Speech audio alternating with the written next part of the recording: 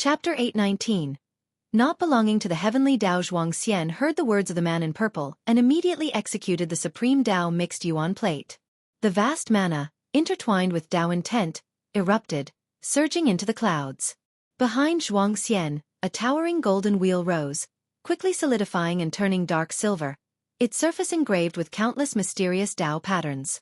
As the supreme Dao mixed yuan plate emerged, the heavens and earth trembled, and sand and stones flew into the air.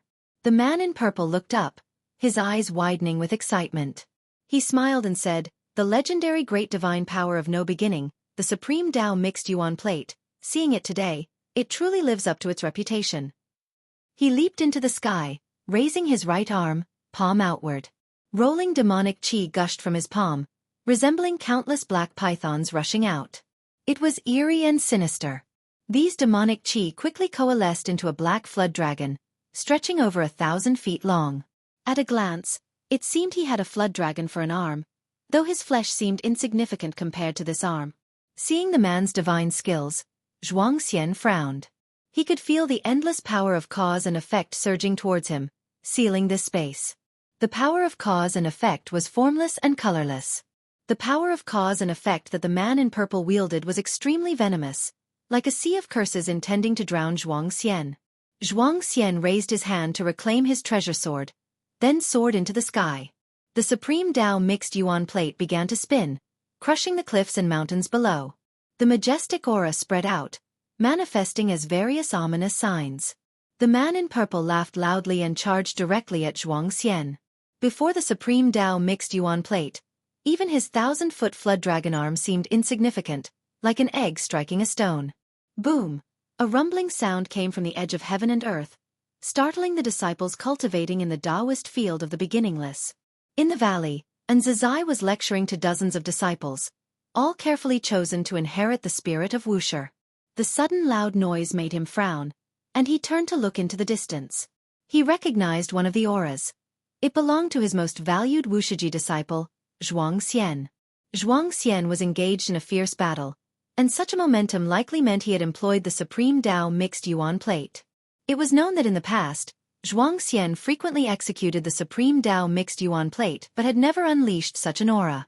This proved that Zhuang Xian had been driven to desperate straits, exerting all his might.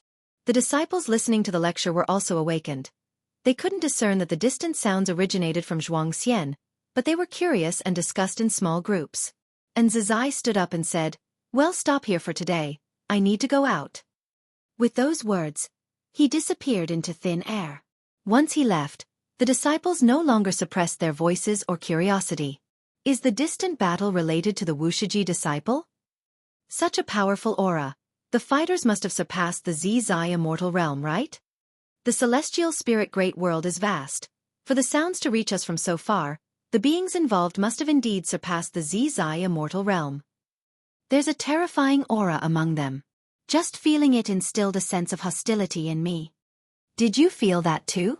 The disciples engaged in heated discussions. Meanwhile, Guan in the courtyard was questioned by Shen Zhen. Who is Zhuang Xian fighting against? With such commotion, the opponent must not be simple, Shen Zhen asked curiously. Her pupils already reflecting the figure of the man in purple, though she couldn't discern his cause and effect origin.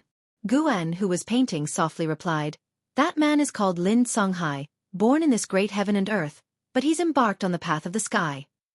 The path of the sky? What is that? Shen Zhen, curious about the undiscernible cause and effect, asked.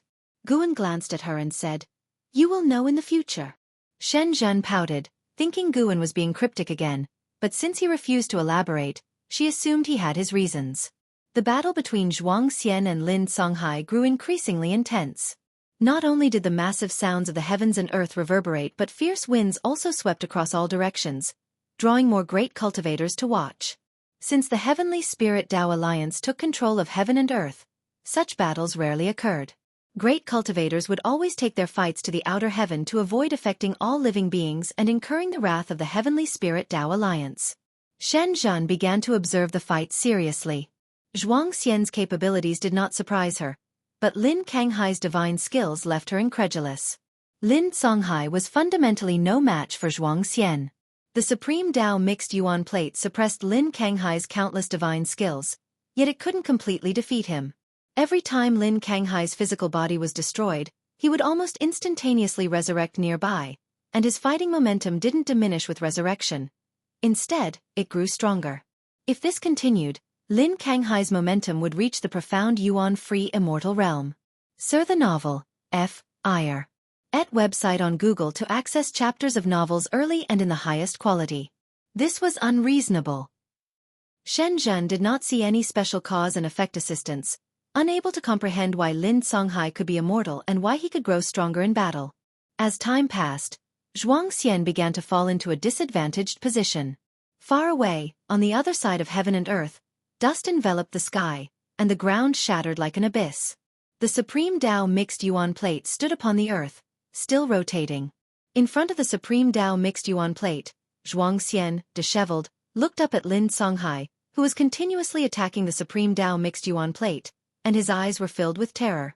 The black flood dragon on Lin Kanghai's right arm had grown to 10,000 feet, and with each swing, the flood dragon fiercely assaulted the Supreme Tao Mixed Yuan Plate, projecting black lightning across the heavens and earth.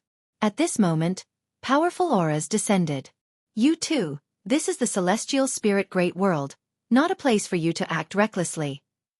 A commanding voice boomed through the heavens and earth. Lin Songhai paused, looking up to see figures of great cultivators from the Heavenly Spirit Tao Alliance appearing in the sky, each exuding an overbearing aura. It was the great cultivators from the Heavenly Spirit Tao Alliance. And Zizai appeared beside Zhuang Xian and frowned, saying, "How did it escalate to this extent?" His tone carried reproach.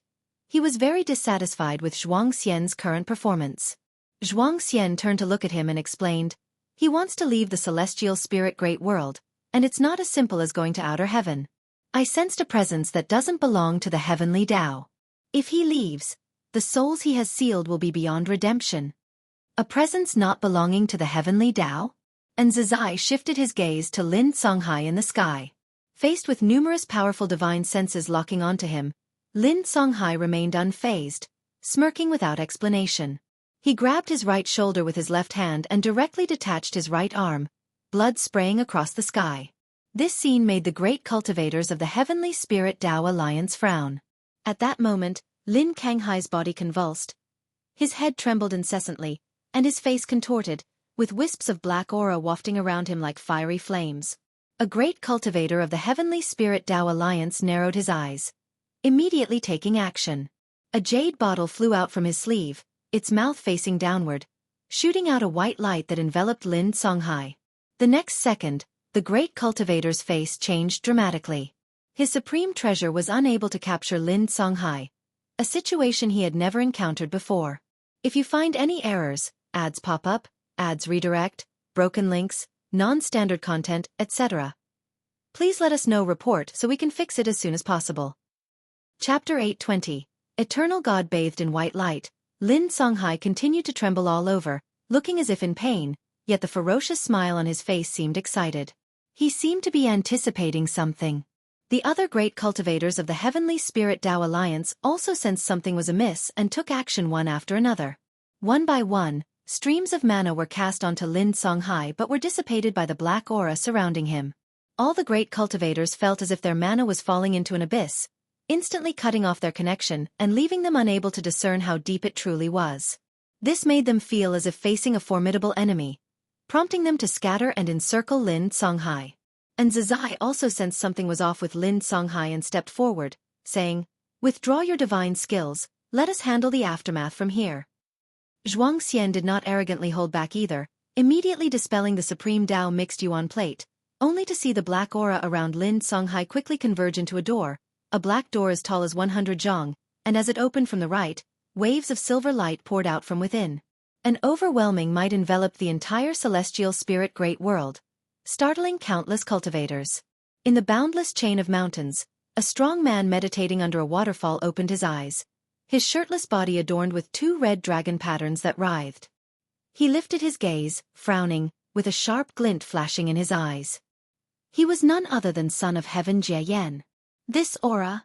Son of Heaven Jieyan murmured to himself, seemingly recalling something, his gaze becoming increasingly piercing. He was not alone, More and more beings of immense power were startled. Even the many dojos in the outer heaven could sense this vast aura. Before the world gate, the celestial spirit god opened his eyes, his gaze piercing through, looking towards the celestial spirit great world. What is that? Sar the Nephire. Et website on Google to access chapters of novels early and in the highest quality. It was the first time he had felt such an aura. His instincts told him it was very dangerous, and he was certainly not its match. He did not rise to act, not because he was afraid, but because there were stronger immortal gods within the celestial spirit great world. Tai Immortal Monarch and the 72 Immortals of Golden Cave moved swiftly, appearing before the black door even before it fully opened. Bang! Tai Immortal Monarch's right palm pressed against the black door, forcefully holding it shut. The appearance of Tai Immortal Monarch and the 72 Immortals startled the great cultivators of the Heavenly Spirit Tao Alliance, and someone soon recognized their identities, exclaiming, "Immortal gods!" As these words were spoken, instead of feeling relieved, the other great cultivators grew even more tense, wondering what sort of cause and effect had provoked the immortal gods to intervene.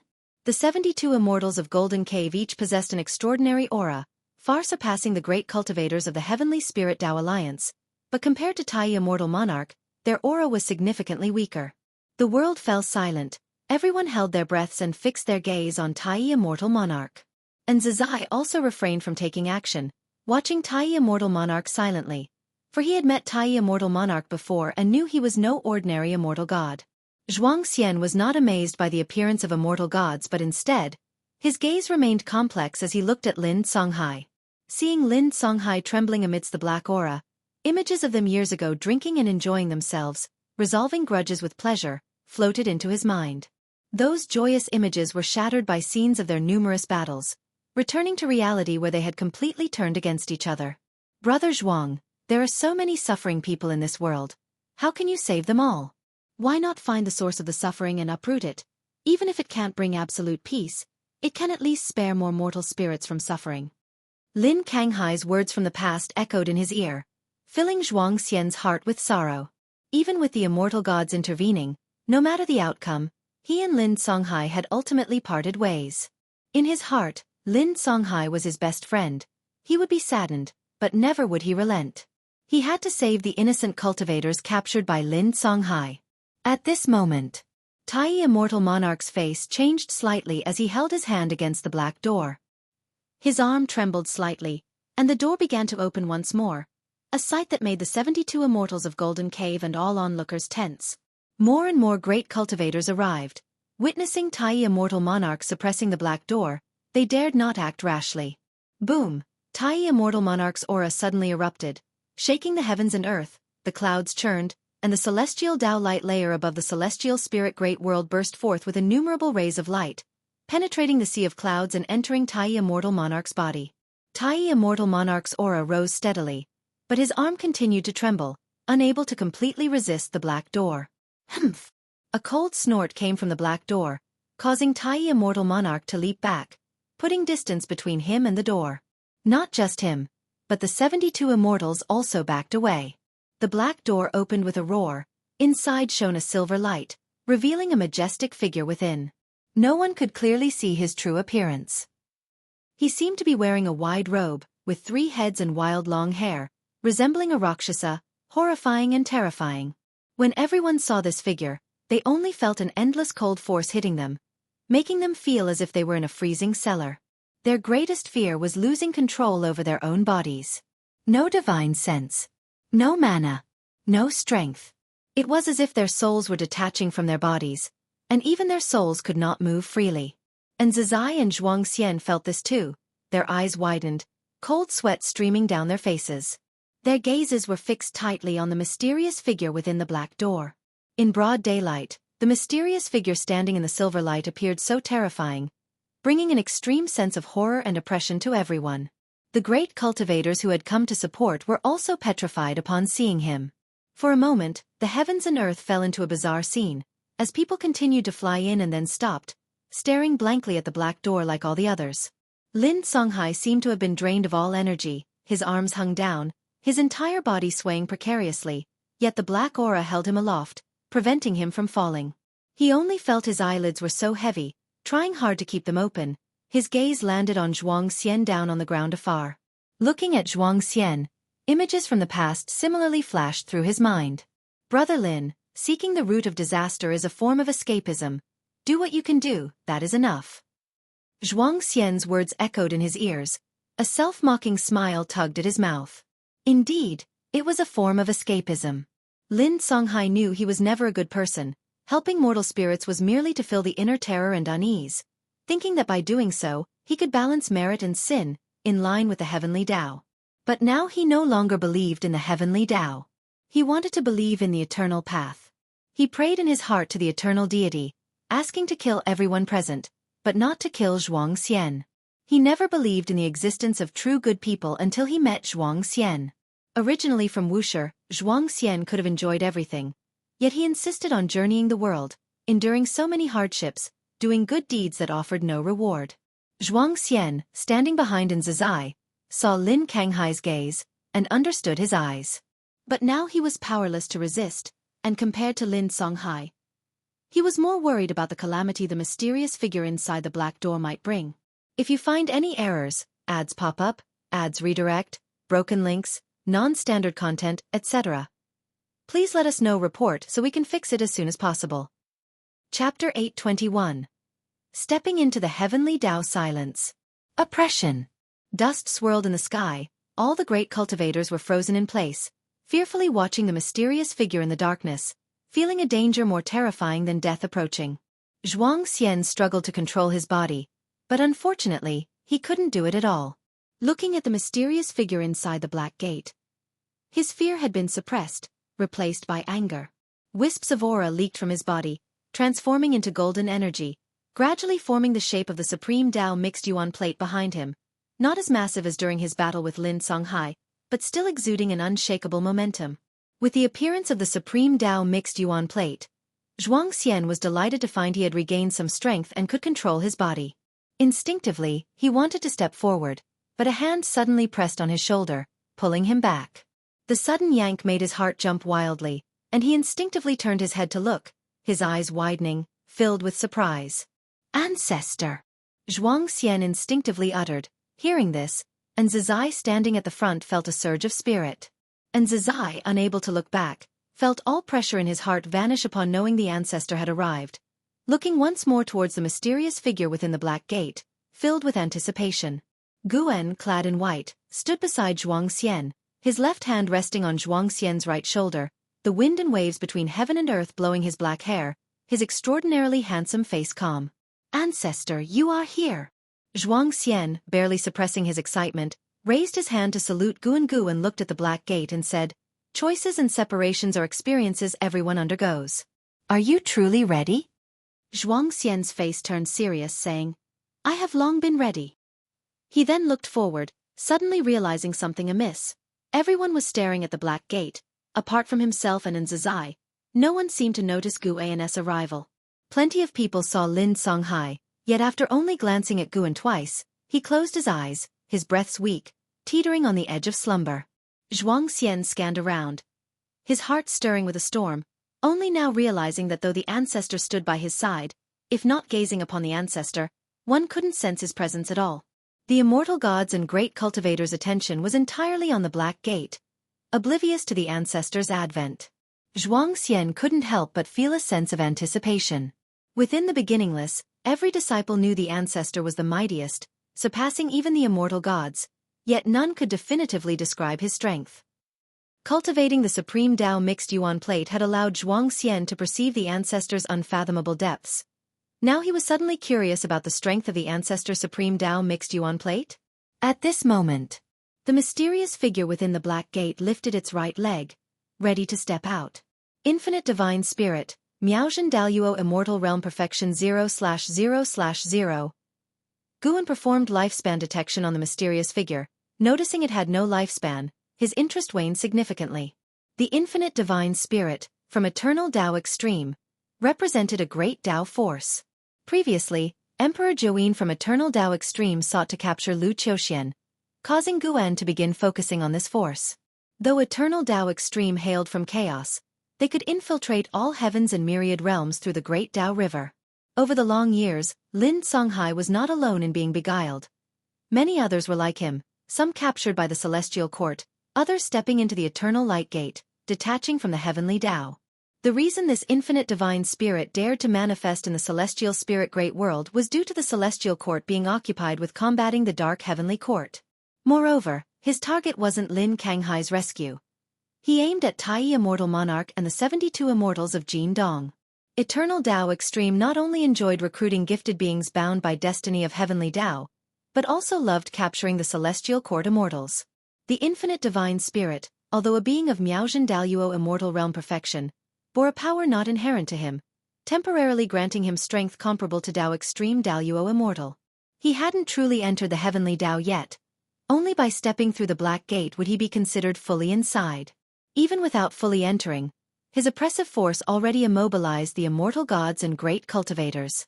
Tai Immortal Monarch hovered in the air, watching the infinite divine spirit step forward, a grim expression on his face, suddenly realizing the other was not here to rescue Lin Songhai, but to confront him. He could perceive an utterly venomous divine sense scrutinizing him. This reminded him of some rumors he heard in the celestial court. The other must hail from chaos. CTH Novelfire. Net ** website on Google to access chapters of novels early and in the highest quality. Impossible. Must self-destruct. Immortal gods can resurrect after death, but if captured and taken away, the consequences would be unimaginable.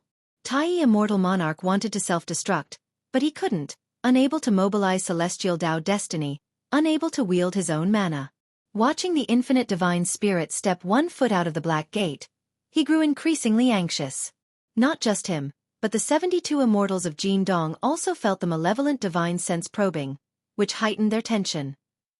Meanwhile, more great cultivators hurried over, without exception, once approaching the 100-mile radius around the black gate. All lost control over their bodies, moreover, they were descending. With the infinite divine spirit stepping into the heavenly Tao, everyone felt as if their souls were being tread upon. Zhuang Xian and Zizai's attention was also drawn to the movements of the infinite divine spirit. After his right foot stepped out of the black gate, the infinite divine spirit lifted his left foot. These 2 steps seemed so prolonged, causing everyone torment. When the infinite divine spirit stepped out of the black gate, his true body still hadn't been revealed, remaining so pitch black, merely flames igniting around him, distorting the surrounding space. As the flames dissipated, the oppression on everyone constantly heightened. Suddenly, the infinite divine spirit looked down, glancing towards the direction facing him, precisely where Guan and Zhuang Xian were. Those with their backs to Guan couldn't turn, yet those ahead of him among the great cultivators followed the infinite divine spirit's gesture and spotted Guan. They couldn't see Guan's true visage, only seeing a white-clad man, his face blurred. The infinite divine spirit murmured in doubt, clearly surprised by Guan's existence. Before crossing the black gate, he couldn't perceive Guan's presence. The reason for his slow movements was to sweep through the celestial spirit great world, determining it was free of danger before stepping in. Upon entry, he sensed a new presence in this great thousand world, and all the world's cause and effect altered, with obscure regions everywhere, making it unseeable. Unable to discern Guan's cultivation level, he dared not advance further. And Zizai, Zhuang Xian watched the infinite divine spirit focus on their direction, breath held tight, exceedingly nervous. Just seeing the infinite divine spirit stand in the air induced terror. Difficult to imagine the dreadful power contained within this figure. Who are you? You lack celestial court destiny. The infinite divine spirit's voice sounded again, cold in tone, hoarse and chilling. Upon hearing this, the previously tense Tai Immortal Monarch and 72 Immortals seemed to realize something. All felt relieved and revealed mocking smiles, watching the infinite divine spirit like vermin. If you find any errors, ads pop up, ads redirect, broken links, non-standard content, etc., please let us know report so we can fix it as soon as possible. Chapter 822. Myth appears. The question from the infinite divine spirit made the eyes of the great cultivators, who were immobilized, sparkle. Although many among them could not turn their heads to look at Guan, judging from the words of the infinite divine spirit, it seemed that a mysterious powerful figure had arrived. In any case, the presence of the infinite divine spirit made them feel extremely dangerous. If such an existence met its match, they would have a slim chance of survival. Zhuang Xian's heart raced, nervously waiting for the ensuing battle. After a brief moment of unease, Zai's mindset returned to calm. He was initially nervous because of the instinctive reaction to the power of the infinite divine spirit. After calming down, he believed the infinite divine spirit was doomed. No one is a match for the ancestor. His gaze, although not as aggressive as that of Tai immortal monarch and other immortal gods, still made the infinite divine spirit uncomfortable. Did these ants think he would die? The infinite divine spirit thought displeased. Seeing Guan not responding, he immediately took a step back. However, an invisible barrier at the black gate blocked his steps, preventing him from entering. He was separated by just one door, yet he couldn't cross it, completely trapped within the heavenly Tao. The infinite divine spirit was greatly alarmed. Without a word, he leaped up, unleashing terrifying mana that plunged the entire celestial spirit great world into darkness. Everyone was startled by the sudden change, and at that moment, Guan raised his hand and grabbed across the void, making the dark celestial vault suddenly brighten. Lin Songhai, who was floating in the air, fell to the ground, and the black gate turned into black mist, vanishing without a trace. The terrible pressure enveloping the world disappeared, and everyone felt as if they had landed, regaining control of their physical bodies. The light and darkness changes just now made everyone a bit dazed. At a glance, the figure of the infinite divine spirit was already gone. And Zai and Zhuang Xian completely returned to their senses, vigilantly scanning the world in all directions.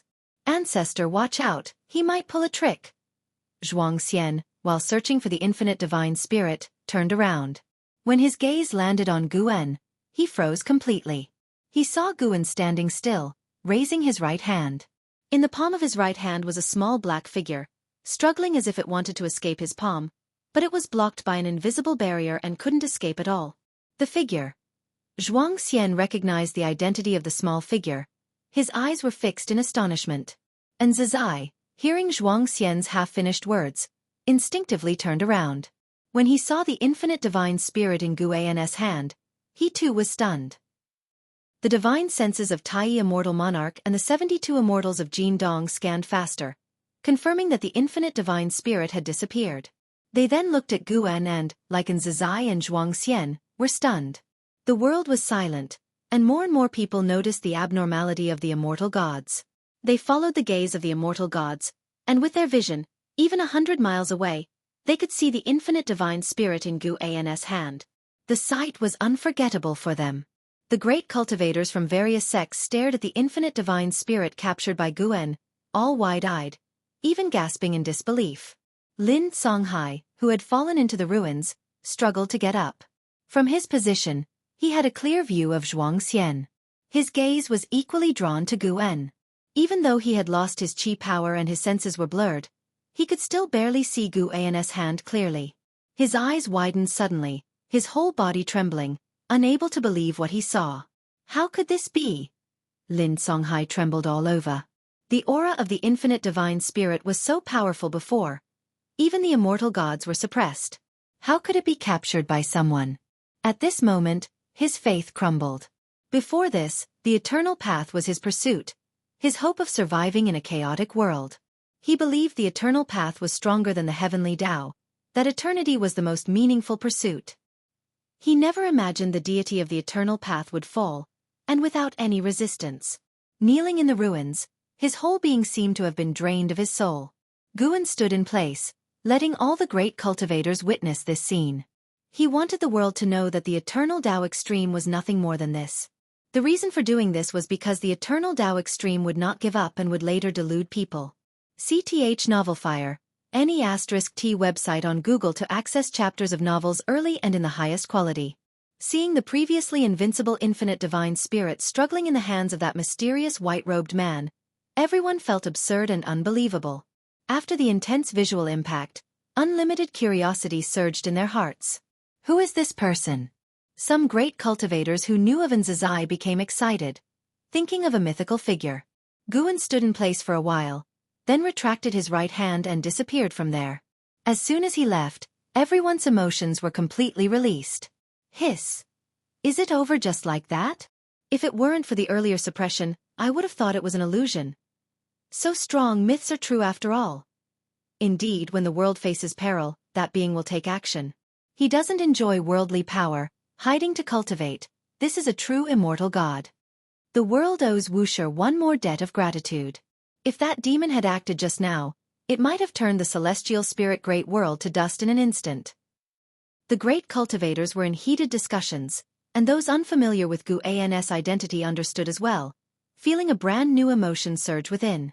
The myths of Wuxia, they had heard countless times. Ancestor Master Wuxia was an incredibly distant presence in their hearts. Hearing these wonderful stories again, they would be excited, but after a while, they became numb. Now, when people mentioned Ancestor Master Wuxia, their feelings did not change because they had never seen Ancestor Master Wuxia and did not know how strong he really was. Now, witnessing Ancestor Master Wuxia easily suppress the infinite divine spirit, they felt shock. After the shock came a long-lost sense of excitement, probably even worship. Zhuang Xian listened to the uproar from all directions and returned to clarity, turning to look at Lin Songhai. He saw Lin Songhai standing lifelessly on the ruins, immediately flashing beside him.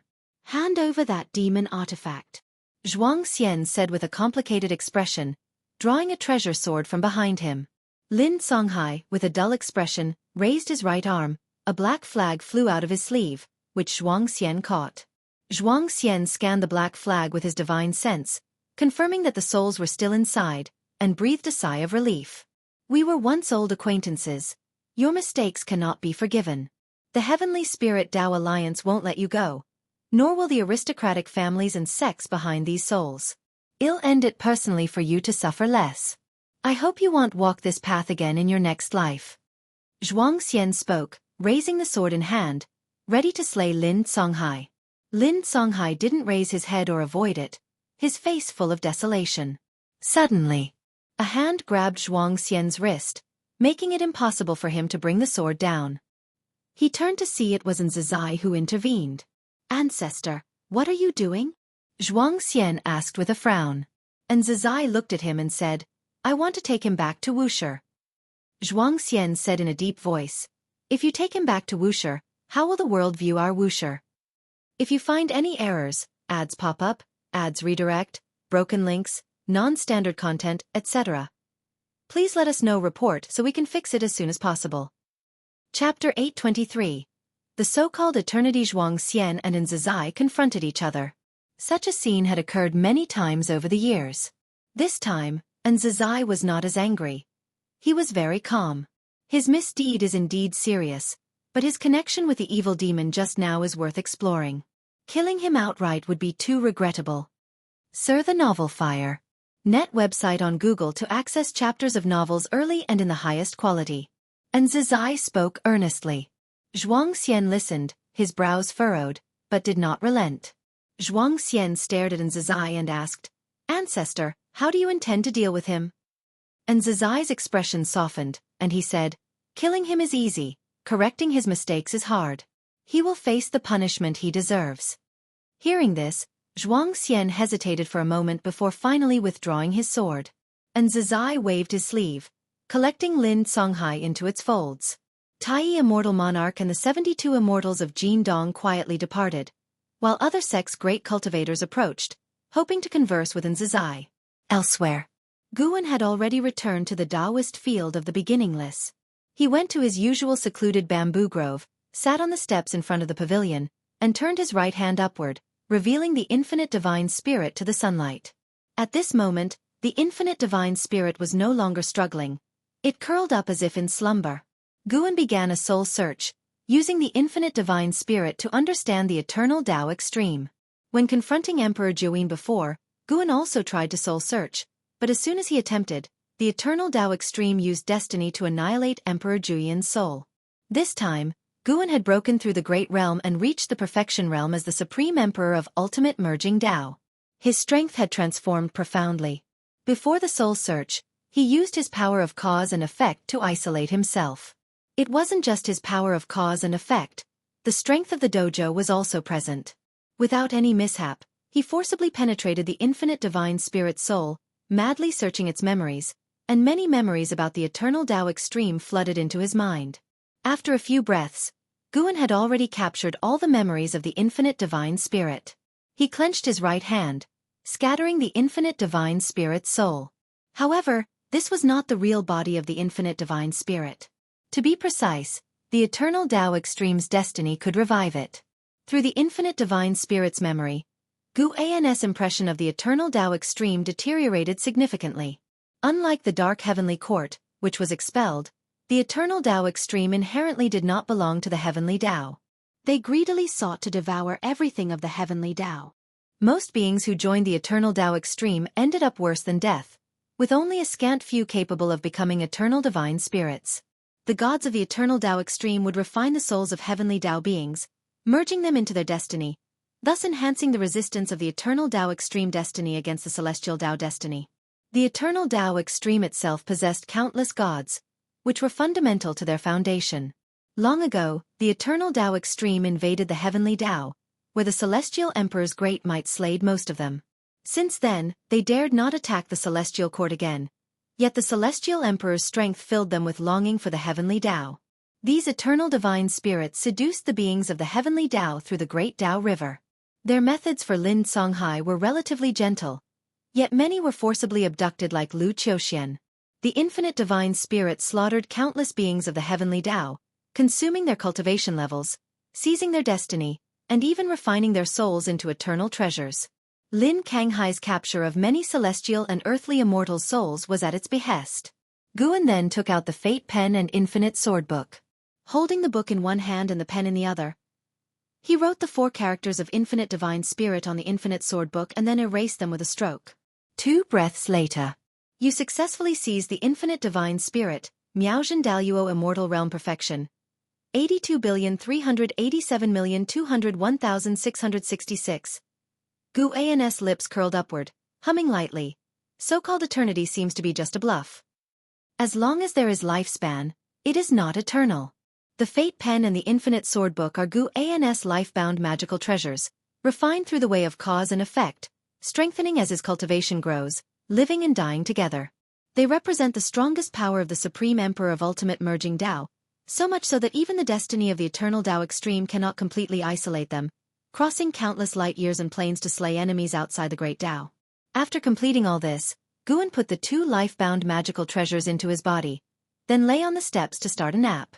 During his nap, he used his own Tao intent to create an illusory scene of the eternal Tao Extreme, immersively experiencing the eternal Tao Extreme.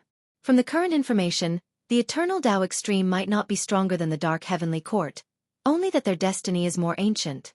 Of course, most importantly, neither force is comparable to the celestial court, allowing Guan to continue living under the celestial court's protection. It's worth mentioning that the eternal Tao Extreme and dark heavenly court are also in hostile relations. The eternal Tao Extreme once attempted to devour the dark heavenly court but failed, leaving an irreconcilable hatred between the two. It is no exaggeration to say the dark heavenly court almost fell before the eternal Tao Extreme. Yet the resilience of the dark heavenly court made the eternal Tao Extreme longs for heavenly Tao power even more. Guan suddenly had an idea. Could there be saints deep within chaos? Ancestor Master Wuxia saves the world. This news quickly spread across the land, with the pressure of the infinite divine spirit enveloping both within and beyond the heavens, making all living beings uneasy. Although the infinite divine spirit was never seen in person, the fear was real. Upon hearing that Ancestor Master Wuxia had eradicated the evil demon, all beings in the world sighed in relief. For most beings, the world had been peaceful for too long, and the occurrence of any catastrophe was understandable.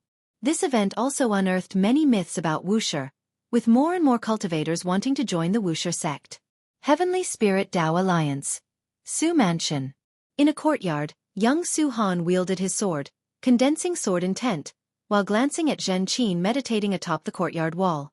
Zhen Qin wore a hooded purple robe, appearing mysterious.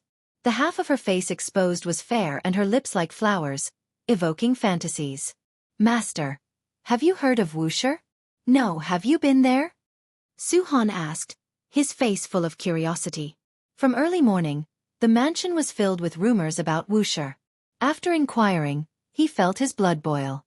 It was the first time he learned that such immortals existed in the world and such a holy land secretly protected all living beings. This is truly the people of immortal cultivation.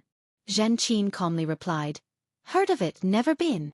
Master, how do you view Ancestor Master Wuxia? Do you think those rumors are true? Su Han pursued. He held great respect for Zhen Qin, and his grandfather also respected her, making him ever curious about Zhen Qin's origins. Unfortunately, Zhen Qin did not say, nor did his grandfather want to reveal. Because she is so mysterious, he always felt Zhen Qin was a renowned great cultivator incognito. Many storybooks contain such characters, suggesting he is the protagonist, attracting such a great cultivator to support him, or so he thought. Ancestor Master Wuxia saved the world more than once. He is the only being worthy of the title immortal in the world. Even true immortal gods cannot compare. Those rumors hardly depict his greatness and strength. Zhen Qin's response made Su Han's eyes widen, rendering him more excited. If you find any errors, ads pop up, ads redirect, broken links, non-standard content, etc., please let us know. Report so we can fix it as soon as possible. Chapter 824, Reincarnation Battle. Master, do you hold the ancestor Master Wuxia in high regard? Su Han inquired further, his concentrated sword intent slightly unstable, with threads of sword qi dissipating outwards. But he didn't mind. His attention was already on his master. Zhen Qin responded, everyone in this world dares to respect him, and any words of praise are not enough. It was the first time Su Han had heard his master speak so effusively about someone, which made him imagine more about the ancestor Master Wuxia. Master, can you tell me the myths about Wuxia that you've heard? How about something I haven't heard before? I've heard that the ancestor Master Wuxia was born before the opening of heaven and earth. Was he human, or a demon? Also, how many disciples does Wuxia have? It's said that a fourth-generation disciple of Wuxia is coming to visit the Heavenly Spirit Tao Alliance. The person hasn't even arrived, and the preparations have already begun. Su Han's endless questions left Zhen Qin no opportunity to respond. Once he finished his questions in one breath, he looked at Zhen Qin with anticipation. Zhen Qin slightly raised her head, revealing a pair of cool and beautiful eyes from under her hat, and glanced at Su Han, saying, consolidate your sword intent first, then ask these questions. I can tell you what the world doesn't know about Wuxia. Upon hearing this, Su Han became instantly excited and quickly promised that he would definitely succeed. Then, Zhen Qin closed her eyes and continued her practice, while Su Han also began to focus on solidifying his sword intent. In the blink of an eye, a month passed. Boom! A surge of sword intent erupted from the courtyard, scattering the clouds in the sky and startling the birds in the forest. Holding his sword, Su Han's robe flapped in the wind, and his long hair fluttered as well. He looked at the silver glow of sword intent on the blade, displaying a proud and excited smile. He turned to look at Zhen Qin, who was meditating on the courtyard wall, and said, Master, I did it! You can't forget what you promised me. This situation was not unique to the Su mansion. Countless young cultivators across the world were infatuated with and obsessed with the ancestor Master Wuxia. They wanted to learn about Wuxia and join him. Since that battle, whenever a disciple of Wuxia went out to train, they would receive grand treatment everywhere. And within the Taoist field of the beginningless, the disciples were equally excited and proud, though they couldn't see Guan. On this day, Zizai came to the bamboo grove to meet Guan. Ancestor, how should we deal with Lin Songhai? After saluting, Zizai respectfully asked. The reason he wanted to remove Lin Songhai was mainly for Zhuang Xian's sake. He feared that Lin Kanghai's death would become a thorn in Zhuang Xian's heart. If Zhuang Xian later realized that his path was not absolutely correct, would he be filled with regrets? He was afraid that Zhuang Xian might become a calamity, as Guan had described. If such a situation arose, he wouldn't know how to face Guan or how to handle Zhuang Xian. When he saw Lin Songhai, Zizai realized that he wasn't as powerful as he imagined and had vulnerabilities too. While carving a wood sculpture, Guan casually said, kill him, throw him into reincarnation, allow him to accumulate 1,000 lifetimes of good deeds, and then give him a chance to turn back. Upon hearing this, Zizai breathed a sigh of relief. It sounded harsh, but for a cultivator, if one could regain one's memories, it wouldn't count as true death. Reincarnation was terrifying. Without the help of a great power, once thrown into reincarnation, one would inevitably have all past causes and effects erased until becoming a new being. From a worldly perspective, dying in this life would end the causes and effects of this life. No one would chase an enemy into the next life, nor could they find them.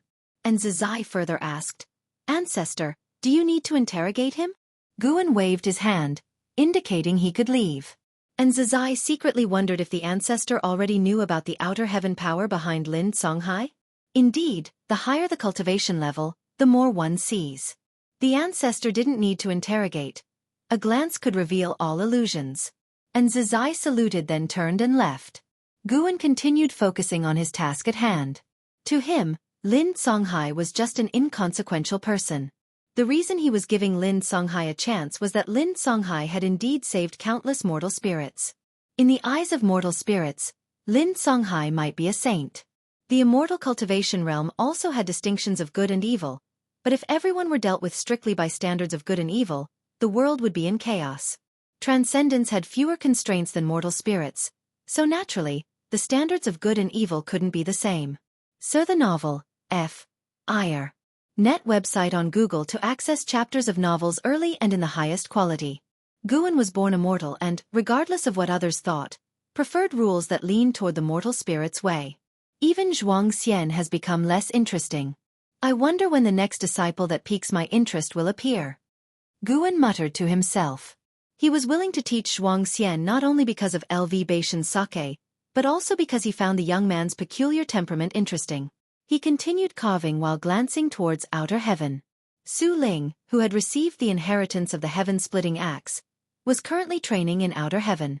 He delved into the depths of the universe, an area once called the Silent Extinction Domain, where danger and opportunity coexisted. Within the Heavenly Spirit Tao Alliance, Su Ling was already a prestigious figure. But in outer heaven, no one would pamper him.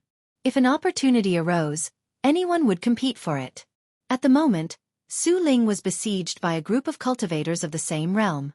Relying on the heaven-splitting divine axe, he held his ground and grew increasingly vigorous in battle. Guan could tell that Su Ling's strength wasn't on the same level as those opponents, but Su Ling hadn't resorted to lethal force. He was enjoying the fight, wanting to intimidate the enemies into fleeing.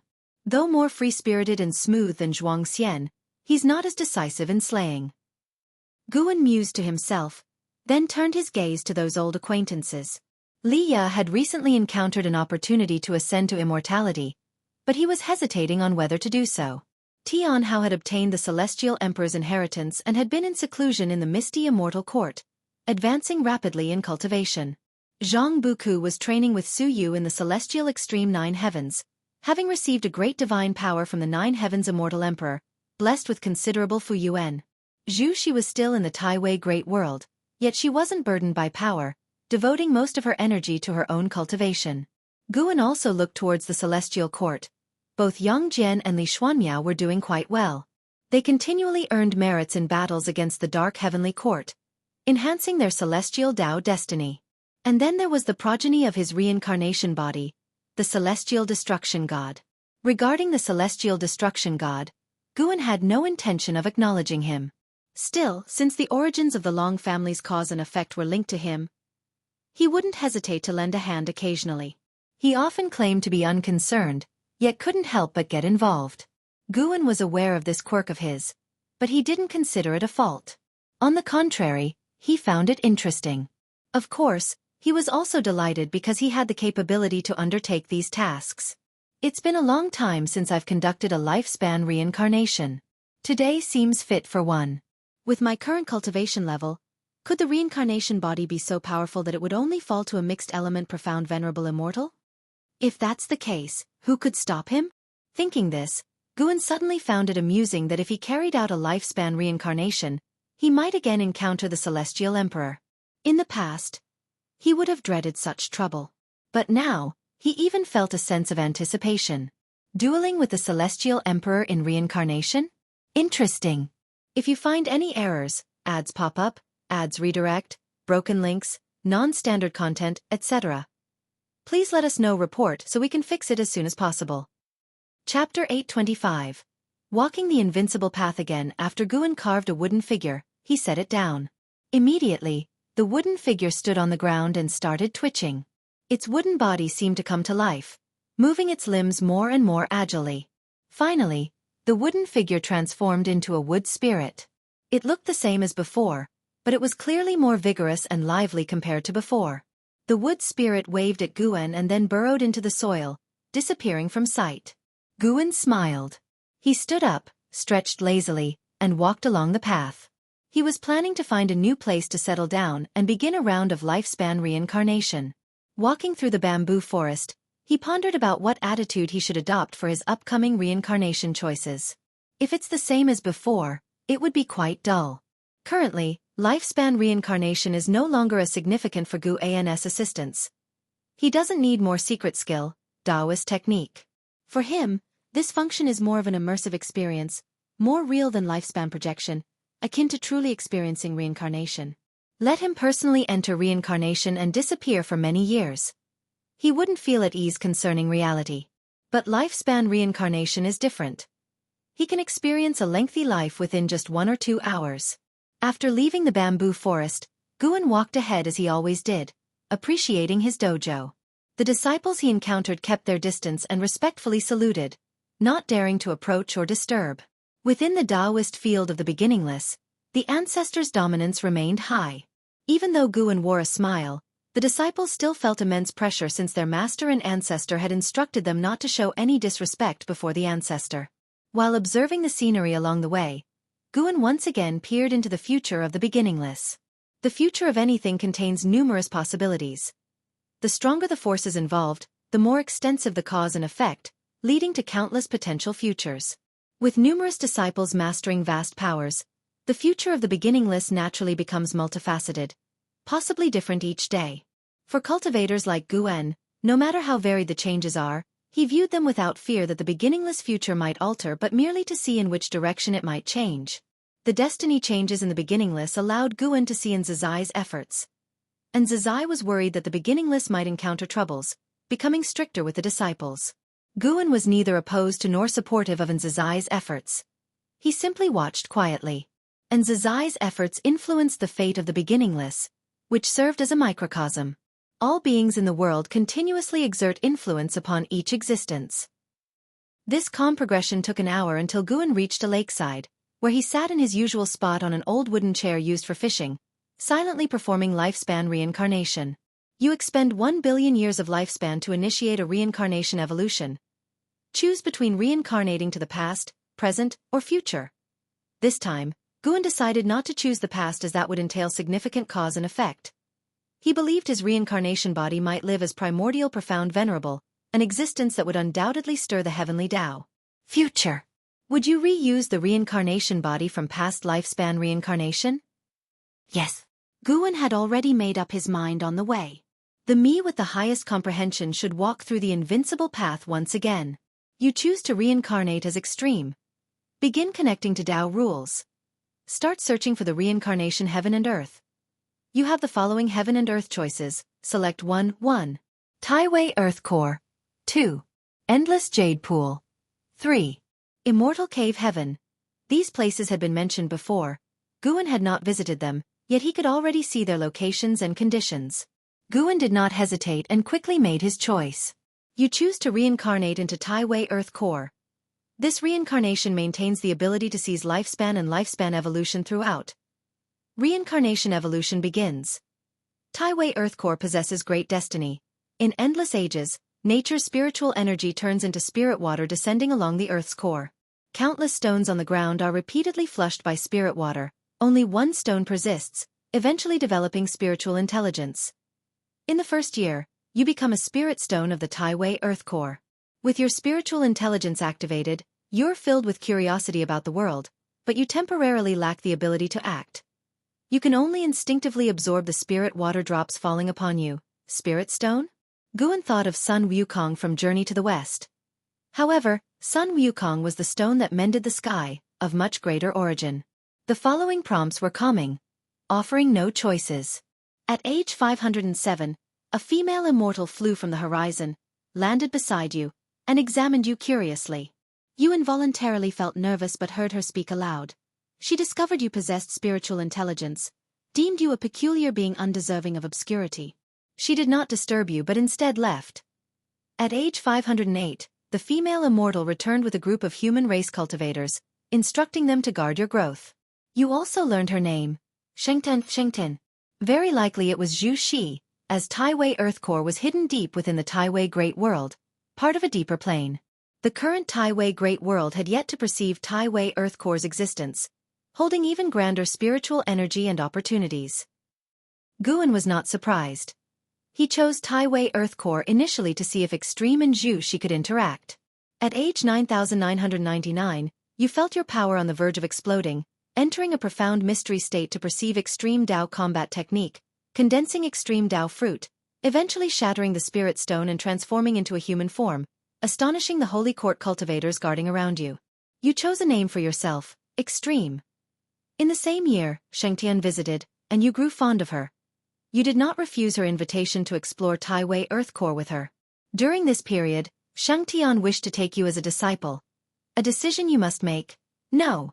Agreeing would contradict the natural path. Wouldn't it? Guan immediately decided. Sir the Novelier. NET website on Google to access chapters of novels early and in the highest quality.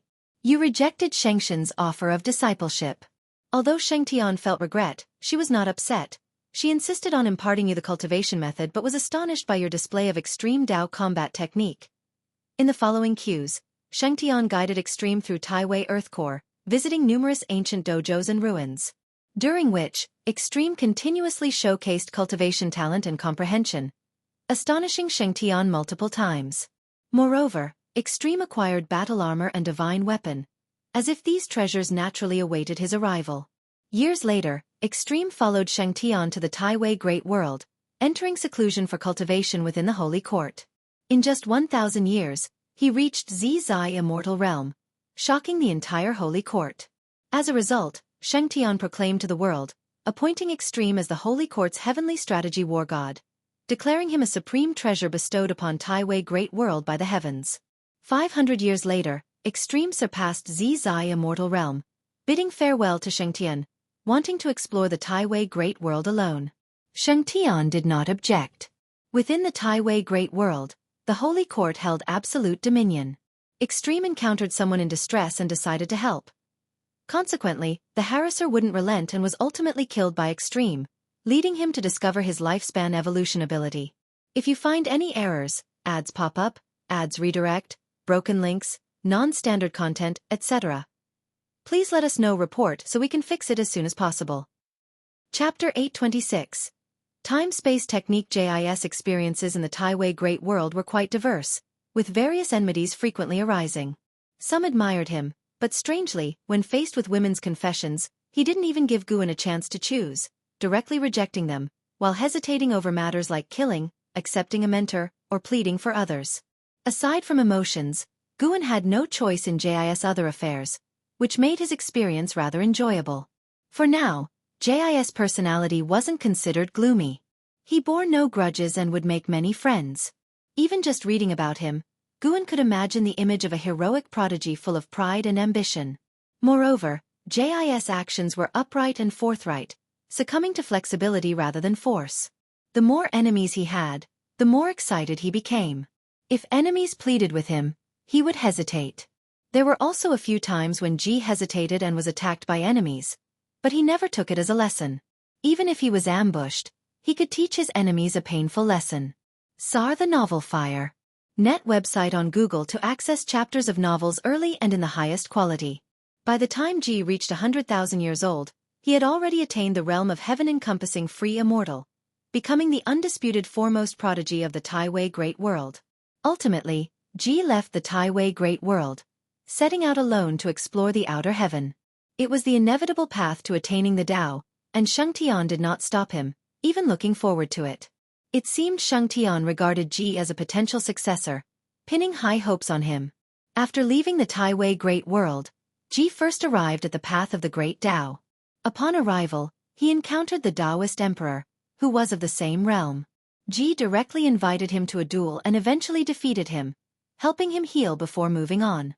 Guan felt that JIS cultivation speed was swift, but Ji hadn't used his lifespan to evolve his capabilities. He had killed too few enemies. Ji bore no attachments and did not hide his cultivation level, so few dared to scheme against him. Most battles arose from treasure disputes, never reaching the point of a killing blow. Until Ji was 150,023 years old, Guan raised an eyebrow. At 150,023 years old, You encountered a great battle where hundreds of cultivators besieged a single person. Among them were Taoist emperors and primordial Tao emperors. Seeing that they were all of the same realm, you took interest and began to watch. Ultimately, you witnessed that person repel hundreds of enemies, recognizing them as the strongest person you've ever met of the same realm. You went forward to invite a duel and gave them time to restore mana and heal. Could this person be the reincarnation of the Celestial Emperor? Guxuan, you could fight the Celestial Emperor to a standstill. Of course, before the final battle, the Celestial Emperor likely held something back, so in Guan's eyes, Guxuan Yu's combat talent was not as strong as Jis.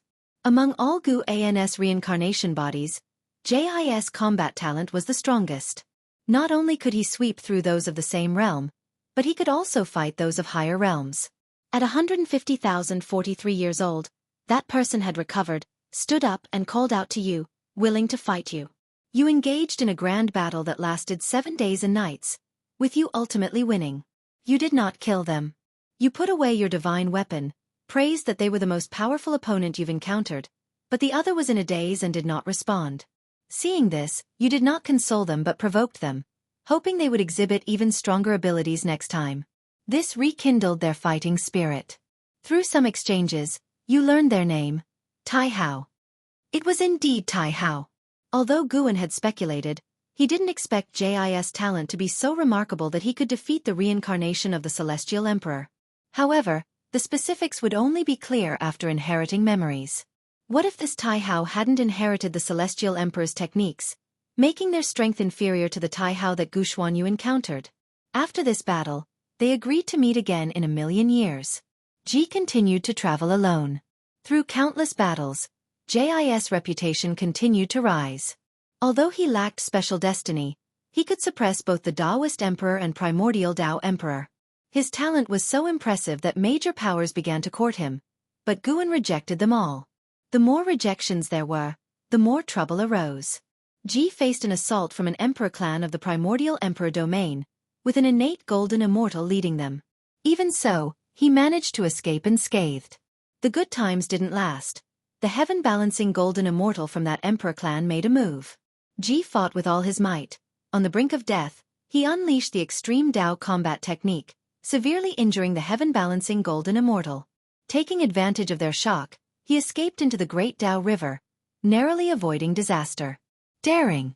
Quite the ferocity. In Guan's view, it was impossible for a heaven-encompassing free immortal to defeat an innate golden immortal, let alone injure a heaven-balancing golden immortal. It was simply illogical. But the injuries from this battle were severe as well. Ji recuperated in the Great Tao River for 10,000 years before barely managing to eliminate the leftover mana of the heaven-balancing golden immortal, enhancing his physique. Though he recovered, Ji was lost. He couldn't find a way out within the Great Tao River. At 18,372 years old, you encountered someone in the River of Destiny. Observing their extraordinary bearing, you challenged them to a duel. However, due to a large difference in Tao practice, you ended up defeated. The other party admired you and decided to teach you a divine skill. You learned the time-space technique. When you asked for their name, wanting to thank them, they left only their name before departing. You committed Lu Qixian's name to memory. Might this youngster have noticed something? Guan and his reincarnation bodies shared similarities in appearance and physique. The last time he met Lu Qixian, he felt the youngster guessed his identity but didn't reveal it. Not only did they forgive Jis' offense, but also imparted skills to him. Guan felt even more favorably towards Lu Qixian, thinking he could possibly guide him more in the future. In the years that followed, Ji began to rigorously practice the time-space technique. As Lu Qixian had said, this divine skill was his only chance to escape. A century later, Ji mastered the time-space technique. When he first wielded it, he shifted to a mysterious dimension. Upon investigation, he discovered he had arrived in the primordial emperor domain. Greatly pleased, he decided to cultivate there and then seek revenge on that emperor clan. He first entered a city, inquiring about that emperor clan, but found no information. No one in the city was aware of that clan's existence. Unconvinced, he visited other cultivation cities, but again, no one knew of this emperor clan. Eventually, he heard of a great power who became an emperor, renowned across the world. He had heard this name before along the path of the Great Tao. Based on time calculations, he realized he had traveled back 100 billion years in the primordial emperor domain, leaving him utterly stunned. Guan was also surprised. In a previous life, Ji had journeyed to the past, but it was only the past of the celestial spirit great world. This time was different. The river of destiny stretched unimaginably far from the primordial emperor domain, spanning 100 billion years. Ji seemed to have a subtle connection with the path of space-time. Ji began to travel the world, and through years of understanding, he finally confirmed that he had traversed time and space. When he attempted the time-space technique again, it was unsuccessful. Instead of delving further into the time-space technique, he hid deep in the mountains and began cultivation. He decided to first attain the level of Golden Immortal before venturing the primordial emperor domain. He heard that the emperors of the primordial emperor domain were historically significant figures, which intrigued him and fueled his fighting spirit. If you find any errors, ads pop up, ads redirect, broken links, non-standard content, etc., please let us know report so we can fix it as soon as possible. Chapter 827. After confirming his target, Ji began his long years of closed-door training. In just 100,000 years, he had reached the innate golden immortal realm. The crossing the tribulation was earth-shattering, attracting many great powers to come and watch. With great enthusiasm, Ji directly challenged them, defeating all contenders and making a name for himself in the primordial emperor domain. Ji then began traversing the world, continuously encountering people and events, which presented Guan with many choices. As before, Guan could not involve himself in matters of affection, directly refusing them, but he always managed to meddle in other matters. No matter how much his cultivation level increased, Ji remained true to his original intentions, ignoring emotions and focusing solely on becoming stronger. The primordial emperor domain was far more vast than the Taiwei Great World. As Ji waged battles along the way, this path seemed endless, with numerous great emperors, emperor clans, imperial dynasties, and sects constantly appearing in the prompts, keeping Guan thoroughly entertained. At the age of 321,642, you were at the World Sword Mansion gaining sword enlightenment when the ancient sword soul emerged, appearing before you, wishing to become your master. Would you choose to agree? No. Ji had no need for external aids. If this sword soul caused any trouble in the future, he would have to clean up the mess, which was too bothersome. Guan hoped Ji could maintain his unattached state so that he could focus solely on becoming stronger. After rejecting the ancient sword soul, Ji still encountered troubles as the World Sword Mansion tried to forcibly retain him, resulting in unpleasantness and a fierce battle where he relied on his formidable strength to break through the encirclement. After leaving the World Sword Mansion, Ji did not linger. He found a way to become stronger through battles, and even without frequently killing enemies, his cultivation level was rapidly growing. 1,000,000 years later, Ji stepped into the heaven-balancing golden immortal realm, becoming an unparalleled powerhouse whose fame was unmatched. Later, Ji encountered a person who was the founder of the emperor clan he sought revenge against, but he was still too young. Seeing him kneeling before him, begging for mercy, Ji hesitated whether to let him go. Guan made the decision for him, letting him go.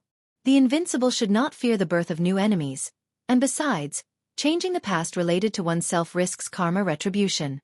Ji spared the primordial ancestor of the emperor clan, and he had no further regrets about the primordial emperor domain. After staying in this realm for millions of years, sweeping through the strong undefeated, he was content, and he used the time-space technique to leave. Upon returning to the River of Destiny, Ji was still unable to escape its bounds. There was a powerful force in the dark that restricted him, but he was not discouraged as it was this force that helped him evade the death calamity. What he needed to do was forge a path to life himself. He used the time-space technique again, arriving in another great world, which was unfamiliar to him. He was uncertain if he had returned to his timeline, but he did not care and resumed his path of battle. Seeking strong adversaries, challenging them, achieving victory, repeating the cycle. Just like before, initially, he caused much trouble, but as he defeated more opponents and never killed those without grievances, the beings of this great world began to admire him. Guan continuously faced choices, the process being very relaxed. Since achieving the golden immortal realm, Ji had never been embarrassed. Defeating whoever he fought against, no matter how many enemies came, he could repel them. Indeed, it was defeating, not retreating. Guan could distinctly feel a forward momentum emerging from Ji, something that past reincarnation bodies like Yangxian, Longzhan, and Guxuan Yu lacked. After sweeping the world, Ji used the time-space technique once more. Unable to leave the River of Destiny, he continued to use the time-space technique. Wherever he went, he would conquer, and only leave when he had no battles left to fight. After sweeping through the 5 directions plane and great worlds, Ji achieved the Tai Ching Golden Immortal Realm. After 30 applications of the time-space technique, Ji attained the heaven-opening Daluo Immortal Realm. Finally, he could break free from the constraints of the River of Destiny, returning to the path of the Great Tao, and then he encountered Tai Hao. At the age of 2,379,662, you met Tai Hao, an old opponent. Tai Hao challenged you, and you sensed a strong temporal cause and effect in Tai Hao, realizing he might have experiences similar to yours. Tai Hao was also in the heaven-opening Daluo Immortal Realm, and you gladly accepted the challenge, commencing a prolonged battle.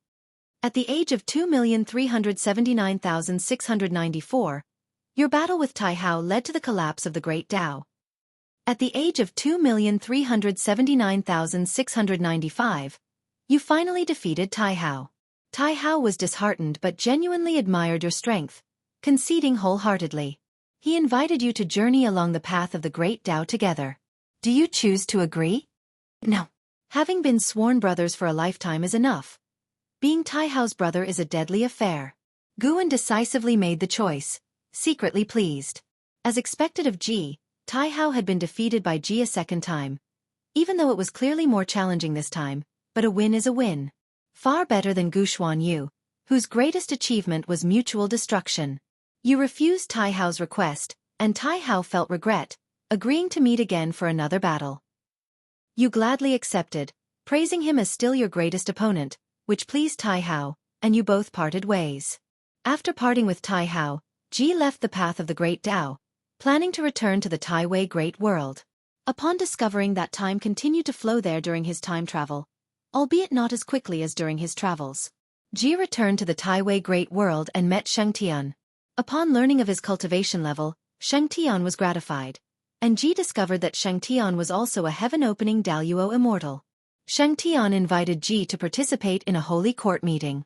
During the meeting in the Grand Hall, upon hearing that someone from the holy court was captured by the Nine Divine Mansion, Ji volunteered, willing to make a trip to the underworld, and after a moment's hesitation, Sheng Tian agreed to send him to the underworld.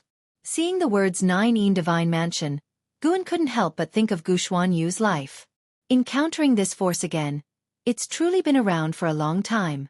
Speaking of which, Guxuan Yu harbored a deep-seated enmity with the Nine Divine Mansion, persisting even to death. This time, let's see if Ji can avenge him. Before the Nine Divine Mansion, Ji declared his origins, but was expelled by their keepers. He chose to force his way in. Having stood for countless years, the Nine Divine Mansion was not easy to shake, as they also possessed Daluo Immortals. Relying on the time-space technique, even if unable to defeat the mansion's strong warriors, Guan believed Ji could escape alive. But Ji was tougher than expected. Even forcing out Miaozhen Daluo Immortal, he insisted on fighting, and that Miaozhen Daluo Immortal couldn't defeat him. Eventually, the pavilion master of the Nine Divine Mansion was alarmed, personally coming out to stop the fight, agreeing to return the Holy Court disciple, thus resolving the conflict. Afterward, the pavilion master invited Ji as a guest. Guan declined on Jis' behalf, but the pavilion master was too enthusiastic, holding on to Jis' hand, leaving him no choice but to agree. S.E.A. The Novel Fire. Net ** website on Google to access chapters of novels early and in the highest quality. The pavilion master hosted a grand banquet, gathering many great powers of the Nine Divine Mansion to introduce Ji, praising him as possessing the potential to transcend and offering his daughter in marriage to Ji. Without waiting for Guan's choice, Ji directly refused. If you find any errors, ads pop up, ads redirect, broken links, non-standard content, etc., please let us know report so we can fix it as soon as possible. Chapter 828. Breaking through the celestial court, the gentle breeze blew from the lake, causing Guan's black hair to sway. He watched as Ji emerged from the Nine Divine Mansion, a smile naturally appearing on his face. The pavilion master truly harbored ill intentions. After being rejected by Ji, he immediately ordered an assault on him. The so-called grand feast was actually a hidden trap.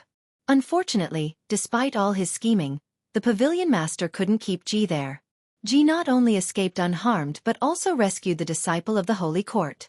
Upon returning to Shengtian, Jis' performance greatly satisfied Shengtian, who directly appointed him as the Holy Court's undefeated war god, allowing him to enjoy the Holy Court's destiny perpetually. In the same year, Shengtian bestowed upon Ji an opportunity to ascend to immortality, causing Ji to hesitate. Guan declined on his behalf. The celestial court was filled with celestial Tao destiny, and the heavenly Tao was one with the celestial emperor. Guan didn't want him to be seen through by the celestial emperor. Shengtian felt regret over Jis' rejection but didn't force the matter. Less than a century after staying in the Holy Court, Ji couldn't suppress his battle intent. He bid farewell to Shengtian and embarked on the path of conquest again. He began to travel across the 3,000 great worlds, occasionally using the time-space technique to traverse the past and future. After leaving legends in the 3,000 great worlds, Ji ventured into various major domains. The Endless Tao Mountain, Immortal Cave Heaven, Misty Immortal Court, Ling Mountain, Golden Immortal Ancestor Tree, Tai Ching Deep Realm, Netherworld Deep Sea, and other places previously mentioned in the lifespan breakthrough hints appeared before Guan notably. Ji encountered the Celestial Buddha at Ling Mountain. The Celestial Buddha seemed to have something to say to him but hesitated. This made Guan speculate that he might have thought of the Emperor of Eternal Life. Ultimately, Ji and the Celestial Buddha did not form a close relationship. After staying at Ling Mountain for several months, Ji left. Millions of years later, Ji achieved the Miao Zhen Daluo immortal status. 100 million years later, under the siege of many Daluo immortals, Ji broke through to become a Dao Extreme Daluo immortal during battle, attracting the arrival of the Celestial Dao Venerable.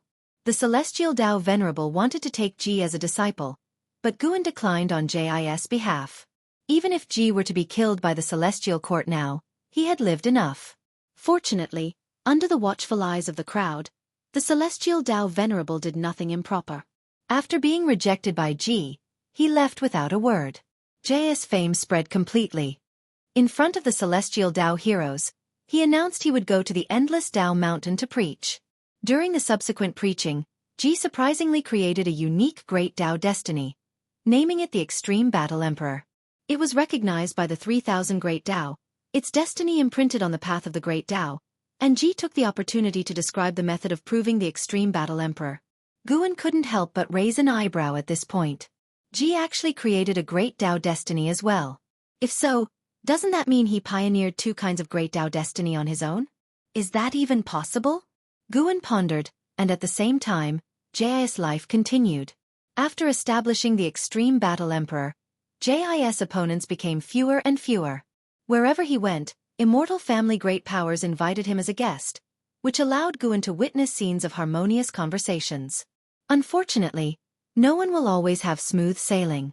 At the age of 2,532,167, one immortal god blocked your path. This immortal god called himself Son of Heaven Jueni, wanting to experience the power of the Extreme Battle Emperor. You chose to fight and easily defeated Son of Heaven Jueni. You did not kill Son of Heaven Jueni, but his departing gaze made you somewhat uncomfortable. Upon seeing this hint, Guan knew that Jis' destined calamity had arrived. No seeker could avoid the Celestial Court after becoming powerful. Guan's reincarnation body could not live forever. He would eventually die, and within the heavenly Tao, death could only occur at the hands of the Celestial Court. The Novel Fire, net website on Google to access chapters of novels early and in the highest quality. Son of Heaven Jueni. Guan glanced over, seeing Son of Heaven Jueni cultivating within the Celestial Court, who was now also at the Tao Extreme Daluo Immortal cultivation level. Among many Sons of Heaven, Son of Heaven Jueni's authority wasn't large, but his talent was outstanding. Guan only took a glance and didn't resolve to deal with Son of Heaven Jueni ahead of time, despite the experiences from lifespan reincarnation. After defeating Son of Heaven Jueni, Ji continued his travels. The Tao Extreme Daluo Immortal cultivation level allowed him to overlook all living beings. Without considering the Celestial Court, not many great powers could rival him. Being invincible is lonely, so Ji chose to retreat in a domain, contemplating a higher realm. Until millions of years later, the world he was in was illuminated, and numerous immortal gods descended. An immortal monarch stood atop the clouds, proclaiming JIS sins, announcing that JIS reckless time-space travels had disrupted the order of cause and effect, waging wars everywhere, disrupting the balance across realms, and not fulfilling the obligations of a Dao extreme Daluo immortal. The Celestial Court wanted to capture Ji and take him to the 9 heavens for interrogation. Guan naturally disagreed, choosing to refuse. Ji engaged the Celestial Army in a great battle for the first time. Even with a supreme immortal led by a Dao extreme Daluo immortal realm, Ji easily repelled them. Soon after this battle ended, the Celestial Dao Venerable took action. The opponent was an existence beyond the Dao extreme Daluo immortal level. Despite struggling with all his might, Ji could not win and ultimately escaped, using the time-space technique, albeit heavily injured. He arrived at a mysterious plane, found a realm, and began recuperating.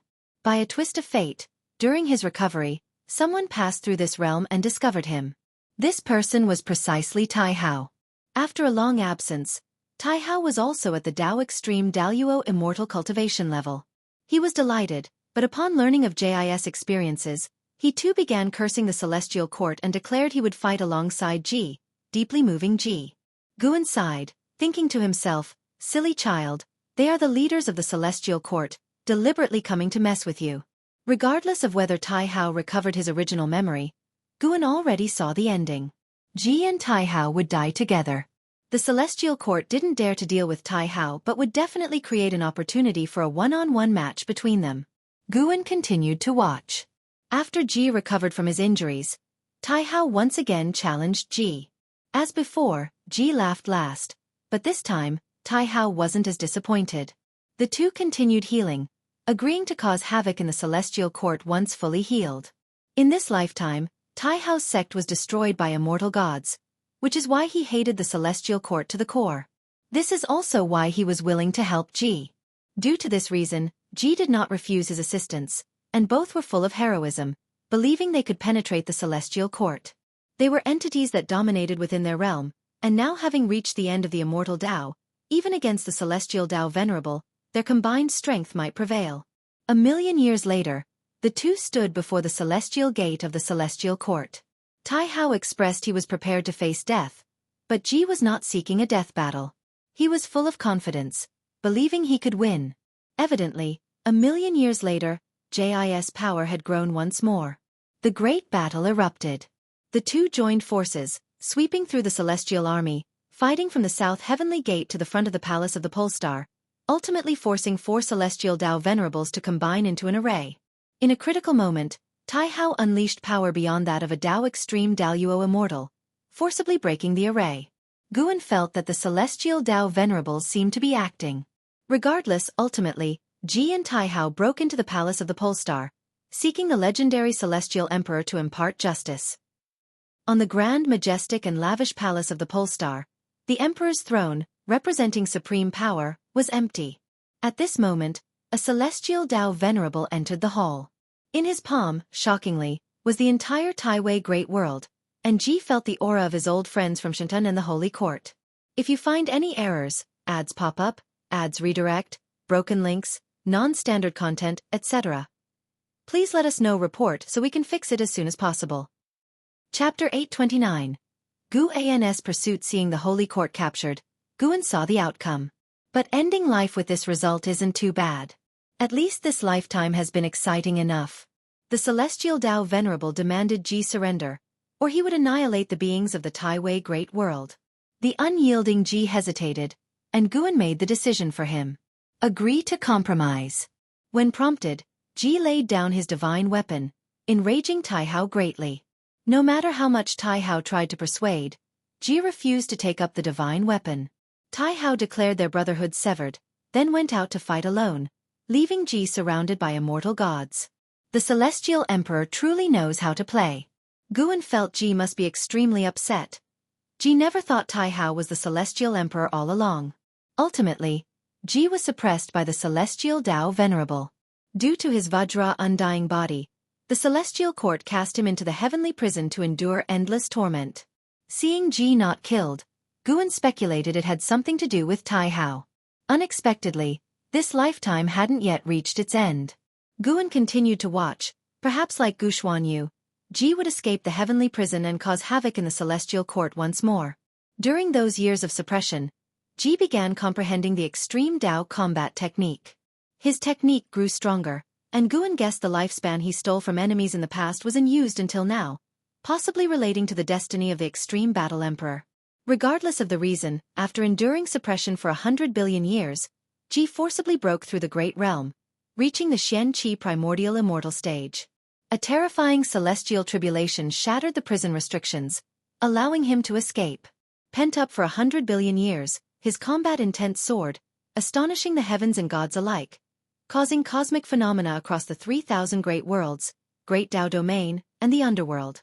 Ji then displayed his expertise, battling while crossing the tribulation, using heavenly thunder to fight. Under normal circumstances, one should not be disturbed during the tribulation. If mana and chi blood go chaotic, it might lead to demonic possession, followed by being obliterated by heavenly thunder. But Ji seemed unafraid of this, even showing the same in previous lifespans. With the cultivation level of Xian Qi primordial immortal, even the celestial Dao venerable wasn't his match. Guan saw in one prompt he punched a celestial Dao venerable to pieces, scaring all the immortal gods to retreat. Unfortunately, the foundation of the celestial court far exceeded Jis' imagination. A colossal hand traversing ages attacked. Ji was unprepared. The first strike made him lose his cultivation level, the second disintegrated his soul, body, and spirit. Reincarnation ends here. Guan closed his eyes, beginning to inherit Jis' memories. The surrounding spiritual energy surged towards him, but the dojo's plentiful spiritual energy merely stirred waves, not alarming the other disciples. The Taoist field of the beginningless had long expanded, with a special area for crossing the tribulation. The disciples were used to any disturbances. Experiencing Jis' life truly, Guan sensed a freedom other reincarnation bodies had never had, even describing it as carefree. Ji traversed the all heavens and myriad realms, ventured to the past, battled the future, reaching utmost pleasure. Most of his battles were crushing victories, with rare injuries in his life. This was the longest reincarnation Guan had experienced, unlike other reincarnation bodies who loved to cultivate in seclusion. Jis' life, always on the move, was far richer than others. The Tai Hao encountered in this life wasn't much weaker than the one Guxuan you met. While causing havoc in the celestial court, this Tai Hao displayed extremely fearsome power, even alarming Songtian. Songtian, the will of the heavenly Dao, Guan had heard of before but felt its power for the first time. That power belonged to the Supreme Emperor of Ultimate Merging Dao. Guan could confirm Songtian was the Tongxian venerable spirit of the Celestial Emperor. Yet Songtian appeared and vanished quickly, not affecting the battle, leaving a deep impression on Ji. Once the memory inheritance was complete, Guan opened his eyes, his gaze not so complex. After experiencing Jis' life, he had no regrets. Even dying in battle felt exhilarating. This life had enough battles and joy. CTH novel, F. Iyer. Et website on Google to access chapters of novels early and in the highest quality. Ji had hardly ever felt wronged, even facing death, he bore it with pride. Although he never saw Shengtian in the end, Guan was not worried, for Shengtian was indeed Zhu Shi. If it were Zhu Shi, with Guan present, she couldn't possibly die. Extreme Battle Emperor, Emperor Ji, why do they seem stronger than my primordial Dao Emperor? Guan murmured to himself, unable to hold back a smile. The Extreme Battle Emperor was the pinnacle of the combat path, whereas the primordial Dao Emperor was not just about combat but also comprehending the mysteries of reincarnation. The Extreme Battle Emperor was more suited for battle, while the primordial Dao Emperor for cultivation, each having their strengths. What truly intrigued Guan were the worlds Ji had visited. Some places seemed not to belong to the heavenly Dao. Could they be chaos? These unheard-of worlds fueled Guan's anticipation for the Great Dao. Reaching the edge of the Great Dao and one's limits too early would be dull, wouldn't it? Than simple human desires, Guan anticipated and pursued grander things. He wished to become an invincible one like the Celestial Emperor but would not be content with just that. Remembering Tai Hao, Guan strangely hoped the Celestial Emperor would grow stronger to make eternal years more enjoyable for him.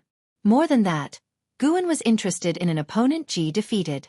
That person's growth rate was absurd, meeting Ji twice. The first time when Ji was merely a Taoist Zongzizai immortal, and the second when Ji had become a Dao Extreme Daoyuo immortal, Each encounter had them at the same realm, which was remarkable, considering JIS growth rate was already very fast, almost absurd. Only the Celestial Emperor in reincarnation could keep up.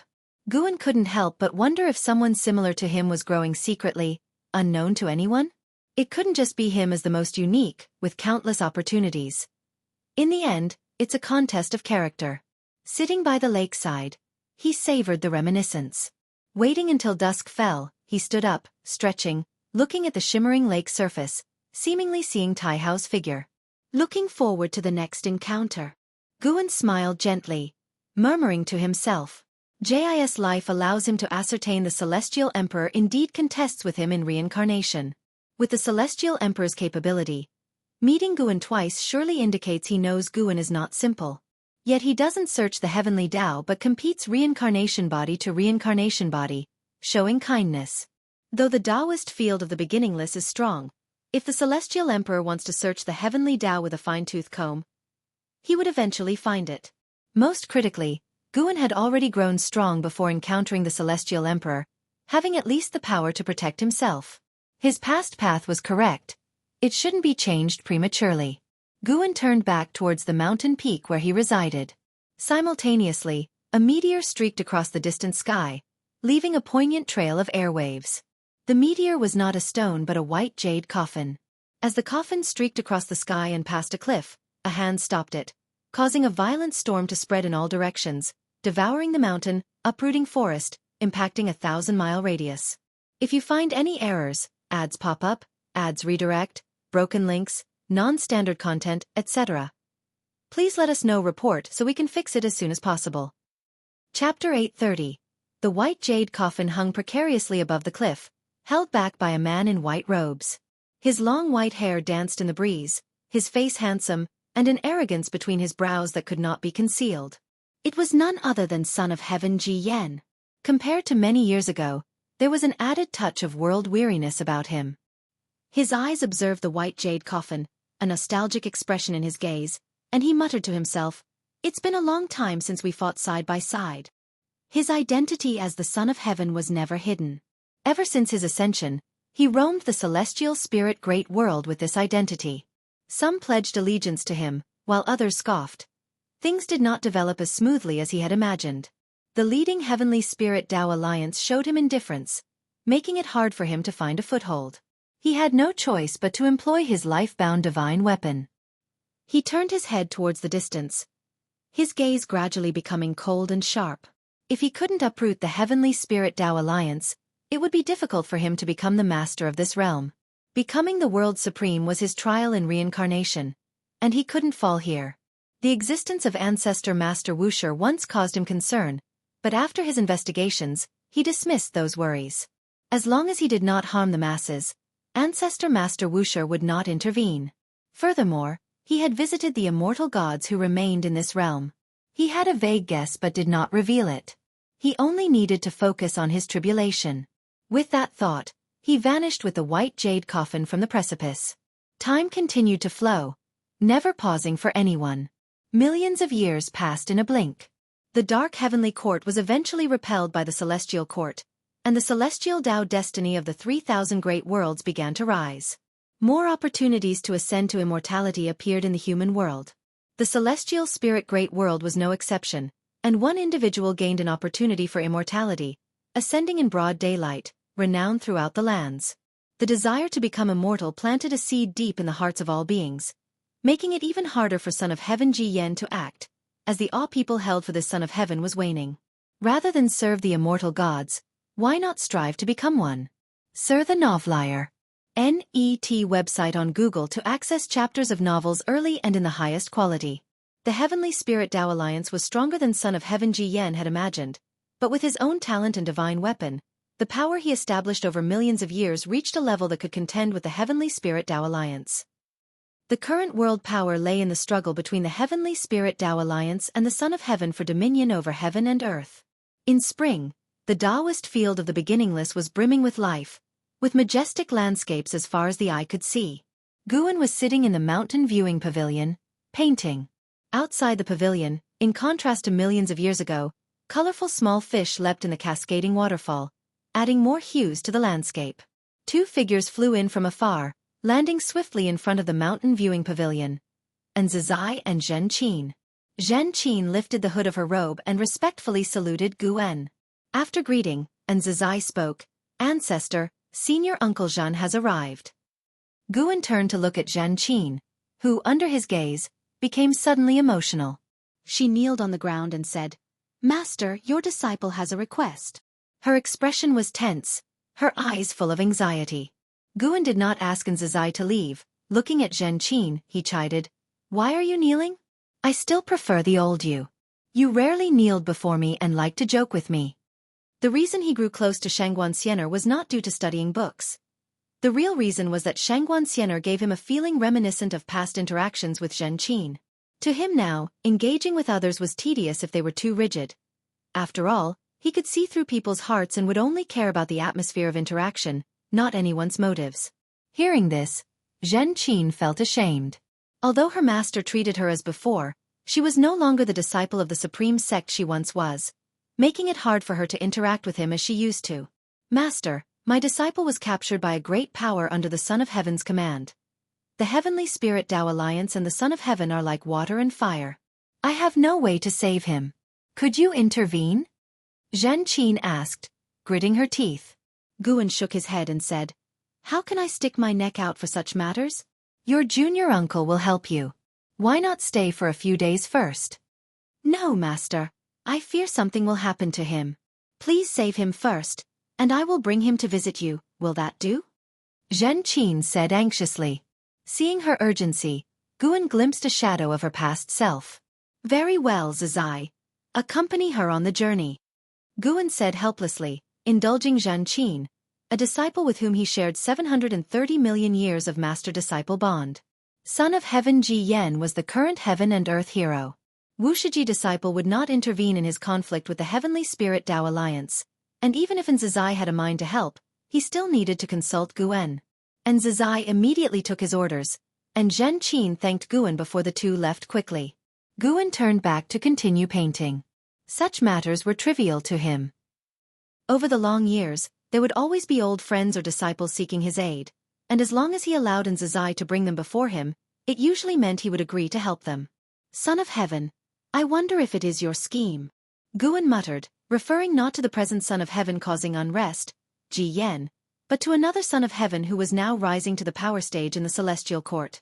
This Son of Heaven had led the Celestial Court in repelling the Dark Heavenly Court, greatly enhancing his prestige and subsequently his Celestial Tao destiny. He had even entered the palace of the Pole Star to meet the Celestial Emperor.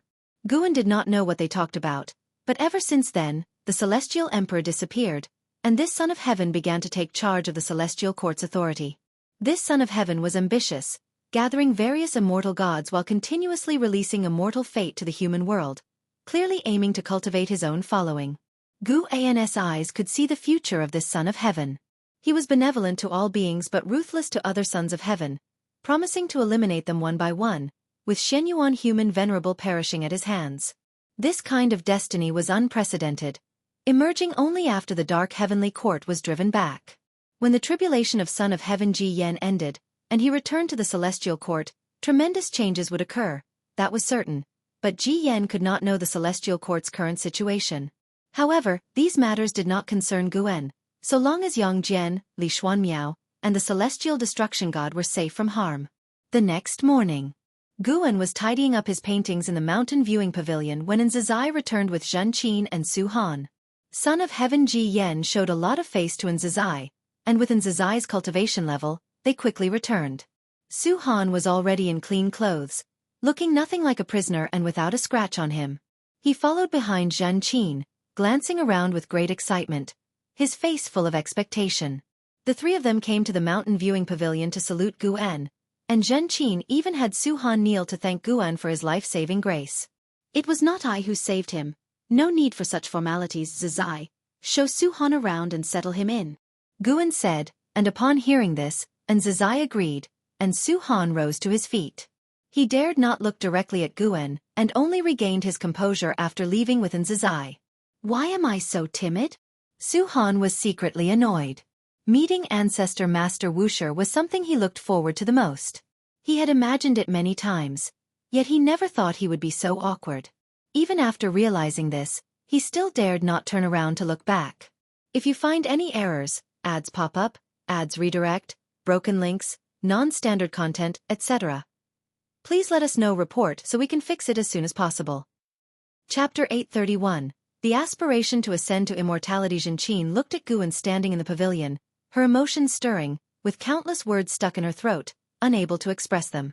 Guan walked out of the mountain viewing pavilion, following the mountain path, and Zhenqin hurriedly caught up. Your disciple has already been saved. You should also relax. Rarely coming to the beginningless, why not enjoy the scenery along the way? Guan walked ahead, speaking softly, his tone very gentle, like a spring breeze entering Zhenqin's heart, swiftly calming her. Tell me about your experiences over the years. Upon hearing her master's words, Zhenqin immediately began organizing her thoughts. Having Zhenqin recount the past wasn't because Guan wanted to know, but rather he hoped to calm her down through this process. Although Zhenqin posed as a sage, silent and taciturn around Suhan, Guan could hear her heart's voice, knowing she hadn't changed fundamentally, still lively, now preferring to keep words in her heart. Master and disciple walked through the woods, the sunlight pierced through the leaves' gaps, shining on them, as if returning to over 70 million years ago when they walked through the forest together.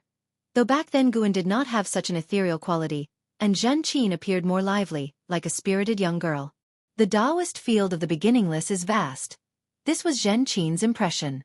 Nowadays, she had the cultivation of Taoist Zhangzizai immortal, but few places felt large to her, yet the beginningless did. Her past was bland, especially after meeting Suhan, mostly staying beside him for cultivation.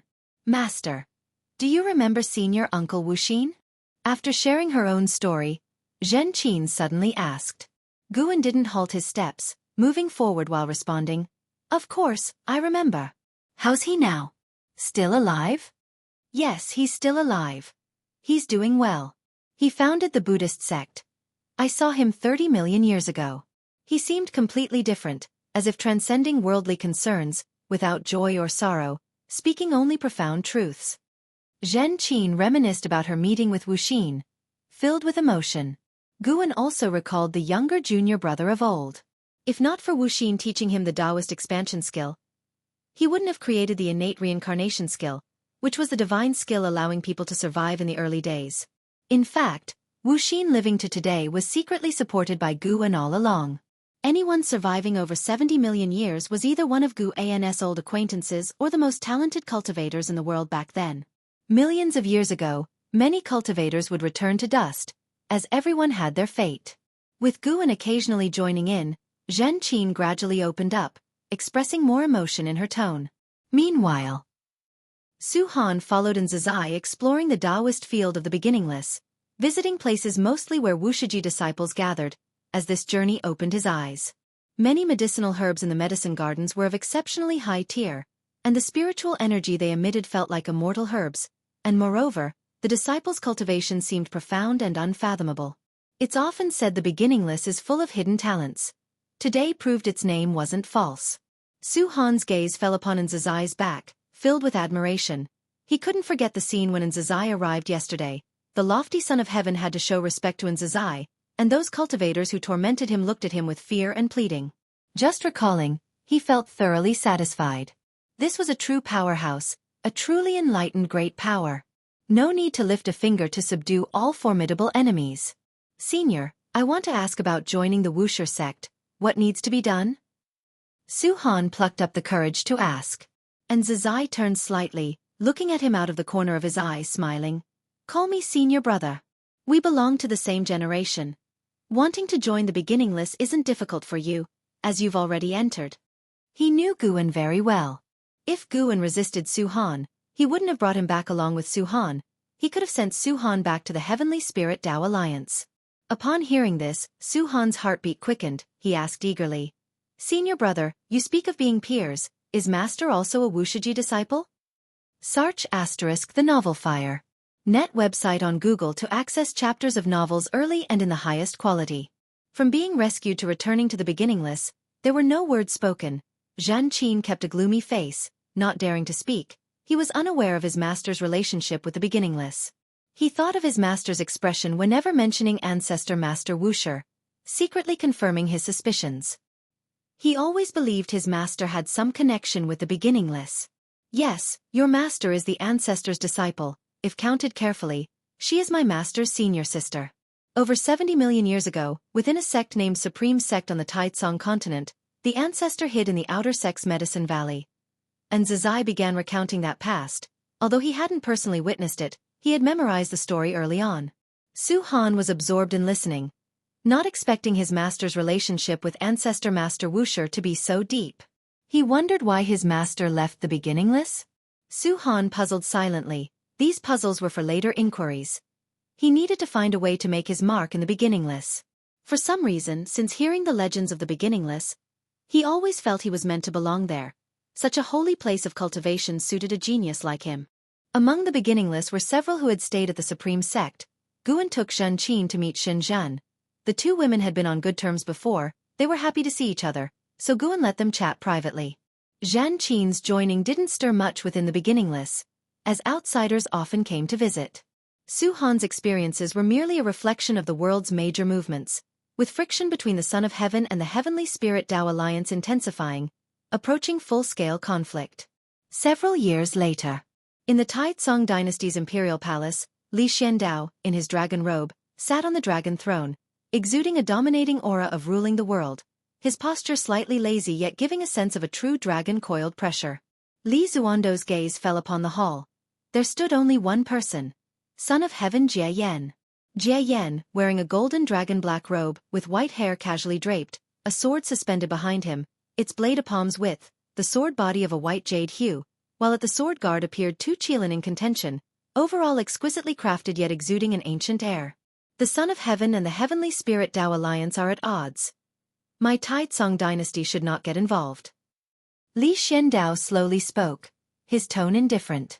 Having been emperor for over 70 million years, he was seen almost as a celestial emperor in the eyes of Taitsong's people, and being experienced, he wouldn't feel nervous about the visit from Son of Heaven Jie Yan. He had seen immortal gods, much less a reincarnated Son of Heaven. Over the long years, countless prodigies emerged in the human world, from immortal gods descending to the demon monarch reincarnating, all witnessed. Son of Heaven Jie Yan spoke. Throughout history, the Heavenly Spirit Tao alliance has only restrained sex, establishing a kind of order distinguishing immortals from mortals. The imperial dynasty was not bound by the Heavenly Spirit Tao alliance yet lost the upward opportunity. Your Majesty should feel the development of the Taitsong dynasty has reached a bottleneck. Only by overthrowing the Heavenly Spirit Tao alliance is there a glimmer of hope. Moreover, I can guide immortal fate into the Taitsong dynasty, allowing your Majesty to ascend to immortality and granting your people the aspiration to ascend. If you find any errors, ads pop up, ads redirect, broken links, non-standard content, etc., please let us know. Report so we can fix it as soon as possible. Chapter 832. Great Destiny descends. Facing Ji Yan's words, Li Xiandao remained indifferent. He raised his right hand, his gaze examining the 3 jade rings on his hand, and softly replied, "Without you, Son of Heaven, would the human world find no immortal fate? Would mortals not yearn to ascend to immortality?" Although his voice was soft, it echoed clearly within the great hall. Son of Heaven Ji Yan answered, "I can make you and your people closer to immortal fate." How many imperial dynasties are there in the world? How many do you intend to win over? All of them. If it's all of them, even if you succeed, how can I be sure you will choose me? The Taitsong dynasty is already the oldest imperial dynasty in the world. Your lack of contention has led people to overlook the foundation of the Taitsong dynasty, and what's more, you have the care of ancestor Master Wuxia. Then may I ask if the celestial court has an emperor immortal position? Li Xiandao smiled as he spoke these words. Son of Heaven Ji Yan's expression became subtle, his gaze somewhat cold, and he replied, "Naturally, apart from the Supreme Celestial Emperor, there are the 4 Celestial Tao Great Emperors, and further down, 36 Emperor Stars, all positions for which rulers with accomplishments may compete." So many emperors. Why does it feel like they are merely titles? Li Xiandao squinted his eyes, his tone growing aggressive. He leaned forward and said, "Son of Heaven, I've long heard tales like yours. I've seen and heard of many who wish to use the world as their chessboard. In the end, none met a good fate. If you truly represent the heavenly Tao, you wouldn't bring about a great calamity in the human world.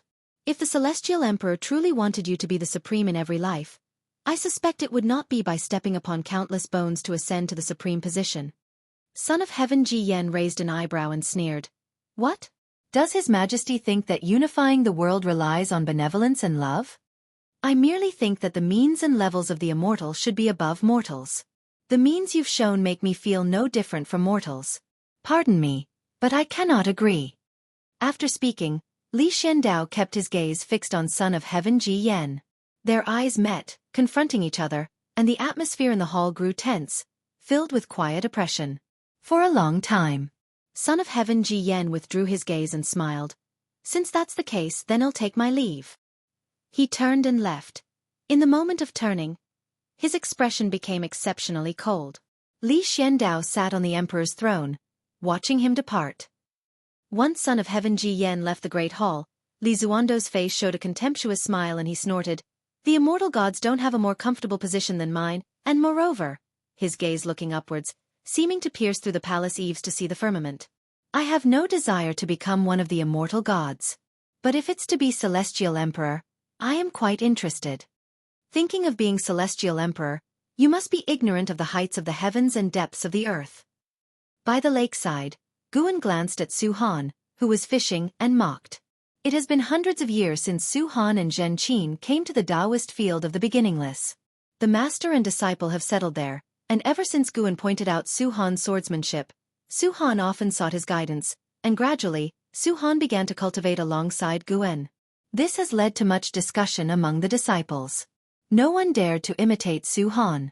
Although Su Han was thick-skinned, it was evident to all that this was the ancestors' favoritism towards him. What's more, upon entry, Su Han was already a third-generation disciple, his seniority surpassing 90% of the disciples of the beginningless. Su Han sat beside Guan, holding a sword and huffed, "Why am I ignorant of the heights and depths? Is the Celestial Emperor born to be Celestial Emperor? Certainly, he cultivated to that position. As long as I become strong enough, I can achieve it sooner or later. Then I'll make the beginningless holy sect, supervise the heavenly court immortals. The current immortals are truly unrestrained, lacking control. That Son of Heaven abducted many imperial rulers, coercing their dynasties into battles for him. His hypocritical mask is eventually torn by himself." Guan gazed at the lake's surface and said, "You have only seen a few immortal gods, yet you dare speculate about the Celestial Emperor. Most immortal gods never see the Celestial Emperor in their lifetime. The Celestial Emperor's might is beyond your imagination. You cannot imagine it, let alone surpass it." These words are true. All beings relying on the Celestial Tao destiny can never surpass the Celestial Emperor. Their cultivation would only help the Celestial Emperor grow stronger. Guan possesses the strength to rival the Celestial Emperor primarily by harnessing the power of lifespan evolution. To this day, he is certain that his power originates outside the Heavenly Tao, perhaps existing longer than the Heavenly Tao itself. If one cannot possess opportunities outside the Heavenly Tao like him, one should not dream of surpassing the Celestial Emperor. Just like how the primordial Tao Emperor cannot surpass him. Ancestor, have you ever seen the Celestial Emperor? Su Han curiously asked, looking at Guan expectantly. In the myths of the celestial spirit great world, Ancestor Master Wuxia's status is in no way inferior to the Celestial Emperor, perhaps even higher because he has saved the heavens and earth numerous times, even defending against unjust immortal gods for all beings. Never seen him. I've never even been to the celestial court, Guan casually replied. Then why don't you want to become immortal? What is the purpose of ascending to immortality? Naturally, for longevity and immortality. I already have longevity and immortality. Why need to become immortal? Then to become stronger? Even as I speak with you now, my cultivation level increases. You cling to me, your cultivation level stagnates, but mine does not. Do you know how I achieve this? How do you achieve this? Su Han was stupefied. He thought the ancestor's words were too extravagant. Constantly growing stronger? If true, no wonder no one can catch up to him.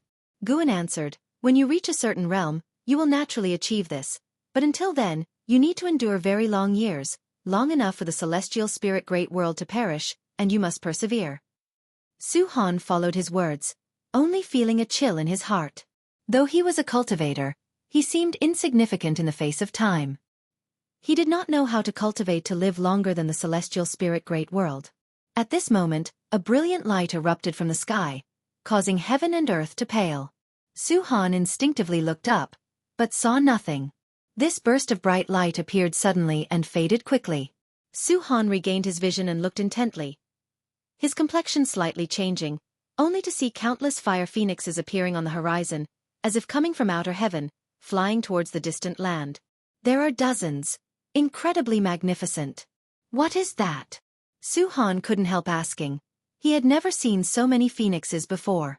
After the celestial spirit great world reshaped, many heaven and earth spiritual objects, including phoenixes, cheilants, true dragons, were born. But he felt the phoenixes at the horizon were not simple, evidently hailing from outer heaven. Guan looked up and smiled.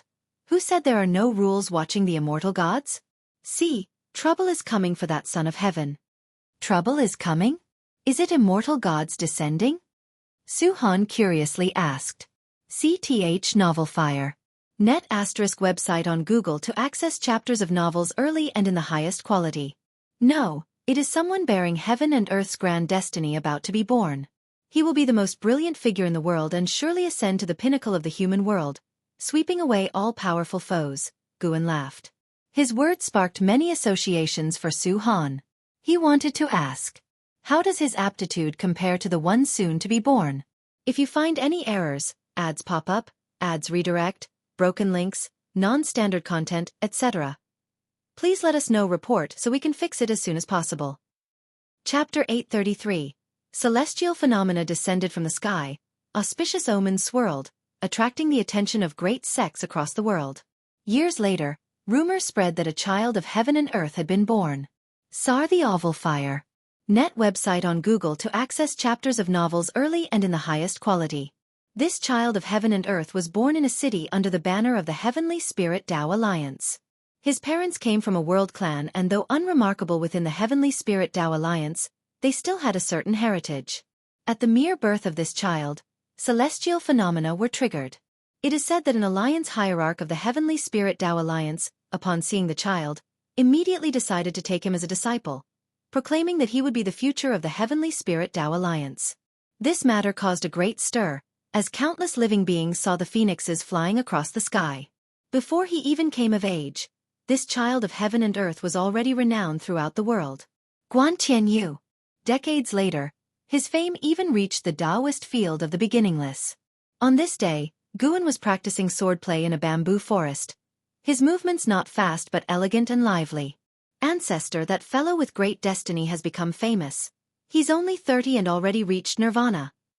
Xiaofan's voice reached Guan before he himself did. Zhen Qin was already in seclusion for cultivation, whereas Xiaofan was restless, often coming to bother Guan. Guan seemed impatient, but in truth, he quite enjoyed it. After all, he was idle and having someone to accompany him was a good thing. Since Xiaofan had no mission he must complete, Guan hoped he would live this life calmly and steadily. Compared to the Xiaofan of his past life, the Xiaofan of this life was too lively and cheerful, no longer the gloomy and ruthless person of before, as if they were two different people. Guan did not respond, and when he arrived in front of him, Xiaofan continued. Although many living beings in the world are born into the nirvana realm, he is human. To cultivate from immortal to the nirvana realm in just 30 years is truly remarkable. I am beginning to believe he is the greatest talent of all time. Ancestor, you said before that he was born in response to destiny and arose responding to calamity. Could it be that he will become the rival of the Son of Heaven? The Son of Heaven and the Heavenly Spirit Tao Alliance had not yet fully waged war, but their conflicts were constant, and everyone knew an entrenched and protracted time of chaos was coming. Currently, the Son of Heaven Jie Yan had already grown powerful, and with a divine weapon in his hands, no one within the Heavenly Spirit Tao Alliance could suppress him. Of course, if that innate golden immortal were to return, there might be hope, but the innate golden immortal had long since gone to outer heaven to seek the Tao, ignoring worldly affairs. Perhaps he might. Guan, while practicing swordplay, answered. Despite the simplicity of the swordsmanship, when he performed it, there seemed to be a sense of profound mystery. Ancestor, you said that the birth of the child of heaven and earth at such a critical moment suggests that heaven disapproves of the Son of Heaven. And behind heaven is the heavenly Tao, So could it be that the celestial emperor in the legends dislikes him? After all, there are many sons of heaven, or perhaps the celestial emperor has his own favored son of heaven and fears he will obstruct him. The royal family of human dynasties often has such occurrences. Su Han spoke enthusiastically, deeply interested in the future grand structure of the world. Since arriving at the beginningless, his perspective had broadened overnight, and he could hear about every major event under heaven, making him feel as if he were standing outside the red dust, observing the rise and fall of the tides. This feeling was wonderful, more wonderful than ever before in his life, and he thoroughly enjoyed his current life. Guan shot him a glance and said, "I've said it before, don't use mortal concepts to speculate about the celestial emperor." Su Han chuckled and said, "Ancestor, why do I feel that you hold the celestial emperor in high esteem? You don't act this way when talking about other immortal gods or worldly great figures." "That's because I know how strong he truly is." "Who is stronger, the celestial emperor or you?" Faced with Su Han's question, Guan smiled and said, "It's 50-50. "What does 50-50 mean?" "Both he and I have a 50% chance of victory." "Hiss!" Su Han gasped in shock. Although he was blindly reverent, he was at least a cultivator and knew what the celestial court celestial emperor represented. One could say, the celestial emperor epitomized the entire heavenly Tao. Could Ancestor really be as strong as the heavenly Tao? He was suddenly excited, his gaze at Guan glowing with admiration. For a moment, he was at a loss for words, gazing at Guan with reverence. "I'm telling you this alone, you mustn't tell anyone else, or you'll invite trouble," Guan urged sincerely. He had concealed his cultivation level from the Su Han of the previous life, making Su Han believe he was cornered. In this life, he intended to treat Su Han differently. Moreover, he wasn't worried about news leaking out. If Su Han went about spreading it, he could erase Su Han's memory of these words in an instant, erasing their influence as well. "You're constantly concerned with world affairs. What requirements do you have for yourself?" Guan diverted the conversation. Su Han scratched his head and said, "I used to want to become the most powerful in the world, but after being defeated by the Son of Heaven's followers, I realized that mere passionate fervor wasn't enough. After joining the beginningless, my mindset has changed. I now think that the worldly distinctions of strength and weakness are meaningless. Compared to you, those who stir the winds and clouds of the world are nothing. They will eventually perish. Now, I wish to cultivate the path of longevity with you. In terms of ambition, you're far behind your grandfather. My grandfather was a great hero with the world in his heart. I'm not as noble as him. I can't compare, really can't compare." Su Han shamelessly laughed, knowing the connection between his grandfather and Ancestor. His grandfather had risen to prominence based on the legacy of the heaven-splitting axe left by Ancestor, a fact known throughout the world. Thinking of this, he looked forward to life by Ancestor's side even more. Millions of years later, standing beside Ancestor looking towards the human world, what wondrous sight would it be? Cultivate well. When your cultivation level is sufficient, I can recommend you to become an immortal official in the celestial court. Really? Does beginningless truly have immortal fate? Truth or falsehood, the future will reveal. While answering, Guan swung his sword at him, causing him to hurriedly evade. The sunlight shone on the edge of his sword, casting a cold, sharp light, as if the entire world was losing its color. Time continued to pass, and finally, the forces of the Son of Heaven and the Heavenly Spirit Tao Alliance engaged in war.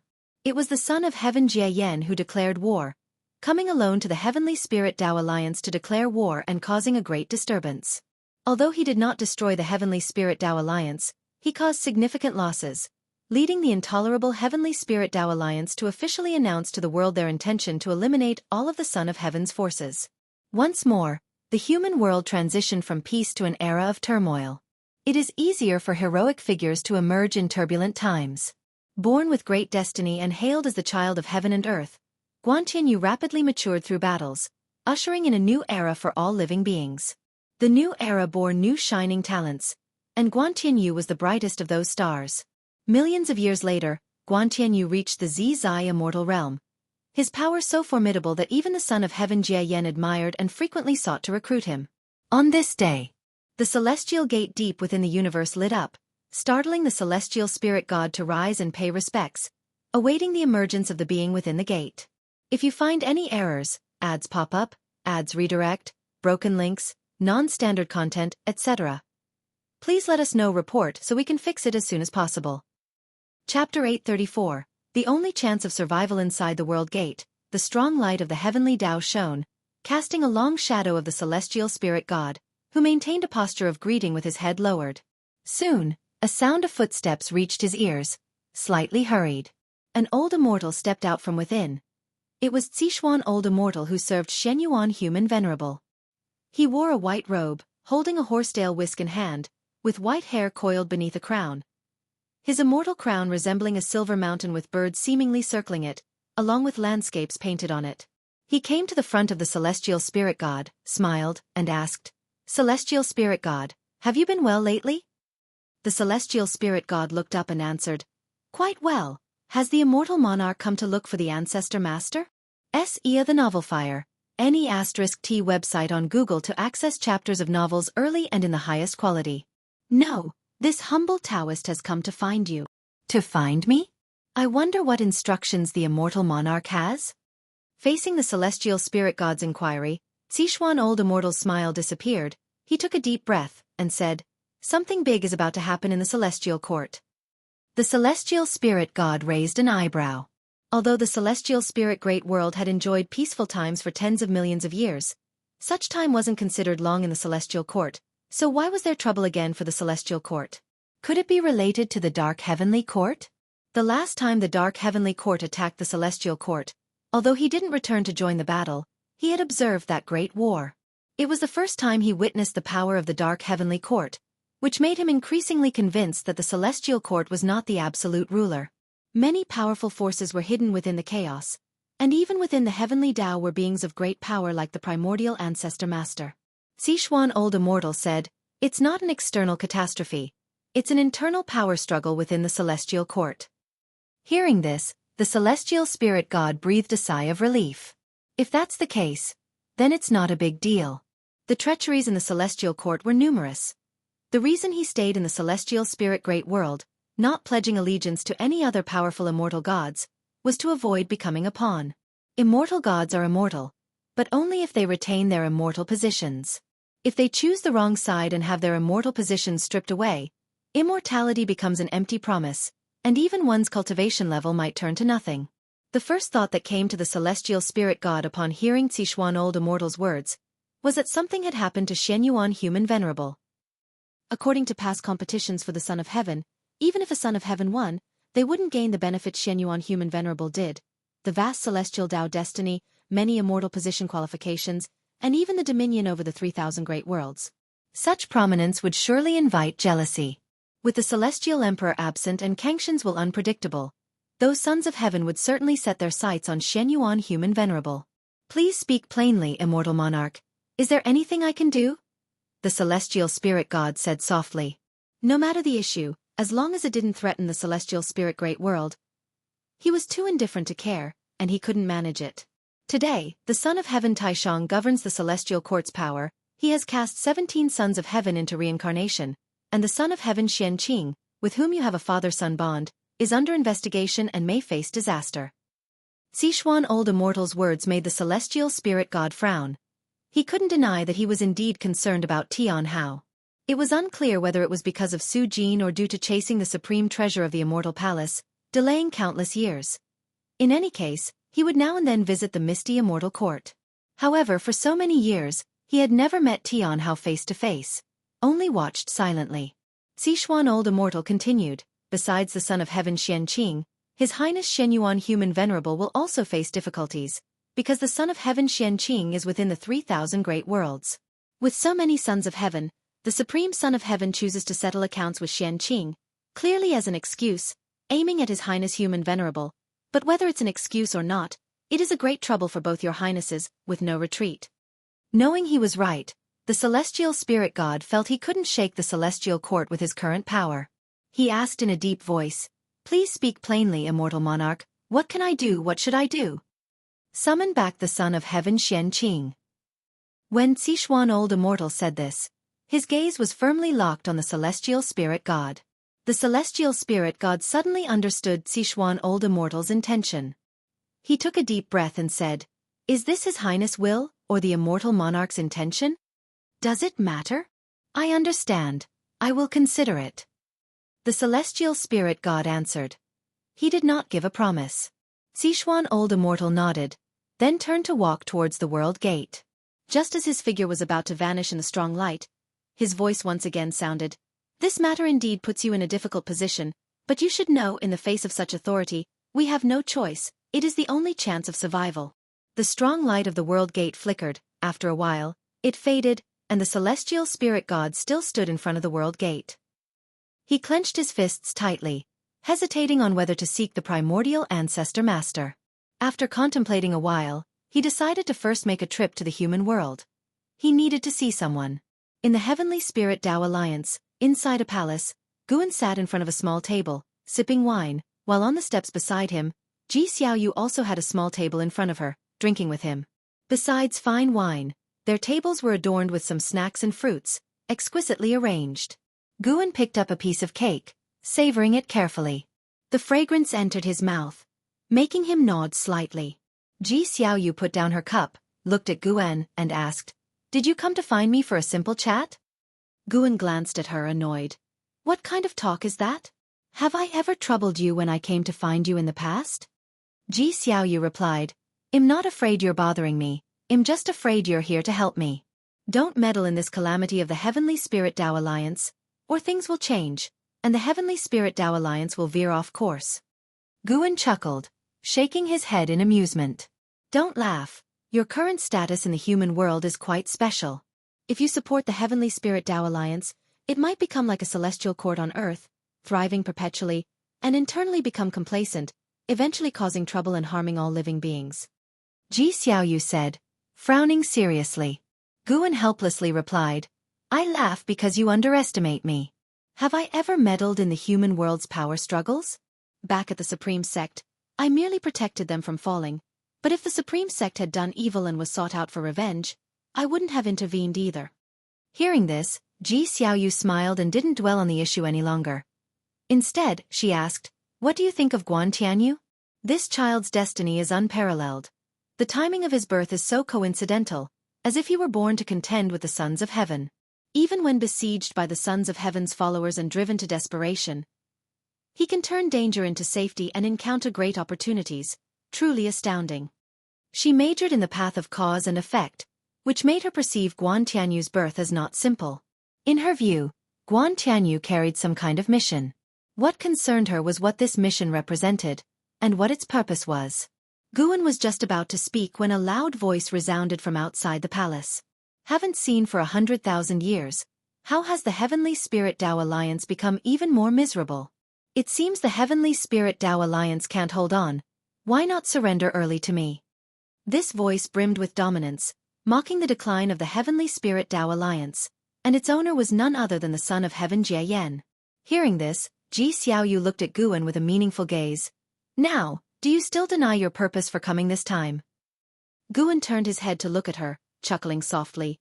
"If I hadn't come, perhaps you wouldn't escape this calamity. If you find any errors, ads pop up, ads redirect, broken links, non-standard content, etc., please let us know report so we can fix it as soon as possible." Chapter 835. The creation of heaven and earth can't escape this calamity. Ji Xiaoyu was shocked by Guan's words. According to her deductions, while Son of Heaven Jie Yan would indeed cause great trouble for the Heavenly Spirit Tao Alliance, it shouldn't be enough to shake its foundations. She rarely intervened in the Heavenly Spirit Tao Alliance's affairs. If she needed to act, it would certainly be at a time of life and death for the Alliance. For a moment, countless speculations filled her mind. Could it be that Son of Heaven Jie Yan has enlisted other immortal gods? No matter how strong Son of Heaven Jie Yan is, he's still a reincarnated being, having a mortal body like them.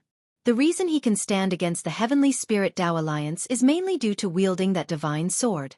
Guan continued to savor the wine, enjoying the fine food and drink Ji Xiaoyu had prepared for him. After the voice of Son of Heaven Jie Yan fell silent, a surge of powerful auras rose outside the hall. No voices echoed into the palace, yet the great battle had already erupted. Guan and Ji Xiaoyu began to watch the unfolding conflict. Ji Xiaoyu was already an innate golden immortal, but her true cultivation level was a secret, unknown within the Heavenly Spirit Tao Alliance. From her perspective, Son of Heaven Jie Yen could not possibly win. The Heavenly Spirit Tao Alliance currently had several heaven-encompassing free immortals stationed, with profound Yuan free immortals numbering over 100. There was no fear of the Son of Heaven. The Son of Heaven's foundation and forces were far inferior to the Heavenly Spirit Tao Alliance. It was just that the Son of Heaven himself was formidable. With the divine sword in his hand, the current Son of Heaven Jie Yen could fight several heaven-encompassing free immortals without defeat, but that was as far as he could go. Where exactly is the problem? Ji Xiaoyu thought to herself, her gaze subconsciously turning to Gu En. She knew that if Gu En spoke such words, he certainly wasn't trying to scare her. Seeing that Gu En had no intention of elaborating further, Ji Xiaoyu chose not to ask more, trusting that an answer would soon present itself. After a while, Gu En asked, "You haven't answered me yet. How do you view Guan Tianyu? What is his origin?" Gu En looked at her, smiling. "Aren't there already many legends explaining it? Could he just be the child of heaven and earth? The creations of heaven and earth are far beyond your imagination. When cultivators grasp the power to destroy the heavens and the earth, they start to underestimate heaven and earth. You think heaven and earth can't have such marvelous creations, so you suspect Guan Tianyu must have a grander origin, isn't that right?"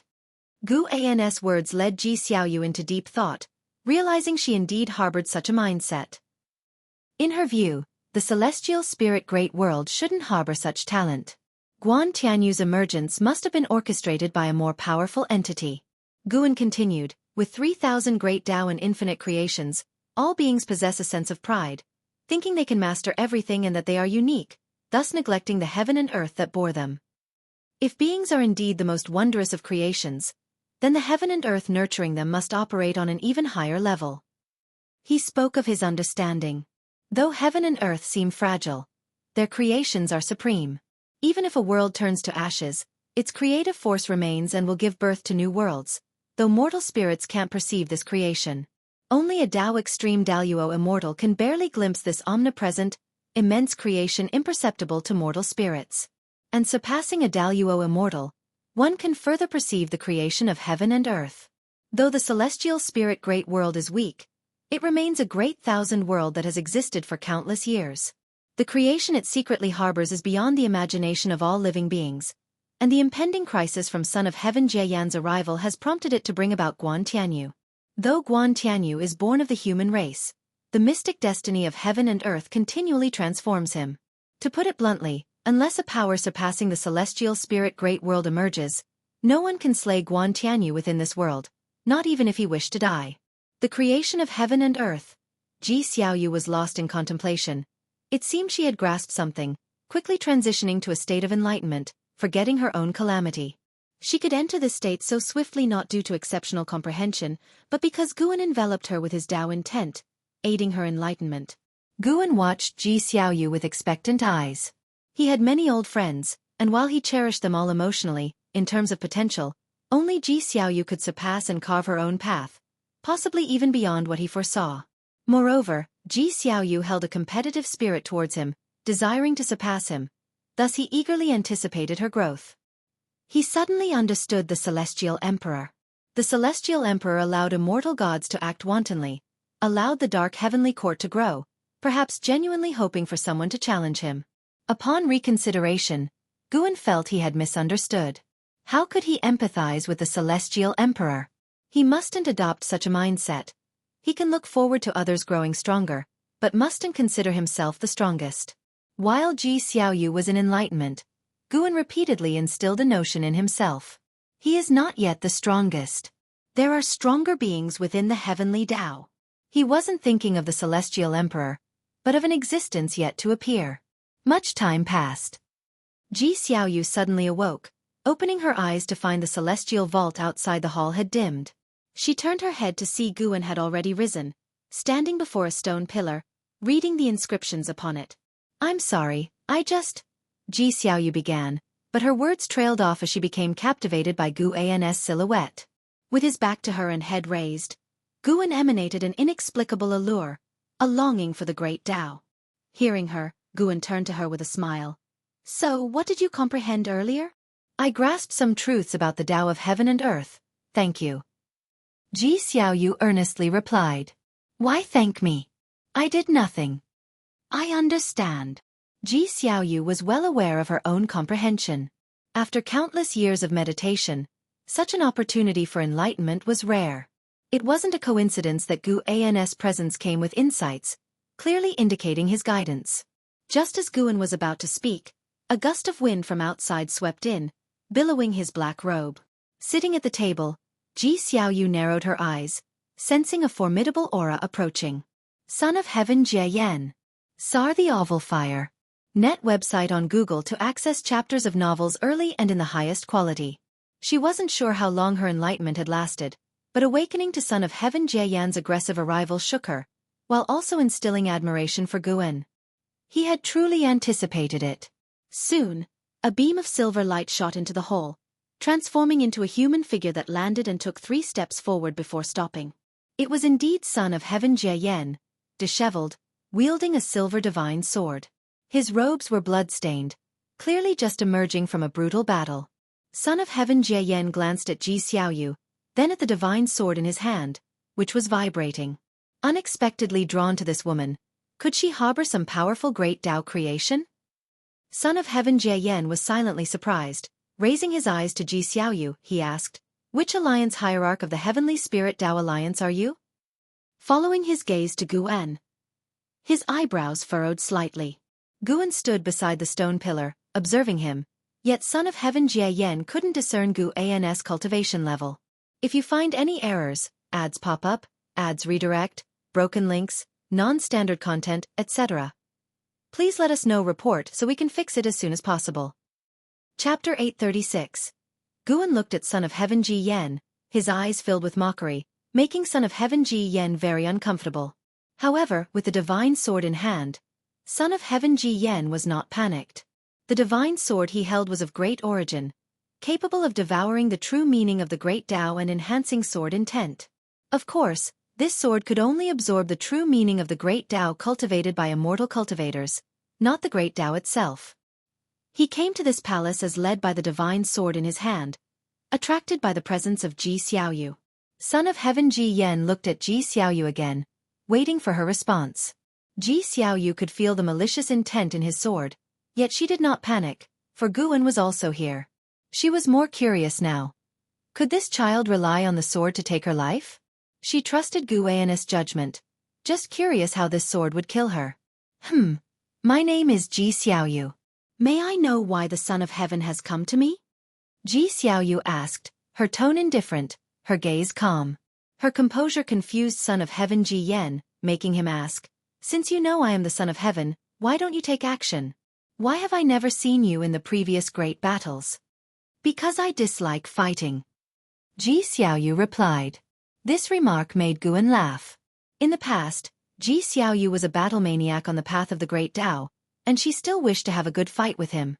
Ji Xiaoyu glanced at him, making him immediately retract his smile. Son of Heaven Ji Yan raised his sword, the blade pointed at Ji Xiaoyu, and said, "Your companions were lured away by my avatar. No one will come to save you. It's just your fate to become my sword intent since you possess great destiny." As he spoke, his wrist twisted, and the sword blade rotated, unleashing a terrifying sword intent that rushed towards Ji Xiaoyu.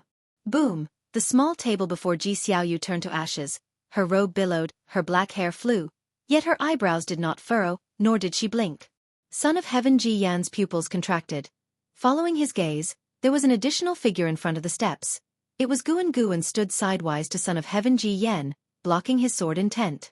The vast sword intent caused Guan's robes to flutter continuously, his hair floated up, but it could not shake his posture. Son of Heaven Ji Yan frowned and asked, "Who are you?" His heart surged with vigilance towards Guan, who seemed casual in his actions, but the sword intent he emitted was serious, and his moves were lethal. Guan glanced at Son of Heaven Ji Yan and said, "Even with me here, you should have precaution." Ji Xiaoyu's lips slightly curved upward and she said, "You said I couldn't escape my fate. I am certainly no match for him. I can't let you come here for nothing." As the two conversed as if alone, Son of Heaven Ji Yan's eyes turned cold, and he immediately intensified his sword intent, causing the entire palace to tremble.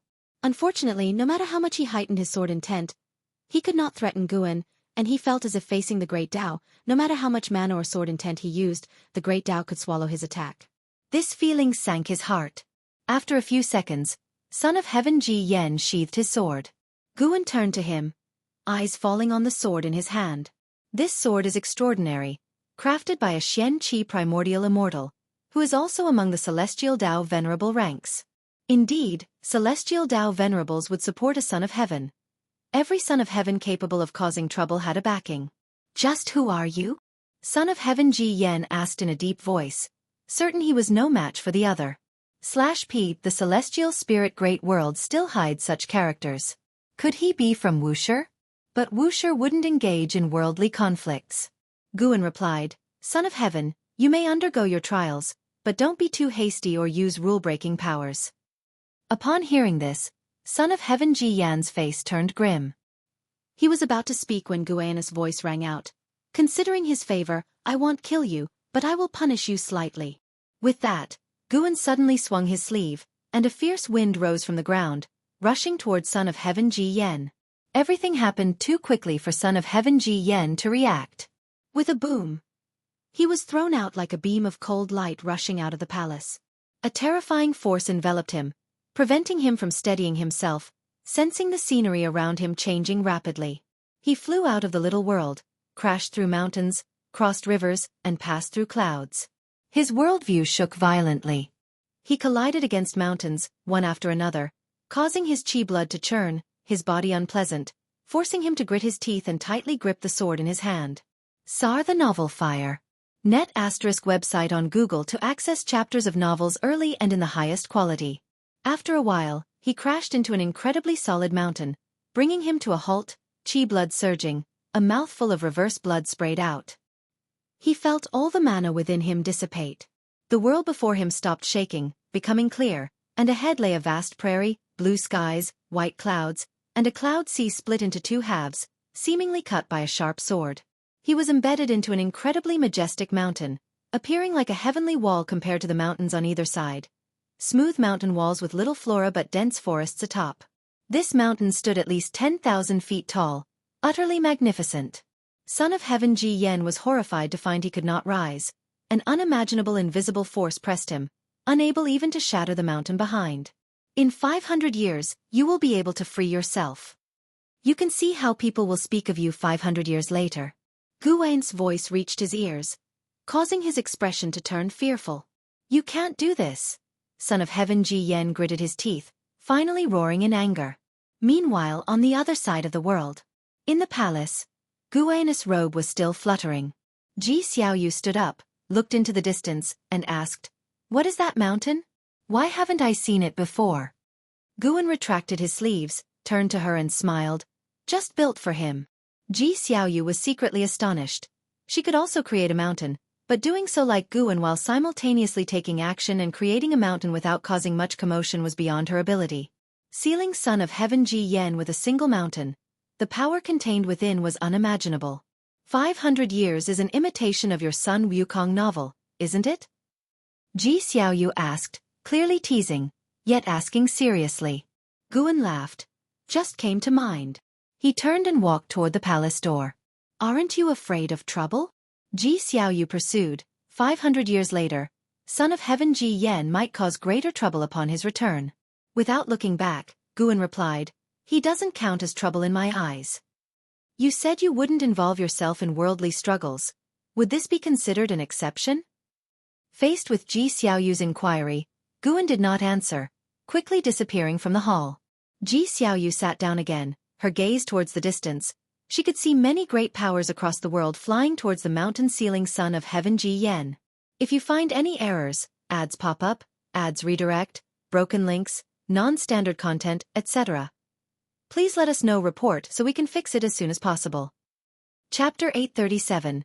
Heavenly Suppressing Heroic Peak. The Son of Heaven Ji Yen has been suppressed. This news was like a bombshell, shaking the world. The speed at which it spread was unprecedented. All beings thought that a catastrophe was imminent, but unexpectedly, the Son of Heaven was suppressed. Without the Son of Heaven, the Son of Heaven's forces were far from enough to shake the foundation of the Heavenly Spirit Tao Alliance. Various forces began to investigate the news and dispatched cultivators to verify its authenticity.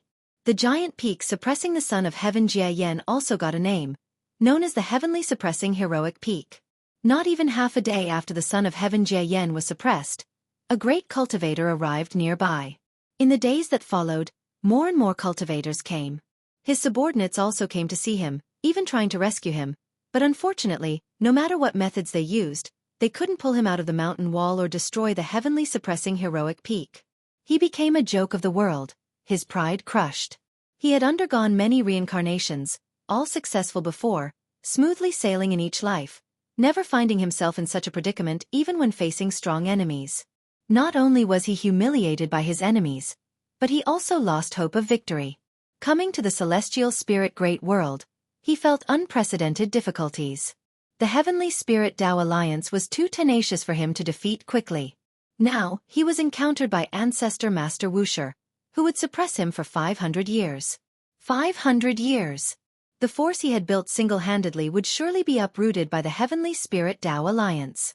He didn't reveal that he was only suppressed for 500 years, not because he didn't trust Ancestor Master Wuxia, but because he feared the Heavenly Spirit Tao Alliance would be ruthless. Moreover, he wanted to see how his recruited subordinates and the people viewed him. On the mountain wall, the Son of Heaven Jie hung his head, his white hair scattered like dried grass, motionless as if already dead. At this moment, his heart was filled with anger and unwillingness.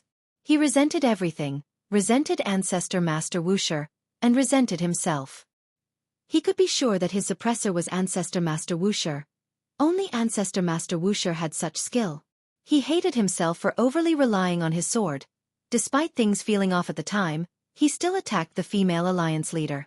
The Son of Heaven Jie's mood grew increasingly gloomy. In the distance, a group of great cultivators from the Heavenly Spirit Tao Alliance watched him from afar, their brows furrowed, not laughing openly like other cultivators. Although he's been suppressed, we simply cannot kill him. Over time, his hatred towards the Heavenly Spirit Tao Alliance will only deepen. Indeed, but who exactly suppressed him? Does the Heavenly Spirit Tao Alliance hide a presence we're unaware of? He was struck from Alliance leader Jis Little World. Perhaps we could ask her. Though he's an enemy, watching him humiliated like this, I can't help but feel uneasy. True, although his actions are domineering, the Son of Heaven Jie conducts himself with honesty and integrity, never hiding his intent in battles. The great cultivators discussed, though their words showed sympathy for the Son of Heaven Jie, what they hoped for was his death. Every day thereafter, beings came to observe, looking at the Son of Heaven Jie's plight. Most were merely astounded, curious, without deeper thoughts. There were various theories about who had suppressed the Son of Heaven Jie. Most believed there was a hidden master in the Heavenly Spirit Tao Alliance because the Son of Heaven was suppressed after causing a commotion there. Some mentioned Ancestor Master Wuxia, but there was no direct evidence, and Ancestor Master Wuxia never involved himself in internal conflicts of heaven and earth. 500 years in the past seemed brief for the Son of Heaven Jie, but now it felt endlessly tormenting. 200 years later, the Son of Heaven Jie remained embedded against the Heavenly Suppressing Heroic Peak, covered in dust and leaves, remnants of 200 years of wind and rain. Compared to 200 years ago, the area was no longer as lively, and the Son of Heaven Jie's mindset had recovered somewhat, becoming numb. No matter what, before regaining freedom, his anger would only harm himself. Near midday, as the scorching sun shone down, sunlight cast on him, faint white mist began to rise from within him.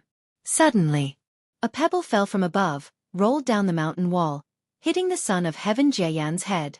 The Son of Heaven Jie remained unresponsive. He didn't move at all. At this moment, a shabby-clothed boy lay at the edge of the cliff above, cautiously peering downwards, but below were layers of clouds and mist, making it impossible to see any trace of living beings. The shabby-clothed boy appeared to be only 15 or 16 years old, dressed in ordinary robes, face dirty, yet his eyes were lively and spirited. "Where is the Son of Heaven?" the shabby-clothed boy muttered, scanning his gaze around, but unfortunately, he couldn't find the Son of Heaven, nor even a sparrow. He sat up and started to pant. Climbing the Heavenly Suppressing Heroic Peak took him 10 whole days, his provisions and water long gone. Not only that, it took him 3 years to reach the Heavenly Suppressing Heroic Peak. Sir, the fire. Et website on Google to access chapters of novels early and in the highest quality. In those 3 years, he faced hardships, almost washed away by river waters, almost eaten by demons, and even captured by bandits who wanted to offer him as a sacrifice to demon cultivators. As his excitement faded, unease began to set in. If the legend of the Son of Heaven was false, wouldn't he have come for nothing? He wasn't afraid of the journey back. He feared disappointing the people of his village. The more he thought, the more he was afraid, finally hugging his knees and burying his face. After an entire hour, he managed to regain his spirit, standing up, patting his face, then walking to the edge of the cliff to look down at the cloud sea below. Son of Heaven! He shouted using all his strength. Though his voice was loud, in this vast world it didn't carry far.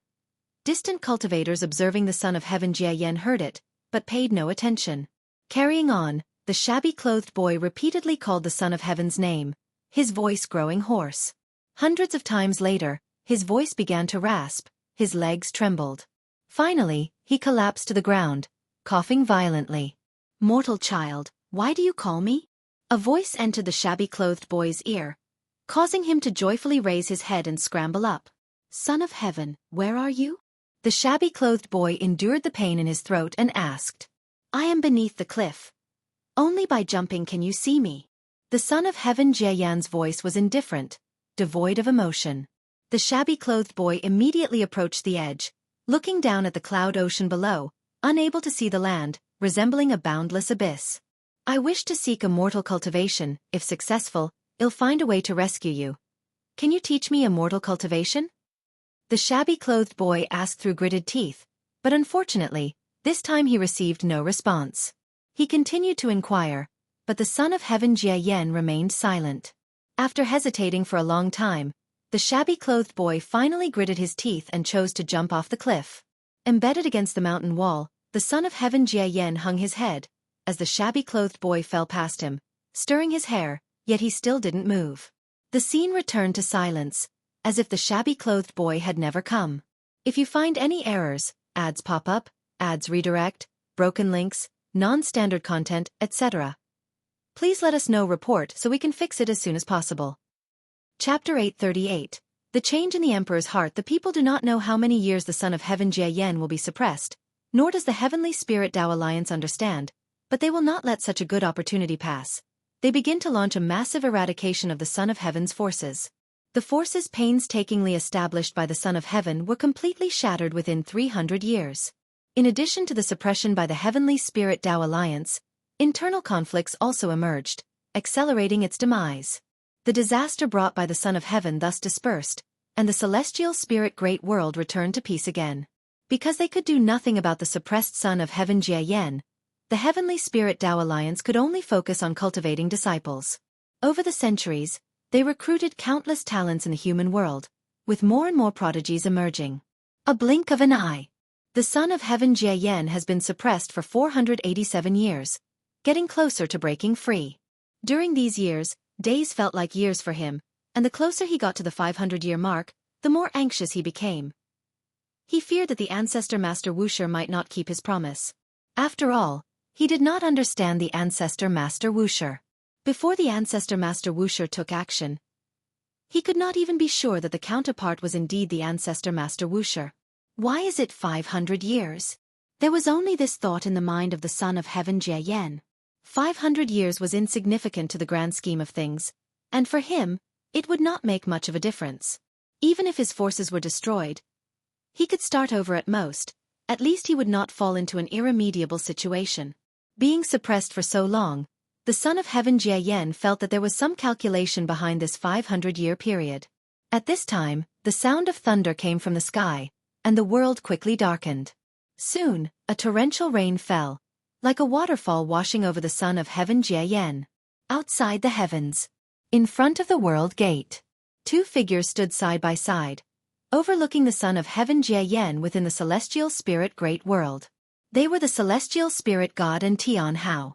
Tian Hao was dressed in a golden patterned white robe, exuding an imposing aura, with his long hair coiled on top of his head, full of arrogance, and a complex profound golden dharma aspect floating behind him. Has your original memory been restored? The celestial spirit god opened his mouth to ask. The two stood together, looking more like brothers than father and son. Tianhao answered, "It hasn't been fully restored, but I know the Son of Heaven. His name is Jie Yan. Whether in power or cultivation level, he is far beyond my reach." His eyes were complicated. He already knew that the Son of Heaven Jie Yan was suppressed by Gu En. In the celestial court, the Son of Heaven Jie Yan was glorious and was an existence he looked up to. Although he had once received the favor of the celestial emperor, it was short-lived. He hadn't truly grown before being cast into reincarnation. However, thinking of the recent struggles in the celestial court, he felt that the Son of Heaven Jie Yan might have turned misfortune into fortune, possibly escaping a disaster. Tianhao glanced at the celestial spirit god and asked, "Did you inform my master of my return in advance?" In this lifetime, he already understood his identity, but with the memories of many lifetimes, he could not bring himself to call the celestial spirit god father. Only the celestial emperor was worthy of such a title. The celestial spirit god did not dare to hope for a father-son relationship, so he didn't mind his attitude. "I informed him and he agreed," the celestial spirit god replied. Speaking of this matter, there was a hint of emotion in his heart.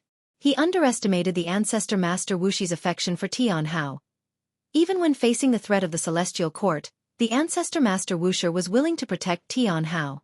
To ease the relationship with the celestial court, the ancestor Master Wuxia sent his own disciple into the celestial court, and the painstakingly established relationship might be severed because of this. The Son of Heaven Tai Shang, who ruled over the celestial court, was not someone Yang Jian or the Eternal Life Venerable could control. One could even say, whether the Eternal Life Venerable could persist in the presence of the Son of Heaven Tai Shang was still an unknown. Hearing the celestial spirit god's answer, Tianhao breathed a sigh of relief. Then both fell into silence. After a long while, the celestial spirit god took the initiative to speak. "Go to the human world to find a place to cultivate." "All right." Tianhao then disappeared from the spot. The celestial spirit god looked in the direction of the celestial spirit great world, a smile appearing on his face. Although the crisis pressure brought by the celestial court was immense, the people he cared about were right before him. This was happiness for him. On the other side, Guan was teaching Su Han to practice sword techniques within the Taoist field of the beginningless.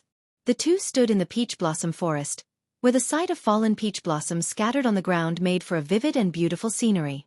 Curiously, Su Han asked, "Ancestor, the 500-year period is approaching. If that Son of Heaven starts to bring calamity to the human world again, what should be done?" When the news of the Son of Heaven being suppressed reached within the beginningless, he immediately sought out Guan. Guan did not hide anything and told him the truth, which excited him for a long time. Though Su Han was a bit jumpy, he kept his mouth shut tight. The information he gathered from Guan would not be spread out, not even to Zhen Qin, which was why Guan was willing to continue telling him things. Although he has a strong sense of purpose and doesn't concern himself much with all living beings, as the Son of Heaven, he has his pride. He wouldn't deliberately bring calamity to the populace. Guan replied softly, while swinging the wooden sword in his hand, patting it on Su Han's waist. Su Han quickly adjusted his posture and continued practicing the sword techniques. He was secretly amazed. He was not an ordinary person, yet practicing sword techniques in an ordinary way brought great results. With casual pointers from the ancestor, he gained not only sword techniques but also sword intent and understanding of sword Tao. It was truly incredible. Su Han was even thinking, would even the most mediocre person become a genius by cultivating under the ancestor? Thus, Su Han began to concentrate on practicing his sword techniques. Though he might seem carefree, he was very aware. All the Wuxia disciples envied his treatment. The ancestor, while scolding him, actually cared a lot for him. Even if it was for the ancestor, he must strive to succeed. Listening to Su Han's inner voice, the corner of Guan's mouth lifted slightly, and he softly said, "At last, you have a bit of his demeanor." "His demeanor? Ancestor, who are you talking about?" Su Han turned around to ask, full of curiosity. Guan gave him a look, exasperatedly saying, "Just praised you, and you're distracted again."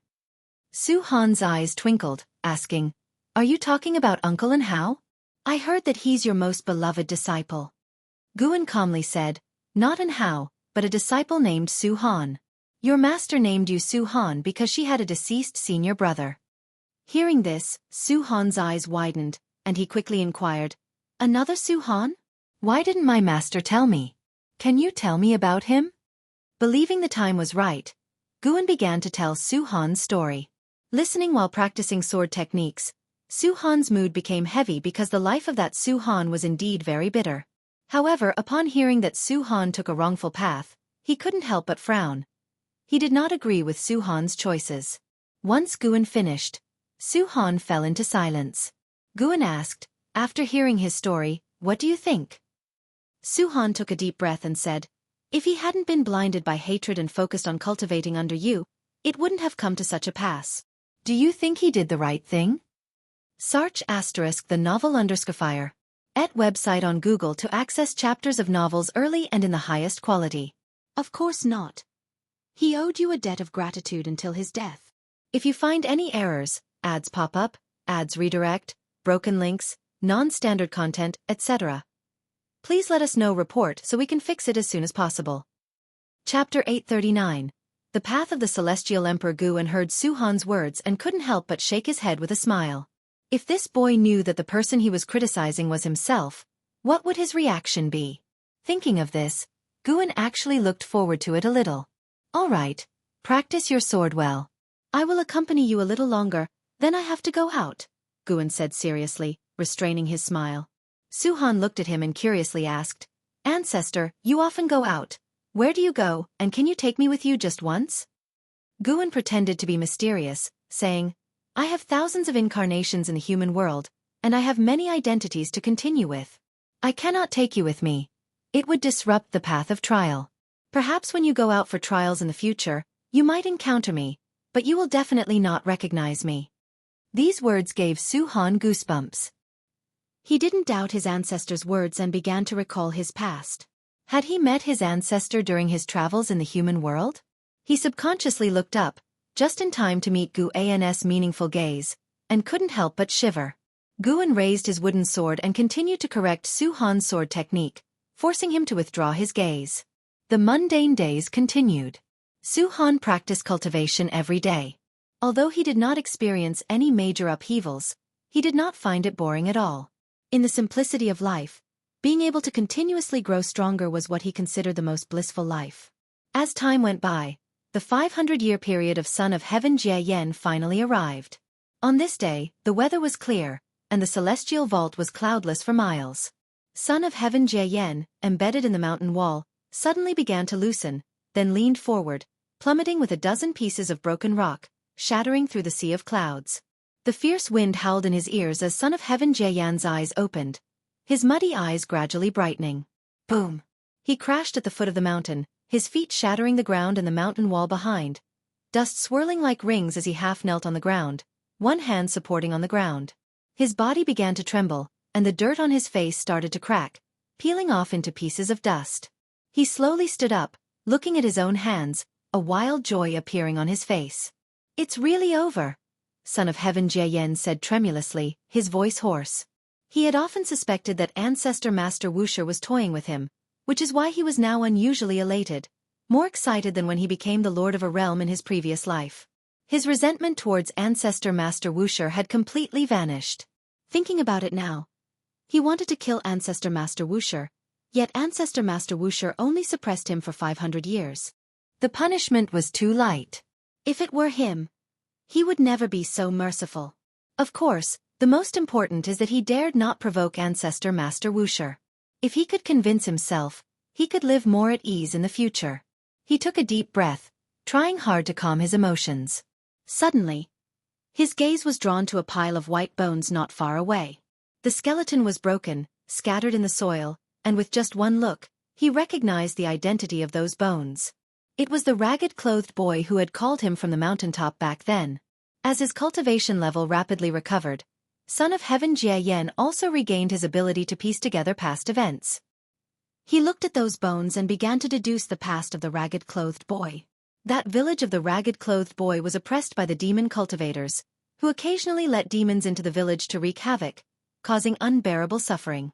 He escaped with the hope of the entire village, but his talent was too poor, and no immortal cultivation sect was willing to accept him. By chance, he heard the legend of the Son of Heaven being suppressed and came all the way to find the heavenly suppressing heroic peak. Such experiences are not uncommon in the mortal world. But for some reason, Son of Heaven Jie Yen felt inexplicably irritable at this moment. Ancestor Master Wuxia promised to suppress him for 500 years. And it was just 500 years. But those who sought him ended up in a tragically broken state. Images floated before his eyes, of the ragged-clothed boy's expression while listening to other low-tier cultivators talking about the legend of the Son of Heaven. That boy's face was full of longing and aspiration.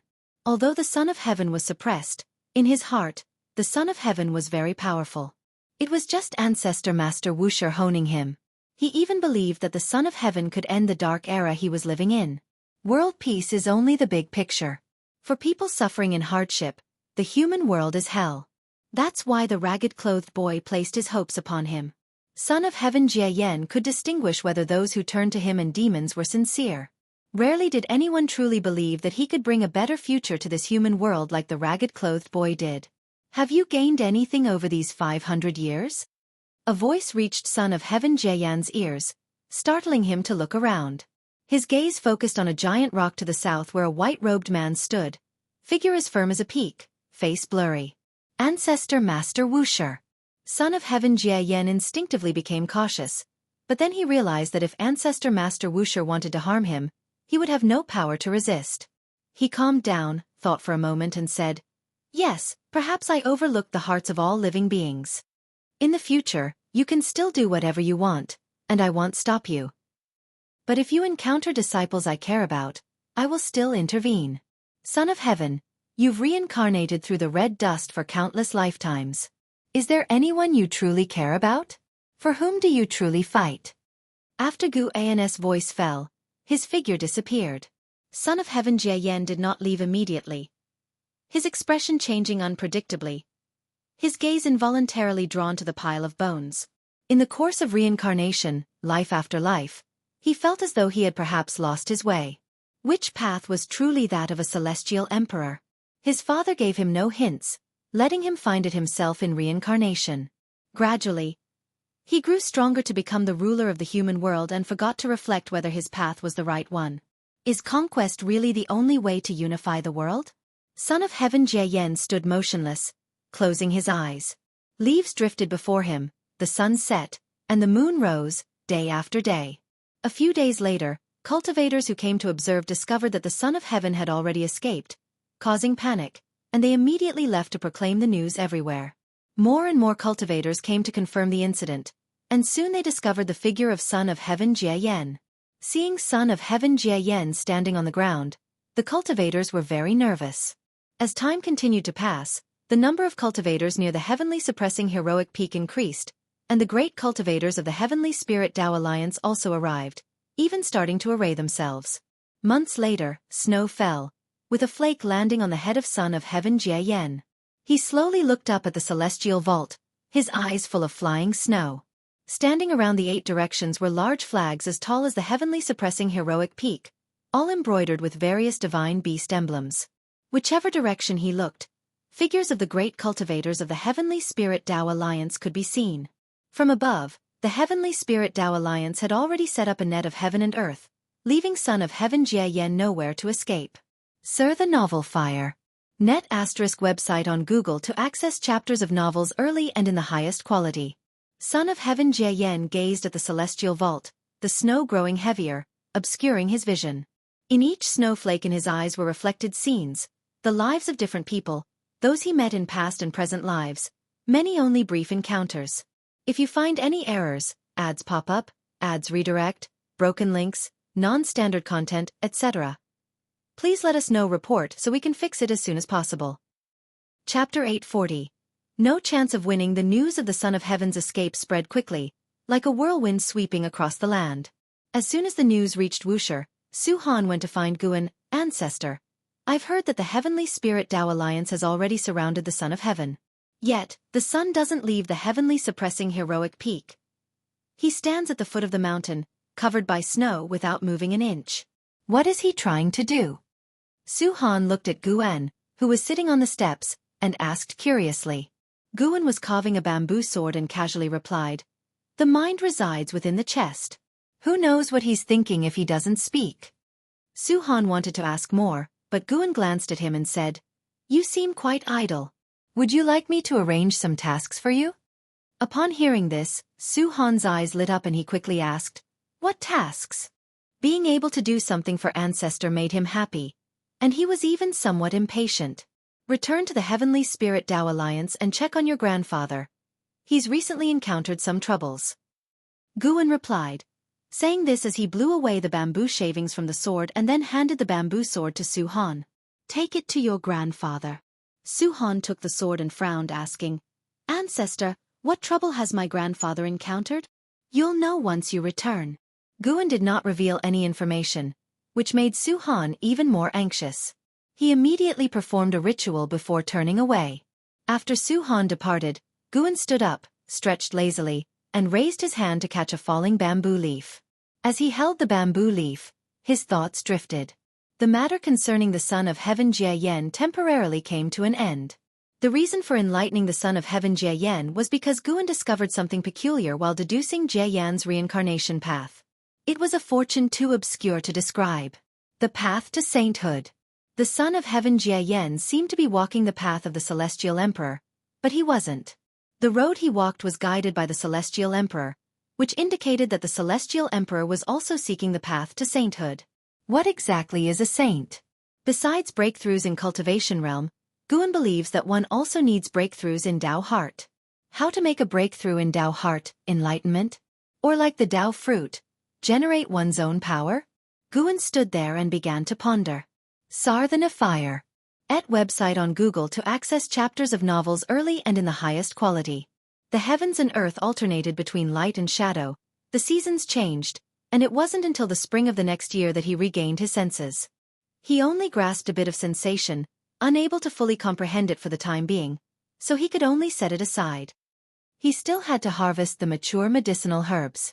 He wondered if relying on lifespan to constantly enhance cultivation techniques could lead to the discovery of the Holy Tao. Anyway, with lifespan still accumulating, Guan wasn't anxious. Once he had sufficient lifespan, he would focus on crazily improving both cultivation techniques and physique. When these two conditions reached their peak, they would inevitably bring him surprises. Guan turned and walked into the bamboo forest, where the sunlight was bright and the celestial vault was magnificent.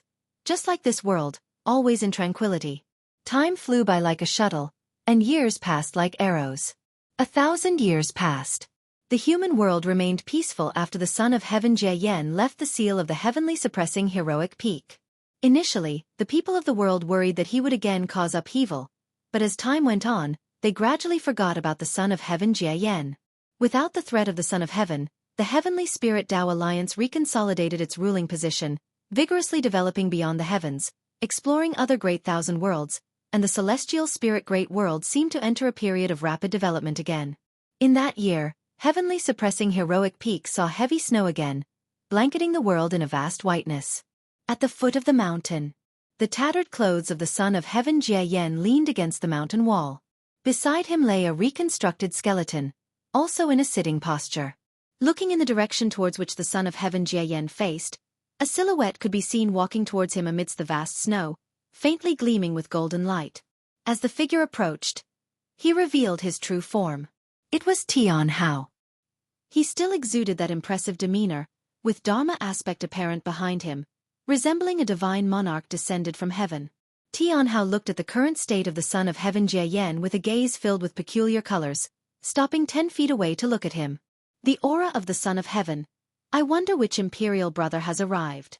The Son of Heaven Jie Yan said without opening his eyes, his tone calm.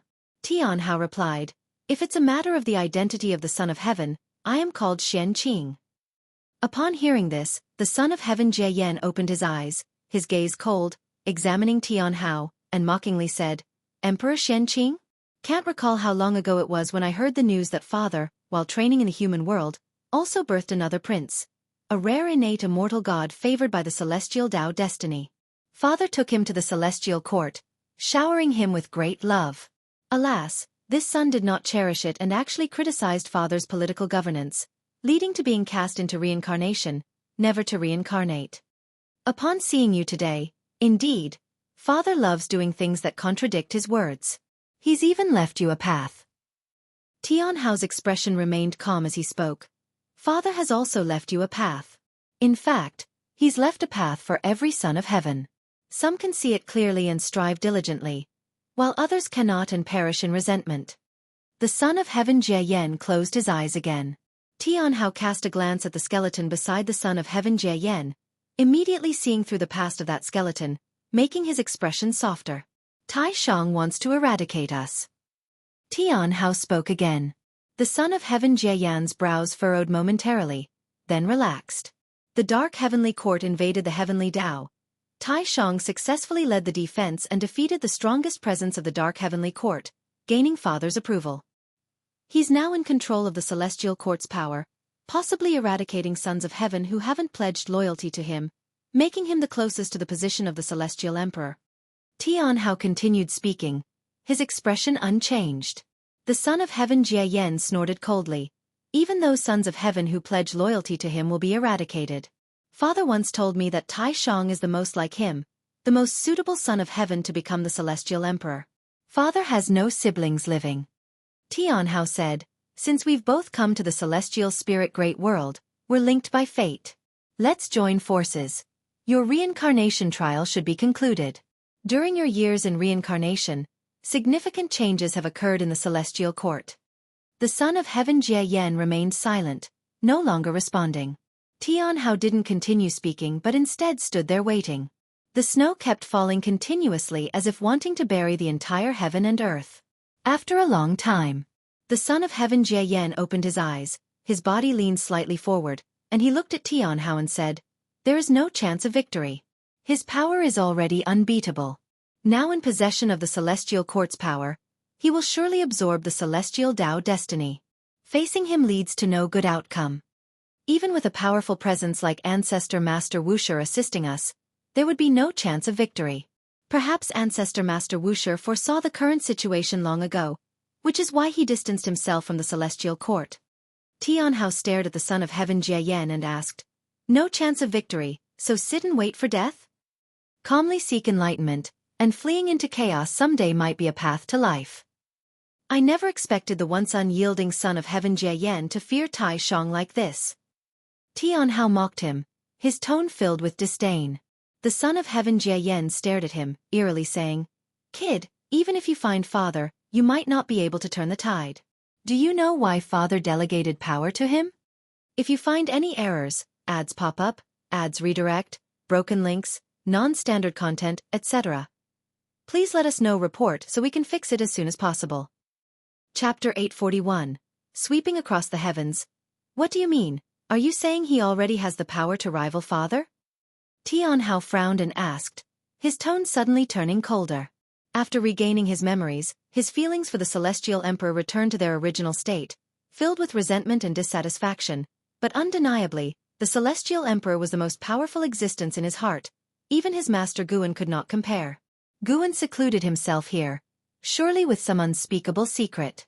While the celestial emperor is high above, overlooking all beings, none can shake his dominion. Son of heaven Jie Yen remained unfazed and replied, you don't understand father enough. Before Tai Shang, no son of heaven had wielded the power of the celestial court. If father gets angry, even the celestial Tao venerable would be stripped of the immortal position, falling into the red dust would be minor, and in worse cases, both body and soul would perish. How could Tianhao not know the celestial emperor's dominance? After all, he too has fallen into the mortal realm. If not for encountering Master Guan, he felt he would still have to undergo countless reincarnations, not knowing where the end lies. There are not few sons of heaven like him. Within all heavens and myriad realms, many sons of heaven rise and fall, not to mention the errant immortal gods. The thought of the number of heavenly court immortals brings an immense pressure upon Tianhao. They not only have to face the son of heaven Tai Shang, but also the entirety of the celestial court's power.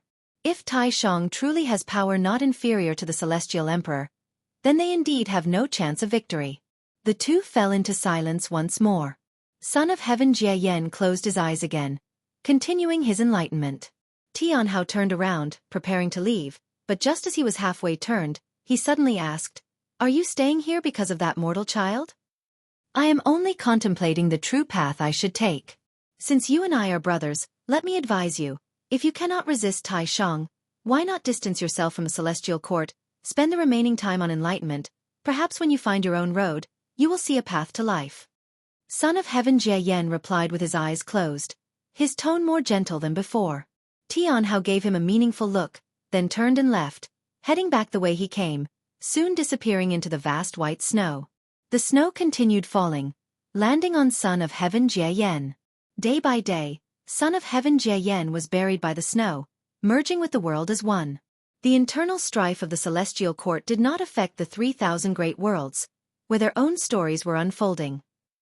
This year, a peerless genius emerged on the path of the great Tao, cultivating both as a Taoist emperor and a primordial Tao emperor.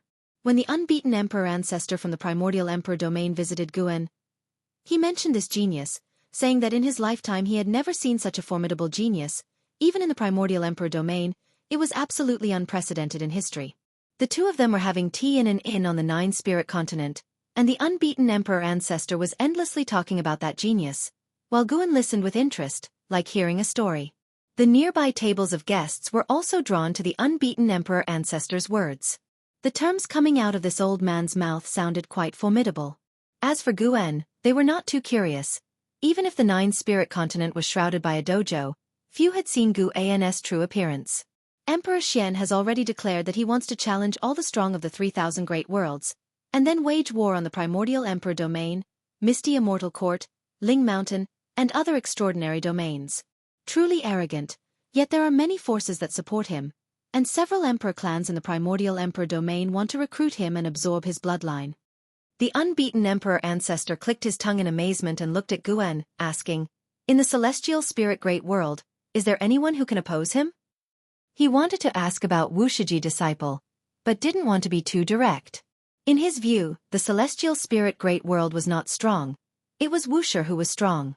In terms of talent, indeed there are those who can outshine him, but if he arrives, no one will be able to stop him. Guan replied with a smile.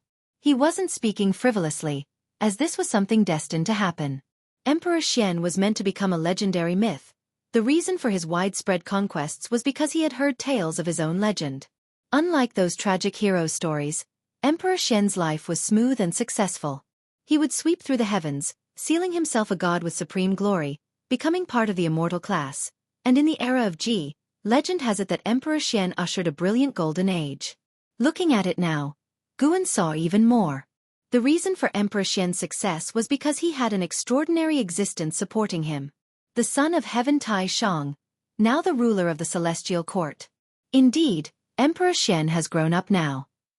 The unbeaten emperor ancestor remarked with admiration, and at the same time, he secretly respected Guan's magnanimity. It was clear from Guan's words that he was not planning to suppress Emperor Xian. The two continued their conversation, turning to the topic of the primordial emperor domain. Recently, the undefeated emperor clan was also facing troubles, and in the primordial emperor domain, there were many emperor clans. Since previously suffering a setback on the path of the great Tao, the status of the undefeated emperor clan had been declining. His visit this time wasn't just to see the emperor clan staying in the celestial spirit great world, but more importantly to seek help. In the past tens of millions of years, he considered his performance fairly satisfactory, so he mustered the courage to come. After he finished speaking, Guan said, "I cannot help you directly, as that would violate the heavenly Tao. The current repercussions for the undefeated emperor clan result from your improper conduct, so this is a hardship you must endure. However, I can give you hope. Wait for several million more years, and I will grant the undefeated emperor clan a spot to ascend to immortality. But this spot has a threshold, and the person must satisfy me." Hearing the first half of Guan's words, the unbeaten emperor ancestor felt despondent, but upon hearing the latter part, he became overjoyed. Ascend to immortality. Even in the primordial emperor domain, the pursuit of an immortal position is sought after. But the threshold of the celestial court is extremely high. At most, they can nominate a clansman to participate in the celestial army selection. Treading the heavenly ascension stairs is exceedingly difficult, nearly impossible. Suppressing his joy, the unbeaten emperor ancestor asked, "May I ask of which tier is the immortal position?" Guan replied, "At least a star monarch. As for the specific immortal position, it depends on one's own fortune." Star monarch. The unbeaten emperor ancestor's eyes widened, his breath becoming rapid. Once, a star monarch descended to the primordial emperor domain, and even ancient existences with higher cultivation levels than this star monarch were forced to kneel. That scene remains unforgettable to him. Heavenly Court immortals are immortal, and this is their confidence when facing stronger forces.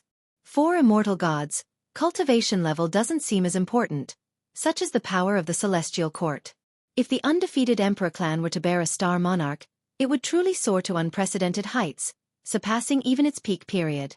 Their conversation aroused more curiosity among the surrounding people, who frequently glanced at Guan, discovering they couldn't see his true form, which surprised them secretly. With such a grand tone, could this person be one of Wuxi's first 5 generations of disciples? Guan stood up and smiled. We've had our drink, accompany me for a walk. Together, see what the 9-spirit continent looks like now, and offer your insights. The unbeaten emperor ancestor hurriedly rose and followed Guan out of the inn. His emotions were uncontrollable, the smile on his face impossible to suppress. Ia the novel Ire. Net website on Google to access chapters of novels early and in the highest quality. If you find any errors, ads pop up, ads redirect, broken links, non-standard content, etc., please let us know. Report so we can fix it as soon as possible. Chapter 842. Guan and the unbeaten emperor ancestor rode the clouds forward, admiring the scenery along the way. The unbeaten emperor ancestor praised everything about the 9-spirit continent. What if the person you choose is completely inclined towards the celestial court? Guan suddenly asked. The unbeaten emperor ancestor replied without hesitation. Impossible, I would never choose such descendants. Walking from the inn to this place, he had already constructed a series of plans in his mind. After reclaiming his position as the heavenly court Star Lord, his next target was the celestial court. He feared the power of the heavenly court immortals, craved the heavenly court immortals' authority, but would never forget his hatred. His wife and child died at the hands of the heavenly court immortals, and until now, he hasn't been able to avenge them. In the long years that passed, he almost gave up. Facing the unshakable celestial court, he had not a single chance for revenge, especially as the undefeated emperor clan passed down through generations. He dared not make a move against the heavenly court immortals. Back then, he submitted to Guan not just because he resented the celestial court but because living on was the only way to protect his family. Now, Guan offered him a chance as star monarch. He not only saw hope for the clan's prosperity but also the possibility of vengeance. Countless years have passed, and that celestial god must have climbed to an even higher immortal position. He wished to investigate from outside. It was almost impossible. If an associate could infiltrate the celestial court, it would be much easier. The undefeated emperor clan cannot seek vengeance against the immortals, but there must be strife among the immortals themselves. The seed of hatred sprouted once more in the unbeaten emperor ancestor's heart, and this time, it was not just anger, but unprecedented excitement. A hatred suppressed for countless years. Besides, he saw more. That was the relationship between Guan and the celestial court. Tens of millions of years ago, Guan clearly had an unknown conflict with the celestial court, but now, Guan could intervene in the immortal position, leading to many associations regarding Guan's true identity. Guan could perceive the psychological activities of the unbeaten emperor ancestor but did not point them out, only sighing inwardly. Even though the unbeaten emperor ancestor possessed the immortal emperor's eye, he could not see through the terrifying nature of the heavenly Tao. The human heart is fragile in the face of the heavenly Tao. After that, Guan spoke no more, shifting the topic to the cities along the way. Guan had his own considerations in wanting the undefeated emperor clan members to ascend to immortality, because he saw that the clan would give birth to a second pair of immortal emperor's eyes. Why the immortal emperor's eyes were dreaded by the celestial court, Guan still couldn't discern, because the cause and effect of the immortal emperor's eyes had been severed, leaving no trace within the celestial court. 8 million years later, the human world acquired a new visage, the son of heaven and earth, Guan Tianyu, of the Heavenly Spirit Tao Alliance, fully matured. Although a profound Yuan-free immortal, he could challenge a Luotian-free immortal without defeat, shaking the universe. The name Guan Tianyu spread throughout the land, even Qi cultivation realm cultivators discussing his might. In the eyes of the world, Guan Tianyu was already number one. However, the good times did not last long, as the celestial spirit Great World received an unexpected guest. It was none other than Emperor Xian, who combined the Taoist Emperor and Primordial Tao Emperor titles, arriving through the world gate, with the celestial spirit god not obstructing him. If he infiltrated the celestial spirit great world, he would be captured and exterminated by the celestial spirit god. Emperor Xian called out to the entire celestial spirit great world, attracting all the great cultivators to battle in outer heaven. The Heavenly Spirit Tao Alliance, as the heavenly sovereign, naturally led but, unfortunately, news of consecutive defeats reached within the universe, causing all living beings great unease. If such a formidable existence was to invade the celestial spirit great world, it would spell an apocalypse? In the summer of this year. Search *the Nell Fire. NT website on Google to access chapters of novels early and in the highest quality. At the foot of the heavenly suppressing heroic peak, the son of heaven Jie Yan was meditating and cultivating, a skeleton still by his side. Just it became more natural than before, showing no signs of having been shattered, and was identical in posture to him. Now the human world no longer paid attention to him, including the Heavenly Spirit Tao Alliance, which, ever since Guan Tianyu matured, completely ceased to surveil him. Boom! A deafening roar came from the sky. The son of heaven Jie Yan looked up to see a golden rainbow light appeared in the celestial vault, akin to a dandelion in bloom, followed by a meteor wrapped in fiery flames streaking across the celestial vault, falling beyond the horizon. Master, what's happening in outer heaven? Why doesn't it settle down? A voice came from beside him, the talking skeleton, its voice identical to the cloth-clad youth back then. The son of heaven Jie Yan replied, "It's just people in combat, don't worry, the heavens won't collapse." Is it that self-proclaimed Emperor Xian fighting? Yes.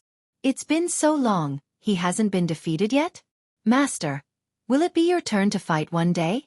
You are the son of heaven, you must be the strongest in the world. If I was the strongest, I wouldn't be suppressed here. That Emperor Xian is indeed powerful. I can't defeat him, at most remain undefeated.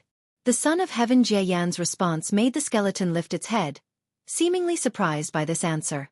Afterwards, the son of heaven Jie Yan closed his eyes again and said, "All right, work hard in cultivation, and transform early. It'll take you to see the human world and help address your regrets." The skeleton murmured, "I've died countless years ago, further regrets hold no meaning." The son of heaven Jie Yan did not respond, continuing with his cultivation. The battle outside continued. The celestial spirit great world did not besiege Emperor Xian, since Emperor Xian sparred without taking his opponent's lives, preventing the Heavenly Spirit Tao Alliance from acting recklessly. Yet as one renowned great cultivator after another was defeated, the Heavenly Spirit Tao Alliance grew anxious. Would they truly let an outsider sweep the celestial spirit great world? They had to call upon Guan Tianyu to take action. Guan Tianyu was indeed strong, giving Emperor Xian significant trouble. He was the longest-lasting opponent in this realm. Unfortunately, he ultimately succumbed. The Luotian free immortals of the Heavenly Spirit Tao Alliance could no longer hold back and went into battle. The news of Guan Tianyu's defeat spread to the human world, causing an uproar. The campaigns of Emperor Xian were unending. Within years, he claimed 1,000 victories, showcasing an unmatched victory stance. In the dim cosmos, Emperor Xian stood proudly in the void, donning a silver battle armor, with 2 long sashes swirling about his waist and back. Behind the menacing helmet were 2 golden crescent moons hovering. His face was handsome, his gaze cold and indifferent, an inseparable air of arrogance exuding. With furrowed eyebrows, he scanned the surroundings, seeing all cultivators and great demons baring their teeth at him, their eyes filled with dread. Is there no stronger presence in the celestial spirit great world? Emperor Xian shouted loudly, his voice like thunder, echoing endlessly, resounding in the ears of all celestial spirit beings. Ji Xiaoyu stood amidst the sea of Heavenly Spirit Tao Alliance people, quietly watching Emperor Xian. As an innate golden immortal, she did not intend to fight. She could see that although Emperor Xian was arrogant, he was not a great evil person. She did not wish to reveal her true power for the sake of such an individual. Why not? If you really think you're strong, go challenge Wuxia. The true powerful entities of the celestial spirit great world are hidden within the beginningless. A middle-aged cultivator couldn't help himself, shouting angrily. Upon hearing this, the Alliance hierarchs of the Heavenly Spirit Tao Alliance all frowned, but many more living beings echoed his sentiment, using Wuxia to provoke Emperor Xian. If you find any errors, ads pop up, ads redirect, broken links, non-standard content, etc., Please let us know report so we can fix it as soon as possible. Chapter 843. Arrogant and Unrivaled, Beginningless. Emperor Xian raised an eyebrow, silently muttering this name. Instinctively, he calculated with his fingers, but unfortunately, he couldn't deduce any cause and effect related to Wuxia, which piqued his interest. He turned his gaze toward the celestial spirit great world, his divine sense sweeping through. Only one place remained obscure. It must be the hiding spot of Wuxia. If that's the case, then I shall challenge Wuxia. Emperor Xian stepped towards the celestial spirit great world, and his words caused the faces of the gathered great powers to change drastically, yet no one hindered him. Firstly, they couldn't stop him. Secondly, they hoped Wuxia could suppress Emperor Xian's arrogance. Ji Xiaoyu hesitated for a moment in the crowd, but ultimately did not step forward. Emperor Xian's venture would at most disturb Brother Gu, who, after all, seemed quite idle. Thinking of this, Ji Xiaoyu's lips curled up, showing some anticipation. At the same time, people started to follow Emperor Xian's footsteps to watch the battle. Someone took the lead, followed by more people, and soon, the cultivators from outer heaven formed a long line, trailing Emperor Xian. They had absolute confidence in Ancestor Master Wuxia, as he had never been defeated. The only suspense lay in how Emperor Xian would be defeated. On the other side, Guan was not within the Taoist field of the beginningless.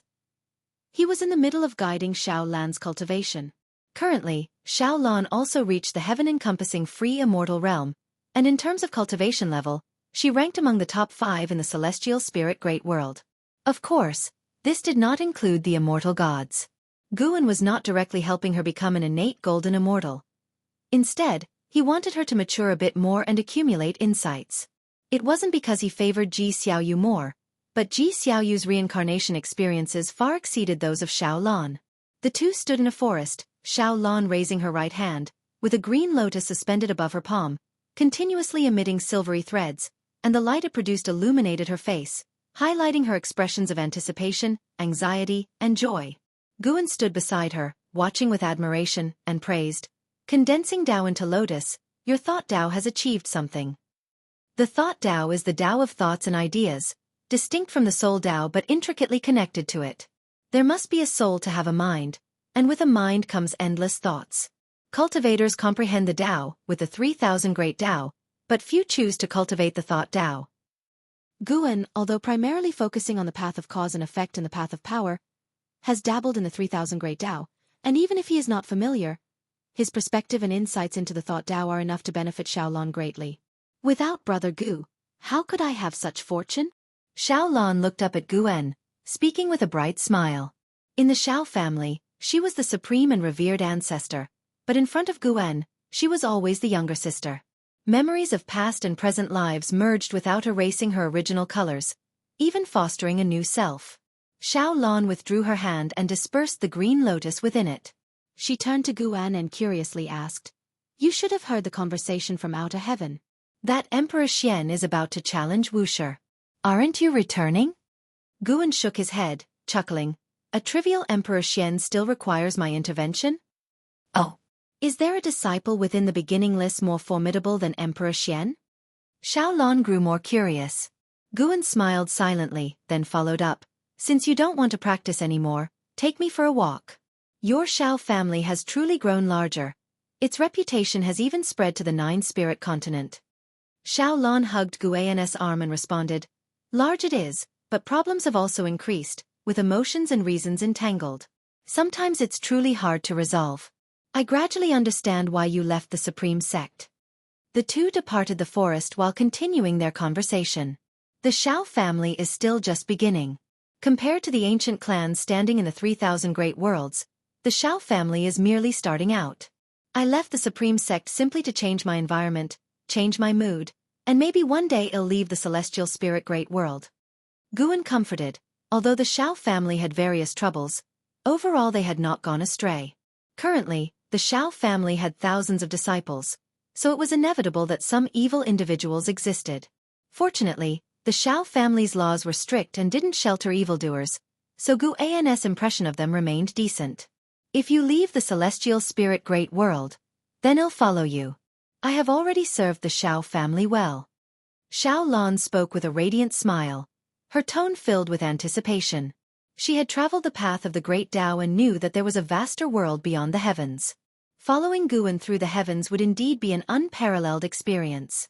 Shooting stars streaked across the sky, a phenomenon of the great powers descending upon the mortal realm.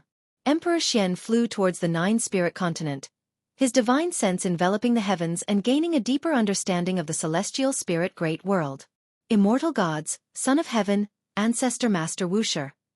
This great thousand world is indeed fascinating. Emperor Xian's eyes burned with fighting spirit, eager for the upcoming battle. As he flew, he approached the vicinity of the nine-spirit continent. Below, a boundless ocean spread, with spirit mist surging at the horizon like a wall at the world's edge, mysterious and grand. Countless great power cultivators descended from the heavens, hovering in the distance, watching Emperor Xian's back, whispering amongst themselves. Two figures flew over from the other side of the heavens, one of them handsome and valiant, though dressed in simple Taoist robes. His spirit was akin to a treasure sword emerging from its sheath, attracting attention. This person was the top prodigy of the Heavenly Spirit Tao Alliance, Guan Tianyu. After being defeated by Emperor Xian, Guan Tianyu returned to heal. Upon hearing Emperor Xian challenging Wuxia, he couldn't resist coming to watch. Alongside him was his master, Ancestor Master Qingguang, one of the hierarchs of the Heavenly Spirit Tao Alliance. Master, will Ancestor Master Wuxia show up? Guan Tianyu halted, gazing distantly at Emperor Xian's figure, voicing his inquiry.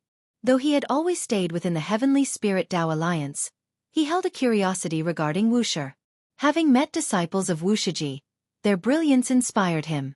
Even though he had grown powerful, he didn't feel confident enough to challenge Wuxia, as the Heavenly Spirit Tao Alliance continuously advised to be spirited but not arrogant, especially maintaining respect for Wuxia. As one senior hierarch noted, all living beings in the celestial spirit great world owe a debt to Wuxia. Ancestor Master Qingguang mused, it's unlikely that he will appear, but with Emperor Xian already at the doorstep of Wuxi's Tao sect, an entertaining show awaits us. Guan Tianyu was about to further inquire when suddenly, Emperor Xian's voice rang out, resounding stone-shattering. I am Emperor Xian, here to challenge Wuxia, regardless if it's Ancestor Master Wuxia or Wuxia disciple. Come forth and face me. Let me see if the celestial spirit great world houses any true formidable ones. Emperor Xian's voice was filled with arrogance, and his disdainful tone towards all living beings roused anger among the spectators, who all glared furiously at him. No one insulted Emperor Xian verbally, as he had consistently proven himself through victories, establishing himself undeniably as a strong figure. Ia the novel Ire. Net website on Google to access chapters of novels early and in the highest quality. For now, the cultivators anticipated Wuxi's response, yearning to see Emperor Xian defeated. If you find any errors, ads pop up, ads redirect, broken links, non-standard content, etc., please let us know report so we can fix it as soon as possible. Chapter 844. Myriad dragons ascending to heaven. Emperor Xian's voice echoed throughout the nine-spirit continent, capturing the attention of all living beings within it. Years ago, the news of Emperor Xian challenging the celestial spirit great world had spread within the beginningless. Many were curious if Emperor Xian would eventually battle at the gates of the Wuxia sect, and to their surprise, he indeed came. This indicated that even the great cultivators of the celestial spirit great world couldn't stop him.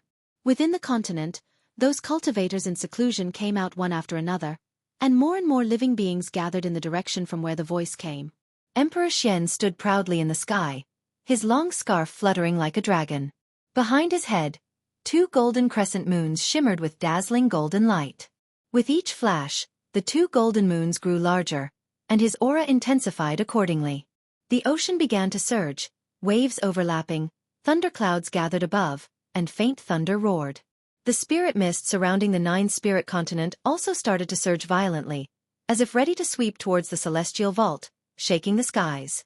Guan Tianyu watched Emperor Xian's back with furrowed brows, sensing an incredibly terrifying aura, realizing Emperor Xian hadn't been serious with him. Could it be that this #1 prodigy under heaven is truly no match for the prodigies on the path of the great Tao? Guan Tianyu felt angry inside, not losing his fighting spirit, but thinking about how to win next time. As Emperor Xian's aura continued to rise, the rules of heaven and earth were affected. Fierce winds arose, seas churned, and the Heavenly Spirit Tao Alliance didn't just watch idly. They dispersed and formed a large array to prevent Emperor Xian's aura from affecting various regions of the human world. Emperor Xian's gaze was fixed on the 9-spirit continent, unable to penetrate the patch of spirit mist, making him anticipate the upcoming battle even more. He wasn't afraid of his opponent being too strong, only of the opponent not being strong enough. Currently, no one in the celestial spirit great world could satisfy him. As his gaze follows, a section of spirit mist on the edge of the 9-spirit continent began to contract inward, as if a door was slowly opening. More and more gazes and divine senses focused on that patch of spirit mist. As the spirit mist parted, a cliff was revealed. On the cliff stood countless cultivators, men and women, numbering in the thousands. The one at the front was Nzizai. Zhuangxian, Suhan, Duanli, Zhenqin, and others stood behind Nzizai, with other disciples lined up behind them, all eyes locked on Emperor Xian. None of the Wuxia disciples' faces showed fear, instead displaying expressions of mockery, curiosity, and indifference. The great cultivators in the realm were seeing so many Wuxia disciples in one place for the first time. Each disciple possessed extraordinary grace, and their cultivation level was startling. Although many Wuxia disciples were below the level of free immortal, there were also numerous Taoist Zongzizai immortals, profound Yuan free immortals, and even several heaven-encompassing free immortals. Sir the Novel IR. Net website on Google to access chapters of novels early and in the highest quality. The foundation of the beginningless was revealed all at once. Those long-lived beings noticed that no second-generation disciples appeared, sparking curiosity about the strength of the Wuxia sect. Thinking carefully, it had been many years since the second-generation disciples showed themselves. It's hard to imagine how strong they are now. Is that Emperor Xian? His aura is so strong. Senior brother, which master or uncle is willing to step in? Suhan stood alongside Nzizai, asking excitedly. He had never seen such a grand spectacle, with cultivators and great demons watching from all directions, giving a sense that the world was paying attention.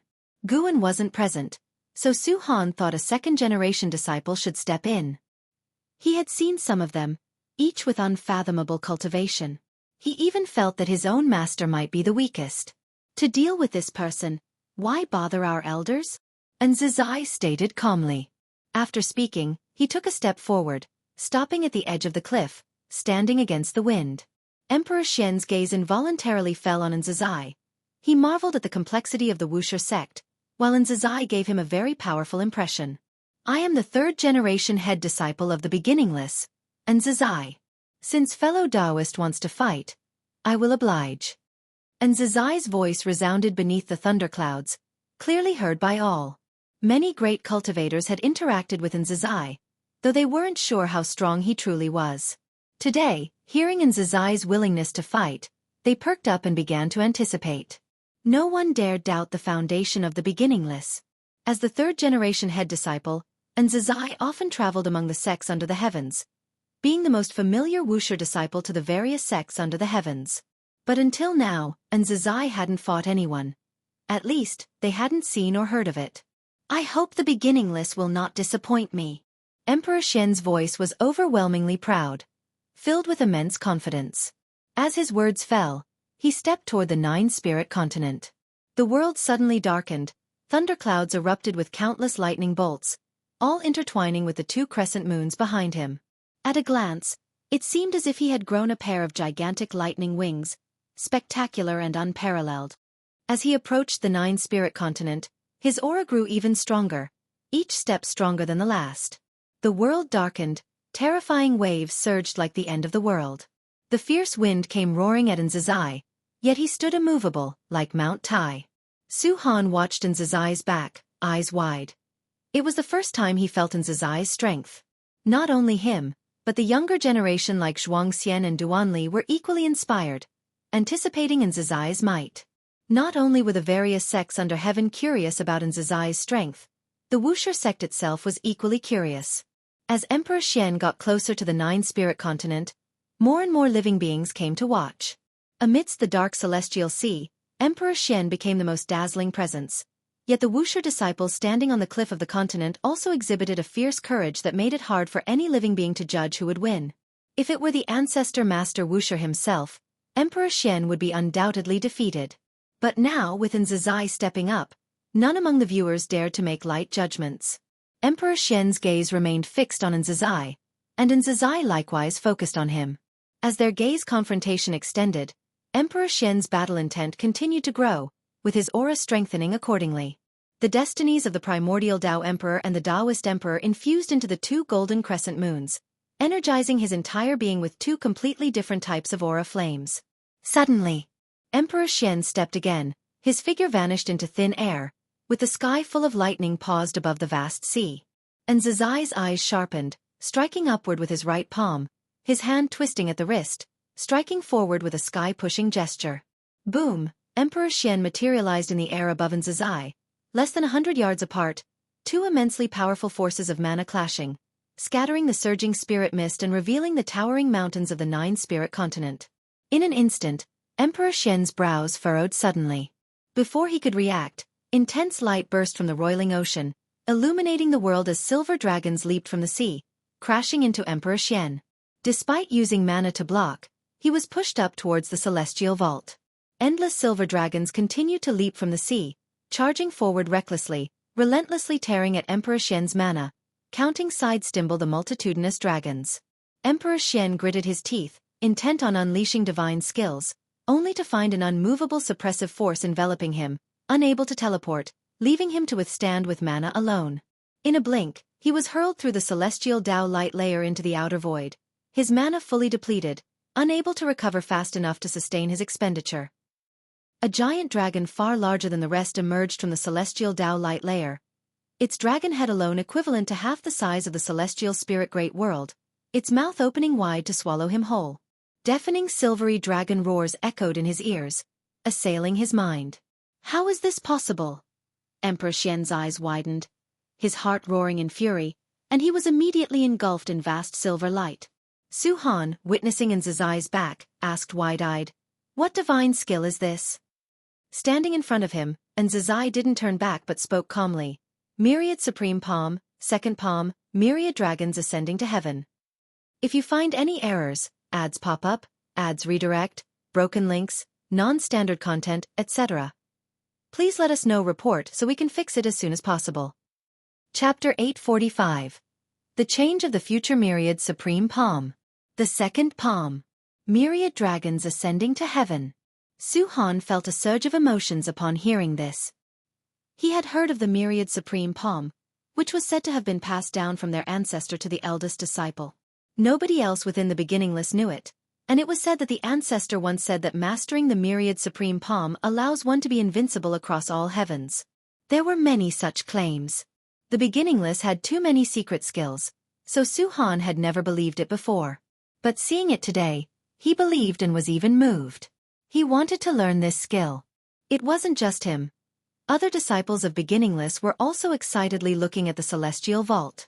The silver light covering the sky robbed the world of color, while silver dragons continuously surged from the ocean before them, soaring upwards towards outer heaven.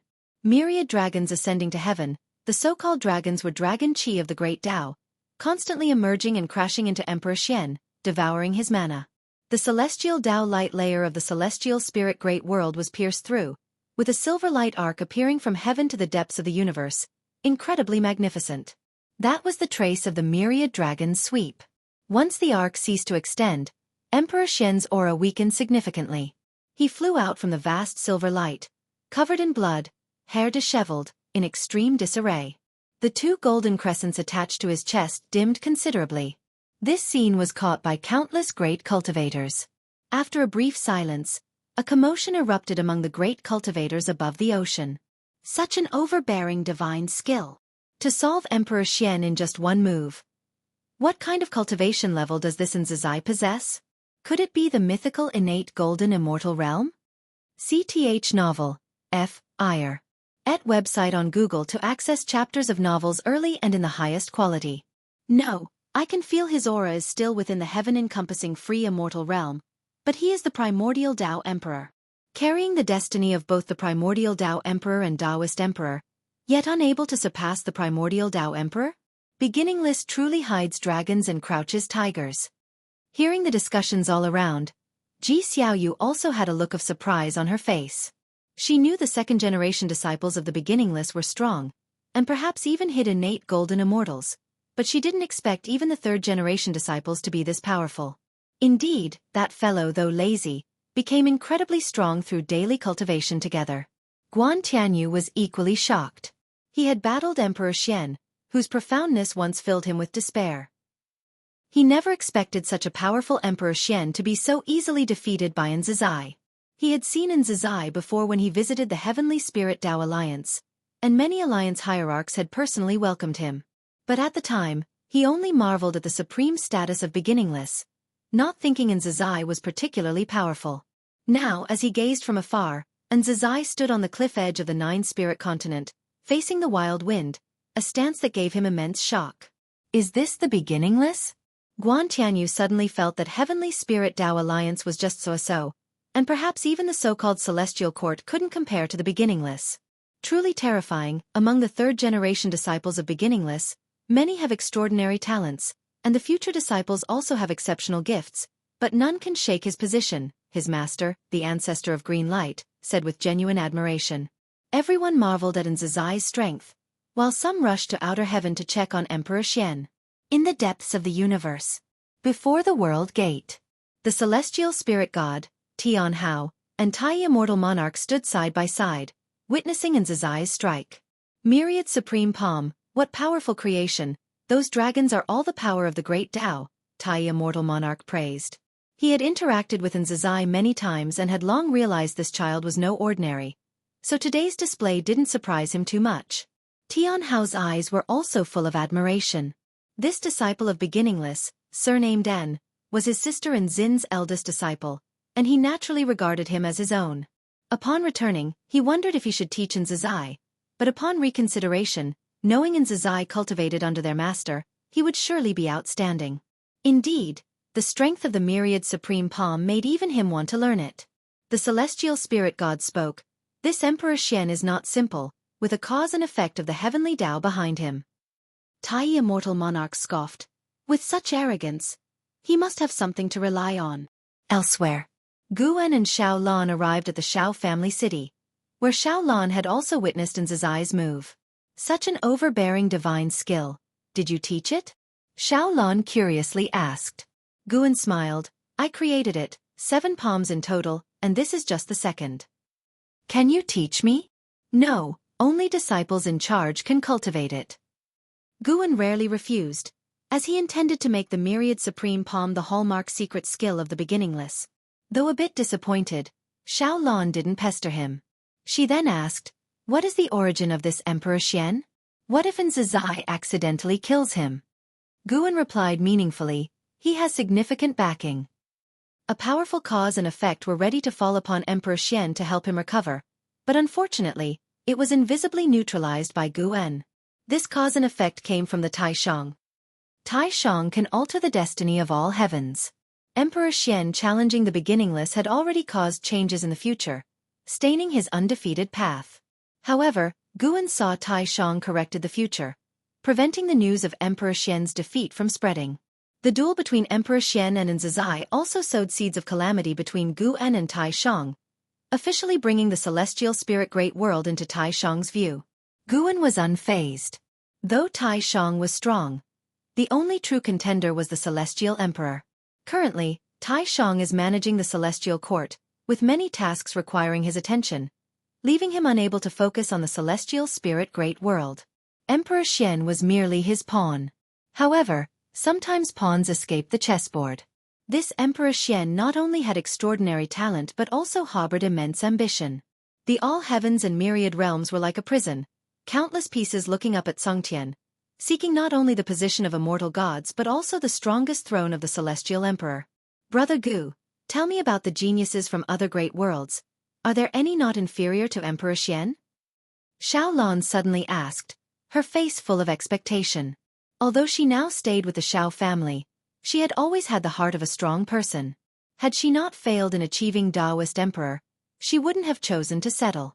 Of course there are. Guan began to recount the geniuses he had observed.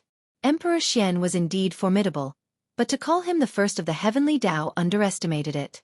The heavenly Tao was vast, with countless great worlds and powerful domains, and geniuses were as numerous as stars in the sky. Guan occasionally observed other worlds, finding many talents catching his attention.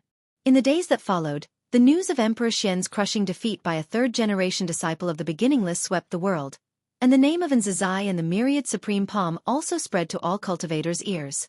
On that day, Nzazai's answer to Su Han was heard by many great cultivators, spreading the name of the myriad supreme palm, with some even claiming it as the top secret skill in the celestial spirit, and for a time, Nzazai even gained renown as the world's #1. Meanwhile, the defeated Emperor Xian quietly retreated, and the Heavenly Spirit Tao Alliance did not trouble him. If you find any errors, ads pop up, ads redirect, broken links, non-standard content, etc., please let us know report so we can fix it as soon as possible. Chapter 846. Destiny Mission in the Darkness. Emperor Xian sat meditating on a red lotus throne, dressed in a plain white robe, his hair disheveled and his brows furrowed, with 2 golden crescent moons hovering around him. This was a suffocating void, in the depths of which faint flashes of lightning and dark red nebulae surged, resembling the end of the apocalypse, where everything had already turned to nothingness. Emperor Xian's face was pale. He slowly opened his eyes, raised his right hand, and pulled open the robe on his chest, revealing tiny silver lines flowing like they were silver dragons. The remnant power of the myriad dragons ascending to heaven was still tormenting him, making him feel that he would hardly recover in a short time. Recalling the experience of facing the myriad dragons ascending to heaven, Emperor Xian's brows furrowed even tighter, his eyes full of unwillingness. Could it be that the primordial Tao Emperor is stronger than the Taoist Emperor? Emperor Xian muttered to himself, his tone filled with confusion. He could sense that Nzazai was the primordial Tao Emperor, and as someone who cultivated both the Taoist Emperor and another, he was dividing his focus into 2 different destinies, whereas Nzazai could channel all his energy into one great Tao destiny. In fact, earlier, he had sensed that the primordial Tao Emperor's destiny had suddenly become much stronger, but the Taoist Emperor's way of cultivating through combat was much to his liking. Now, he was wavering again, feeling that his dual cultivation of the Taoist Emperor might be an unwise move. Who says the primordial Tao Emperor is stronger than the Taoist Emperor? A cold and hoarse voice echoed, startling Emperor Xian, who turned his head to look, seeing a dark silhouette emerging from the depths of darkness, its form human-like but incredibly large, lightning flickering behind it, red clouds surging, making it appear even more terrifying. Emperor Xian squinted and asked, "Who are you?" "It doesn't matter who I am. What's important is that you need to know there is no great Tao destiny that can compare to the Taoist Emperor. Your failure is not due to the Taoist Emperor but because your killing intent is not strong enough." Upon hearing the words, Emperor Xian mocked, "Can the Taoist Emperor be compared to the celestial Tao immortal gods? The celestial Tao immortal gods rely on the power of the heavenly Tao. The heavenly Tao cannot grant them true power. Once the heavenly Tao takes back the power given to them, they will be reduced to their original form." This reply from the mysterious figure made Emperor Xian regard him with more respect, realizing he was not blindly arrogant. Emperor Xian was not of mortal origin. He had long understood the heavenly court immortals, and even knowing the truth didn't hinder his curiosity about the heavenly Tao. Although he did not deny the other's words, Emperor Xian remained vigilant towards the mysterious figure. More importantly, the other gave him an eerie feeling, one that he rarely experienced. The last existence that made him feel this way was an ancestor of an emperor clan. Their coming was certainly not to persuade him to believe the Taoist Emperor was the strongest. "Do you only respect the power of the Taoist Emperor alone?" Emperor Xian asked, simultaneously secretly employing his cultivation technique to restore himself as much as possible, ready to escape at any moment. Regardless of whether he was injured, even in peak condition, he was afraid he couldn't defeat this person. The mysterious figure stood in the depths of darkness, unmoving, with eyes seemingly piercing through time and space, watching Emperor Xian. "I came to find you because you are the most promising person on the Taoist Emperor's path. I am guided by the Taoist Emperor and will grant you greater power. However, you have just happened to be frustrated and waver in your Tao heart, which displeases me. Being defeated is not terrifying. What's terrifying is that you don't reflect on yourself but instead crave your enemy's power." The words from the mysterious figure made Emperor Xian's brows tighten, rendering him unable to refute. He believed the Taoist Emperor was inferior to the primordial Tao Emperor, simply because he felt Nzazai's primordial Tao Emperor was stronger? The Taoist Emperor and primordial Tao Emperor will eventually clash, as these 2 great Tao destinies fundamentally conflict. You'd better abandon the primordial Tao Emperor. Upon hearing this, Emperor Xian was immediately displeased. He coldly snorted. What right do you have to interfere with my choice? I choose the Taoist Emperor, not to become a puppet of the Taoist Emperor. From your words, it seems the Taoist Emperor is no different from the celestial Tao immortal gods, only not as mighty as the heavenly Tao. I won't interfere with your choice. Just advise you. When the Taoist Emperor and primordial Tao Emperor wage war, destinies will devour each other. Having two destinies will cause backlash upon you, leading to your downfall. Whether choosing the Taoist Emperor or the primordial Tao Emperor, you need to plan early. The mysterious figure's reply made Emperor Xian calm down again. After a moment of silence, Emperor Xian asked, Who exactly are you? CTH Nelfer. Net website on Google to access chapters of novels early and in the highest quality. The mysterious figure suddenly raised a hand, and a terrifying blood wind rushed towards him, causing his eyes to widen, plunging him into a trance. Emperor Xian's pupils reflected a series of battle scenes, rapidly shifting, as blood-red Tao patterns gradually emerged on his forehead, like blades clashing. Not knowing how long had passed, Emperor Xian gradually came to his senses, his vision clear, as if waking from a dream, taking deep breaths while clenching his right hand over his chest. He looked down, discovering the residual strength from the myriad supreme palm had dissipated. His state had unexpectedly returned to its peak. Emperor Xian's gaze became complex. The recent memory truly let him understand what the Taoist Emperor was and why the Taoist Emperor was born. Since the Taoist Emperor has such origins, what about the primordial Tao Emperor? Emperor Xian gazed at the distant mysterious figure and asked in a deep tone. The primordial Tao Emperor was merely created by a cultivator without any mission. He hoped to strengthen himself with this destiny, and one day the Taoist Emperor will find the creator. But to annihilate all primordial Tao Emperors will require every Taoist Emperor's action, including mine. I have traveled the furthest on the Taoist Emperor's path, but you have the hope to surpass me. I don't want you to hesitate or even take the wrong path. The mysterious figure's words enlightened Emperor Xian. No wonder he suddenly felt the primordial Tao Emperor had grown stronger. Upon reflection, it was because the creator had made a breakthrough. Thinking that the primordial Tao Emperor was backed by a cultivator made him feel awkward. Just like he couldn't imagine the heavenly Tao was some entity's will, then wouldn't all living beings be mockeries of the existence behind the heavenly Tao? Think carefully, I await your choice. After saying this, the mysterious figure turned and disappeared. Emperor Xian remained seated on the red lotus, quietly contemplating. Millions of years had passed since Emperor Xian's defeat, and the world had forgotten him, with new figures capturing everyone's attention. This year, Wuxia once again welcomed a new group of disciples, their mentors bringing them to pay respects to Nzizai. Every new disciple must face the first disciple. It's customary, every generation of Wuxia disciples must adhere to it. In the grand hall, a group of Wuxia disciples gathered together, laughing and talking, while the new disciples stood in a row facing Nzizai, diverse in seniority but similar in age. Their mentors weren't thinking much, all mutually complimenting each other's judgment. Nzizai surveyed these new disciples, his gaze suddenly resting on a black-clad youth among them. He narrowed his eyes, feeling inexplicably uneasy. If you find any errors, ads pop up, ads redirect, broken links, non-standard content, etc., please let us know. Report so we can fix it as soon as possible. Chapter 847. Wuxia, the young man in black, looked only about 12 or 13 years old, with a delicate appearance and an unremarkable build, but his eyes were very spirited. When he saw Nzizai squint, he was so frightened that he quickly lowered his head, thinking he had offended the ancestor.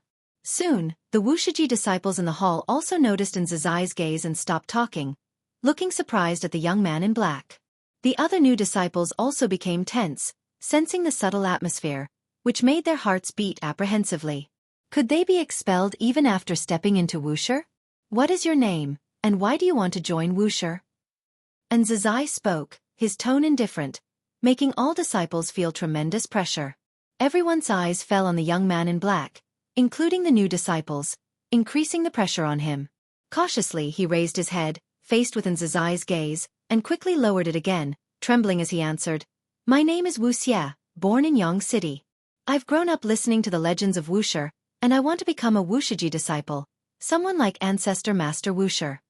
Yang City is a city on the Nine-Spirit continent, not particularly prosperous but known nevertheless. and Zizai could naturally deduce Wuxia's background, but he wanted to hear what Wuxia had to say. From his origins, Wuxia appeared without any suspicious points, as if he naturally belonged to Wuxia. To this day, Wuxia recruits disciples from the 9-spirit continent, which is now filled with spiritual energy, producing beings with greater talent than the celestial spirit great world, similar to the past immortal dynasty. Beings on the 9-spirit continent aspire to become Wuxia disciples. Entering Wuxia sect is the highest honor. Even though the 9-spirit continent is harmonious, there are also conflicts in secret. If an aristocratic family produces a Wuxia disciple, the family's status will rise significantly. Wuxia is born into such a family, and both he and his family hope that he can become a Wuxia disciple. Fearful of possibly being rejected, Wuxia felt anxious and wished he could slap himself. Why did he stare at the ancestor just now? Meanwhile, he harbored a slight grievance, thinking he wasn't deliberately disrespectful, just overly excited. And Zizai's gaze was complex.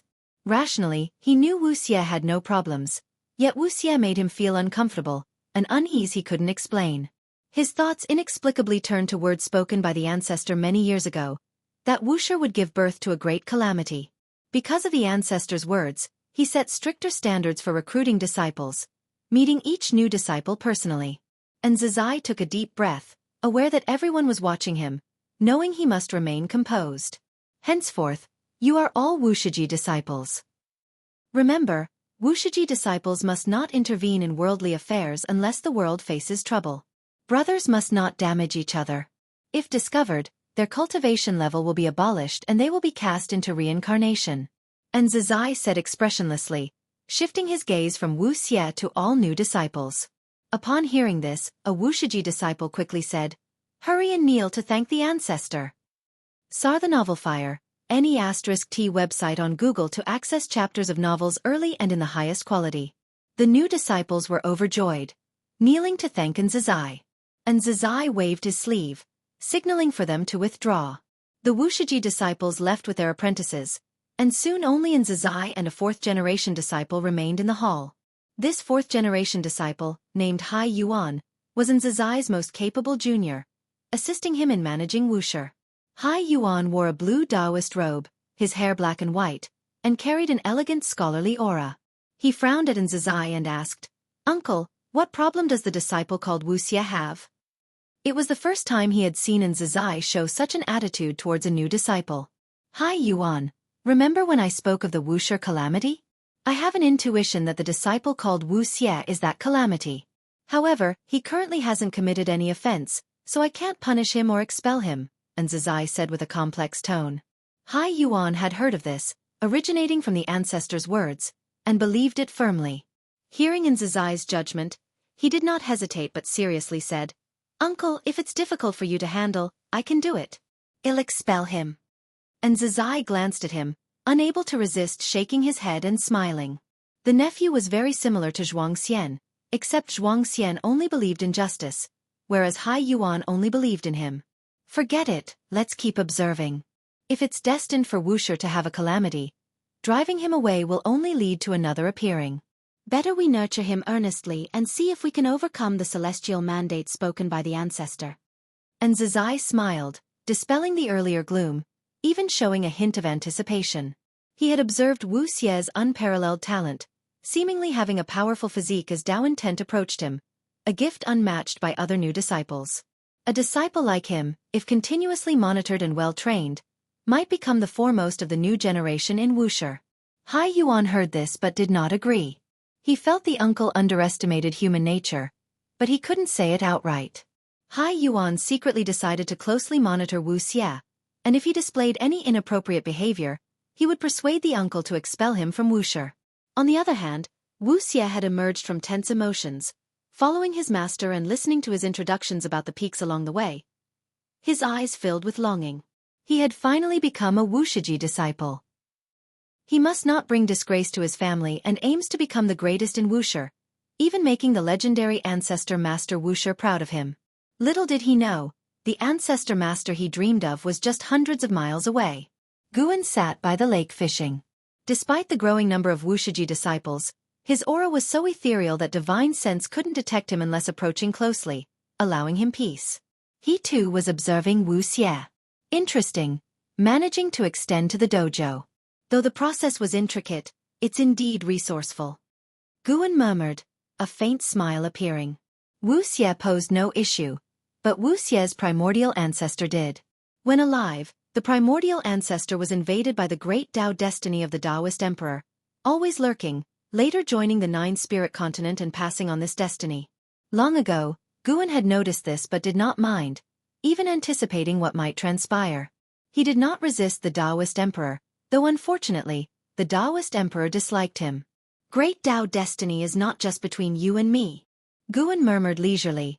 At that point, the fishing rod began moving, compelling him to sit up straight and start pulling the rod. After a tugging battle, he retrieved the rod, with a half-transparent goldfish hooked. It transformed from spiritual energy in the lake, possessing spiritual intelligence, unlike beings, and he called them lake spirits. The lake spirits struggled on the hook, and Guan removed and released it back into the lake before continuing to fish. If you find any errors, ads pop up, ads redirect, broken links, non-standard content, etc., please let us know. Report so we can fix it as soon as possible. Chapter 848. Wuxia entered Wuxia without causing any stir within, while Zizai and Hai Yuan only paid attention to him secretly. Sir, the Novel Fire. Net website on Google to access chapters of novels early and in the highest quality. 100 years later. Zizai summoned Wuxia. Having grown up, Wuxia was elegant and handsome, and like most Wuxia disciples, had the demeanor of the immortal family. He still wore black clothes, but his outfit had become more refined, with a cyan jade hairpin on his hair crown, exuding extraordinary poise. Zizai met him on a cliff. Wuxia came up behind Zizai and bowed to salute. Wuxia greets ancestor. Wuxia's tone was neither humble nor arrogant. Upon careful listening, one could hear a hint of flair in his voice.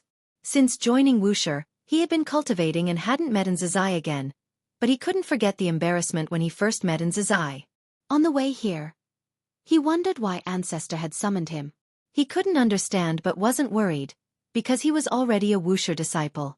His master and his master's master both regarded him highly. Even if the third-generation senior disciple wanted to trouble him, they would need a reason. Zizai, with his back to Wuxia, gazed at the distant mountains and forests, and spoke. Your talent is outstanding, and your comprehension is rare for a millennium. I will make an exception to teach you divine skills. What kind of divine skill do you want to learn? Upon hearing this, Wuxia's eyes lit up, and he immediately said, I want to learn the Myriad Supreme Palm. The Myriad Supreme Palm, which overwhelmed the Outer Heaven Emperor and gained fame throughout the land, was something Wuxia heard his family talk about in his youth. If he could join Wuxia, he must learn the Myriad Supreme Palm.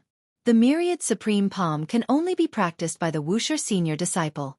The so-called senior disciple is not every generation's senior disciple but the one who wields great power among them. As Zizai spoke, he turned to look at Wuxia. He examined Wuxia and asked, Do you think you can become the senior disciple? I will try hard. Since I am cultivating immortality, I have great ambitions. I don't want to live a lifetime of quiet cultivation. When Wuxia said this, his eyes were bright and fearless as he met Zizai's gaze, full of vigor, like a sharp sword drawn from its sheath. Zizai had to admit that he liked Wuxia's sharpness because it was something other disciples did not possess, only seen in the world's #1 prodigy. But the thought of Wuxia using Wuxi's divine skills to cause chaos in the human world gave him some discomfort. Ancestor, I temporarily lack the qualifications to practice the Myriad Supreme Palm. Why don't you decide? Whatever you teach I will learn. I'm not picky.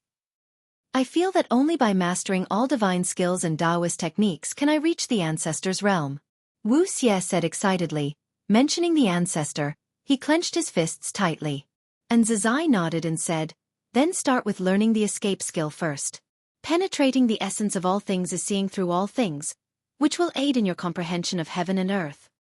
Thank you, ancestor. Wuxia saluted again. Thus, Wuxia began to follow Zizai in cultivation. This matter spread within Wuxia. The current generation of Wuxia disciples had been passed down for 26 generations, and although Wuxia was accepted by the 14th generation disciple, making his lineage relatively high, being specially cared for by Zizai was rare. Everyone could feel a new star rising, and Wuxia might become a representative figure of Wuxia. Since then, many disciples took the initiative to visit Wuxia, making his pride grow ever larger. 10,000 years passed in the blink of an eye. Wuxia had already become a genius disciple of Wuxia, and his fame even spread beyond the nine-spirit continent. On this day, Xiaofan came to the bamboo forest to visit Guan, talking about Wuxia. This Wuxia is truly extraordinary. After merely 10,000 years of cultivating immortality, he's already a divine thought true immortal. The key is his comprehension. He can learn any divine skill or spell just by seeing it once. It's simply absurd. Xiaofan said, standing in front of Guan, spreading his palms, his tone helpless. Once, he thought his talent was the highest, but after coming to Wuxia, he found geniuses abound, and some people's talents amazed him. Wuxia's sudden rise made him feel that the foundation of the nine-spirit continent and the celestial spirit great world aren't on the same level. Guan, who was reading a book, casually said, "That's just because the divine skills he encountered were too low level. Some divine skills cannot be mastered just by seeing them once." "I know, but facing most Taoist techniques with such comprehension is already very exaggerated. I heard the senior brother personally taught him." "Ancestor, is there an arrangement of yours in this?" Xiaofan asked curiously. He had a good relationship with Nzizai, knowing Nzizai's character. Since Nzizai's disciples grew up, he stopped accepting disciples and wouldn't teach other disciples to cultivate. Wuxia was an exception. Everyone could feel that Nzizai had high hopes for Wuxia, and Xiaofan thought the same. "I am very busy and have no time to pay attention to these matters," Guan responded carelessly, then turned to a new page. Seeing his action, Xiaofan had many grievances he wanted to express but held back. "Is Guan busy?" Xiaofan used to think so, but after spending a lot of time with him, he truly felt that Ancestor was the most idle person. But it was precisely because he's the most idle that made his thoughts impossible to fathom. "Xiaofan, if Wuxia faces a catastrophe and I cannot intervene, what would you do?" Guan suddenly asked, his gaze never leaving the pages. Xiaofan, hearing this, was stunned, for he wouldn't think that Ancestor would ask meaningless questions. In an instant, he thought of many possibilities, and his mood sank abruptly. "I am a Wuxia disciple. I must defend Wuxia even if it costs my life," Xiaofan said firmly. This was indeed his heartfelt sentiment. Guan could hear that he had already hypothesized numerous terrifying scenarios. Some assumptions even amused Guan. Guan glanced at him, smiled. "You don't need to be tense. There will never be a situation where I cannot intervene, only whether I want to or not." Upon hearing this, Xiaofan breathed a sigh of relief, and then he became alert again. If Wuxia faced a catastrophe, would Ancestor have a situation of not wanting to intervene? If it were other disciples, they might not think this far, but his grandfather came from the Supreme Sect. He knew of Ancestor's past with the Supreme Sect, knowing the Ancestor once supported and later abandoned the Supreme Sect. Could it be that one day, Ancestor would abandon Wuxia? Guan listened to his inner voice, thinking he indeed dares to speculate. Actually, Guan had no intention of abandoning Wuxia, as he had personally established it. But if Wuxia faced troubles that disciples could solve, he wouldn't intervene. Recently, Wuxin had brought him insight, giving him more thoughts about Wuxia. Since Wuxia had grown, why not make it grow even larger? He wasn't aiming to compete, but just wanted to see if the Wuxia he founded differed from the various major sects of the heavens. 10,000 years from now, you take a group of Wuxia disciples to the path of the Great Tao for training. It's also an opportunity for your honing, Guan said softly. When Xiaofan heard this, his eyes immediately brightened. He had long wanted to venture onto the path of the Great Tao. If you find any errors, ads pop up, ads redirect, broken links, non-standard content, etc., please let us know. Report so we can fix it as soon as possible. Chapter 849. The Patriarch's Approval. Guan arranged for Xiaofan to lead the disciples to the path of the Great Tao, not with any special intention, but simply because many disciples wanted to go, so he decided to fulfill their wish. He couldn't let all the disciples stay within the beginningless forever. A cultivation lacking freedom has no meaning. Of course, Guan's change in mindset was still due to his own cultivation levels improvement, and his concerns were becoming less. Over the years, although his cultivation level hasn't changed significantly, his understanding of the Supreme Emperor of Ultimate Merging Tao has deepened, and he is even pursuing the Saint Realm. The closer he gets to the saint realm, the deeper his insights become. These insights also include thoughts on how to conduct oneself. Deliberately not doing something actually lacks authenticity. Acting with spontaneity is the true self. The peaceful life continues, even though the affairs of the world are constantly changing. They don't affect Guan. Millions of years later, Su-Han, together with over 100 Wuxia disciples, stepped into the 10,000 Realms Gate, heading towards the path of the Great Tao, including Wuxia. And this year, the unbeaten emperor ancestor sent a descendant to cultivate within the beginningless. This child was also his chosen candidate for ascension to immortality. He not only wanted this child to become an immortal god, but also hoped this child would possess the identity of a Wuxia disciple. Guan did not refuse. The unbeaten emperor ancestor has branches in the celestial spirit great world. Although they do not stir the winds and clouds of the world, once their foundation unfolds, it will surely be astonishing. Guan agreed because this emperor clan behaved very discreetly, which satisfied him. For Guan, this matter was merely a minor incident, not disturbing his life pace. He let Jiangshi teach that emperor clan descendant. 8 million years later.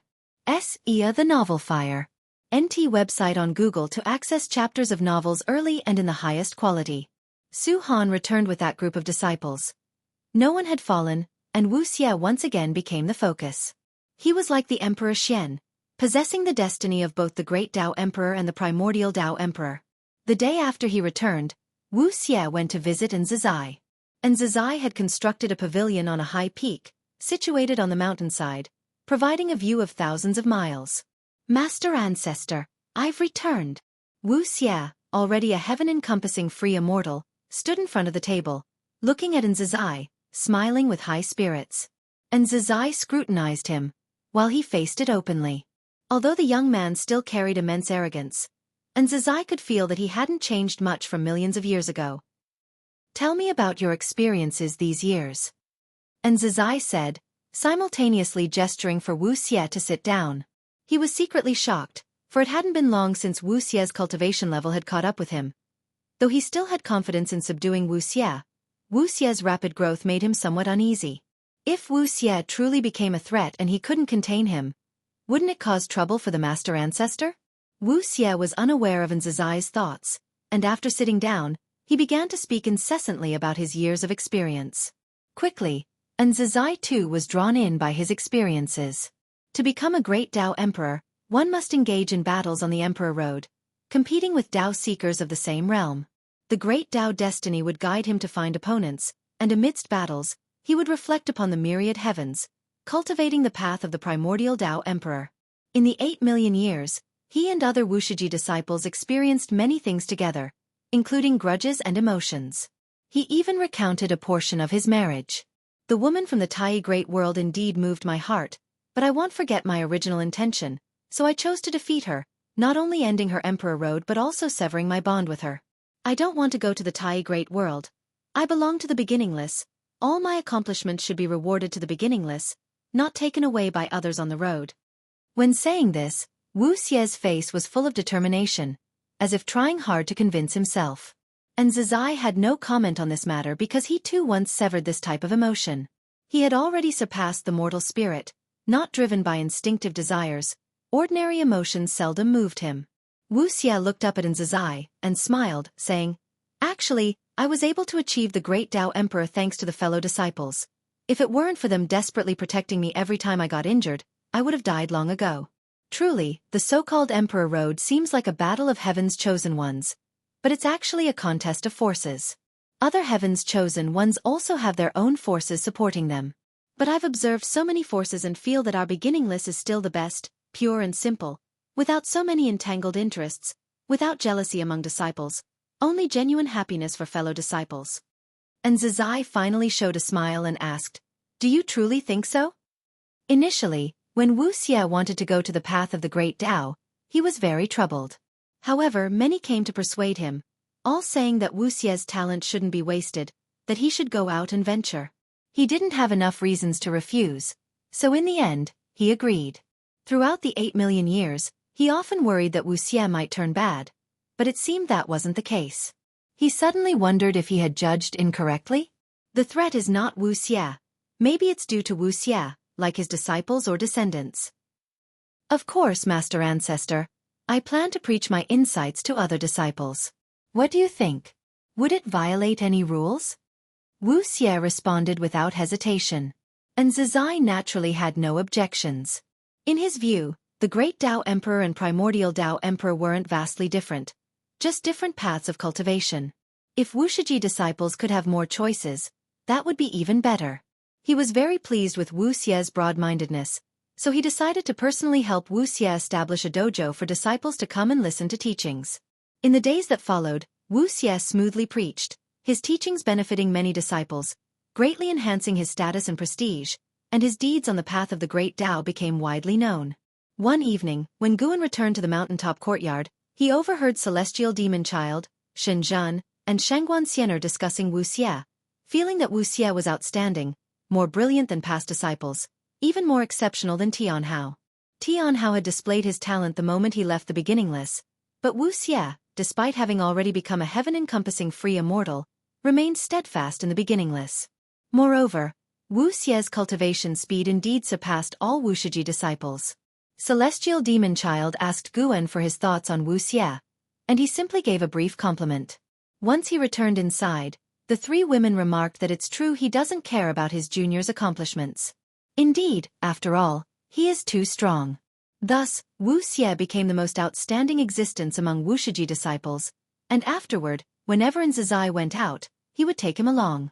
Wuxia would also spar with heaven's chosen ones and great powers from various great heaven and earth sects, both showcasing the foundation of the beginningless and deterring the ambition of those sections. The beginningless wouldn't engage in conquest, but if anyone attempted to disrupt the heavens and earth, the beginningless wouldn't stand by idly. Competition among forces can proceed, but there mustn't be any evil demon methods sacrificing all living beings and slaughtering innocent spirits. For Wuxia, life became glorious, yet he always felt regretful inside. He hadn't had a real conversation with the ancestor. They only occasionally passed by each other. Without the ancestor's recognition, he always felt he wasn't strong enough and couldn't be considered a true genius. If you find any errors, ads pop up, ads redirect, broken links, non-standard content, etc., please let us know. Report so we can fix it as soon as possible. Chapter 850. A moment's difference rumble. In the dim cosmic void, the sound of thunder echoed, overwhelmingly oppressive. Xuu and Zhang Buku, clad in golden battle armor, soared through the clouds. Their gaze was fixed on the depths of the void, where red clouds surged, seemingly like a massive and terrifying demon bearing its claws and fangs. This realm is at the edge of the heavenly Tao, and the destiny here is weak. Occasionally, chaos evil demons invade. We must be extremely cautious this time. Once we find the life-heart mysterious iron, we'll withdraw immediately. Suyu turned his head to Zhang Buku and earnestly said. Zhang Buku rolled his eyes and snapped. Whenever have you not been the more reckless one between us? Suyu laughed and said, I'm just worried you might become conceited after your breakthrough. As they bantered, they flew onward, their divine sense sweeping across the void, scanning one meteor after another. After a long while, the two arrived at a dark red void, dotted with red spots and intertwined lightning. There were not only meteors here but also pieces of broken continents and even remnants of ancient, colossal buildings floating. Zhang Buku suddenly felt uneasy, as if a terrifying power was secretly watching them, making him even more vigilant. Suyu raised his right hand and wiped his forehead, where a vertical eye opened, bursting with golden light, creating multiple golden eye shadows. The two continued forward in silence. The life-heart mysterious iron is over there. Suyu suddenly spoke. His figure flashed, appearing out of thin air on a meteor, which seemed small from afar but felt like a vast and desolate land upon his landing. Before him lay a massive iron stone reflecting cold light, like the blade of a giant sword piercing the ground, towering 1,000 feet high. Zhang Buku joined Suyu by his side, his face showing delight upon seeing the life-heart mysterious iron. Suyu wasted no time and raised his hand, attempting to extract the life-heart mysterious iron, but his expression changed the next second. The life-heart mysterious iron trembled but remained firmly on the ground. Frowning, Zhang Buku also raised his hand, using his mana to assist Suyu. Yet, even combined efforts could not pull the iron from the ground, as if a formidable hand was dragging it below. No, we must abandon this piece. Zhang Buku said solemnly, feeling certain that continuing would lead to disaster. Su Yu replied seriously, there is certainly danger further ahead. The best outcome is taking this peace. Persist a little longer, and if unsuccessful, then abandon. The golden eye on Su Yu's forehead opened wide, and a beam of golden light shone on the life-heart mysterious iron, a golden stream flowing down its surface and penetrating the soil. Rumble. The ground began to quake. More precisely, the entire meteor trembled as though about to explode. Su Yu's face changed drastically. He instantly grasped Zhang Buku's wrist, carrying him away. Zhang Buku, momentarily flustered, pulled out a divine weapon with his other hand. An unimaginable pressure descended, darkening the void further, pressing upon Zhang Buku and Su Yu, who instinctively unleashed all their mana to resist. We are no longer immortal gods. If we die, we are truly consigned to oblivion. Su Yu gritted his teeth, a treasure tower appearing on his hand. He raised it, and it emitted azure light enveloping them. Yet the pressure remained intense and their flight speed slowed significantly. Need you say it? I told you to stop earlier, but you didn't listen. Search *the Nelfer. Net website on Google to access chapters of novels early and in the highest quality. Zhang Buku muttered with darkened expression, having experienced such situations countless times, almost used to them. Then, their visions suddenly darkened. Zhang Buku instinctively looked up, seeing a colossal dark hand descending towards them. Even though they hadn't halted, the hand remained overhead as if their flight was ineffective. Grinding his teeth, Zhang Buku tightly gripped his divine weapon and struck upwards despite knowing the disparity in strength. He resolved to fight. Meanwhile, Ji and, far away on the immortal-seeking island in the celestial spirit great world, observed Zhang Buku's calamity within an auction. Named Buku, yet suffering endlessly. Oh my dear disciple, truly hard to safeguard you. Guan murmured, seated in a private room of a pavilion, where translucent curtains allowed him a view of the terrace outside. On the terrace, a cultivator was showcasing auction items, while the other rooms were shrouded by curtains, appearing engulfed in dark mist from outside, obscuring their interiors. Guan was not there to buy anything, just to enjoy the spectacle. The calamity that befell Zhang Buku drew his attention. Zhang Buku had cultivated in the celestial extreme 9 heavens for years, recently breaking through to the innate golden immortal realm. He and Su Yu ventured to that realm to seek materials for crafting supreme treasures. Having forged the Vajra undying body, his strength far exceeded his realm, necessitating a fitting supreme treasure to reveal his divine skill's power. They faced misfortune not due to bad luck but premeditated targeting. Dark Heavenly Court. More precisely, the Dark Heavenly Court targeted Su Yu, not Zhang Buku. Acting was Emperor Bone Profound Venerable, whose cultivation level was Mixed Element Profound Venerable Immortal. Even if Su Yu unleashed his heavenly sun origin, he was no match for such a foe. Guan didn't immediately intervene to rescue Zhang Buku, having foreseen Zhang Buku's future. Though Zhang Buku would endure hardship under Emperor Bone Profound Venerable, he would also gain substantial opportunities, leading to a surge in cultivation level. Even if Zhang Buku became tainted by the Dark Heavenly Court's destiny, Guan knew ways to extricate him from the sea of suffering. Guan looked at Emperor Bone Profound Venerable, his sentiments starkly different from their previous encounter. During their last confrontation, though Emperor Bone Profound Venerable wasn't his match, now, everything about Emperor Bone Profound Venerable was apparent to him. He could dictate his fate and negate his past. When Emperor Bone Profound Venerable led the Dark Heavenly Court against the Celestial Court, the Celestial Emperor likely felt similar. In chaos or the Heavenly Tao, Emperor Bone Profound Venerable's strength was formidable, yet to Guan and the Celestial Emperor, he was akin to a mortal spirit. Guan pondered whether higher-level existences viewed him and the Celestial Emperor similarly. Currently, he didn't sense such power, but he would assume it existed. Such invisible pressure kept him grounded. Supreme Emperor of Ultimate Merging Tao wasn't enough for him. He aimed to not only surpass Emperor Bone Profound Venerable by one great realm but 2, 3, 4, even more. As long as life evolution continues, his limits won't exist. If you make the right choice for him, there's a path to life. If you choose wrongly, if the Celestial Emperor doesn't destroy you, then I will. Relaxed in his chair, Guan propped his face with one hand, speaking softly. Everyone possesses myriad fates. A single thought can alter their destiny. Guan kept all of Emperor Bone Profound Venerable's potential fates in view. If you find any errors, ads pop up, ads redirect, broken links, non-standard content, etc., please let us know report so we can fix it as soon as possible.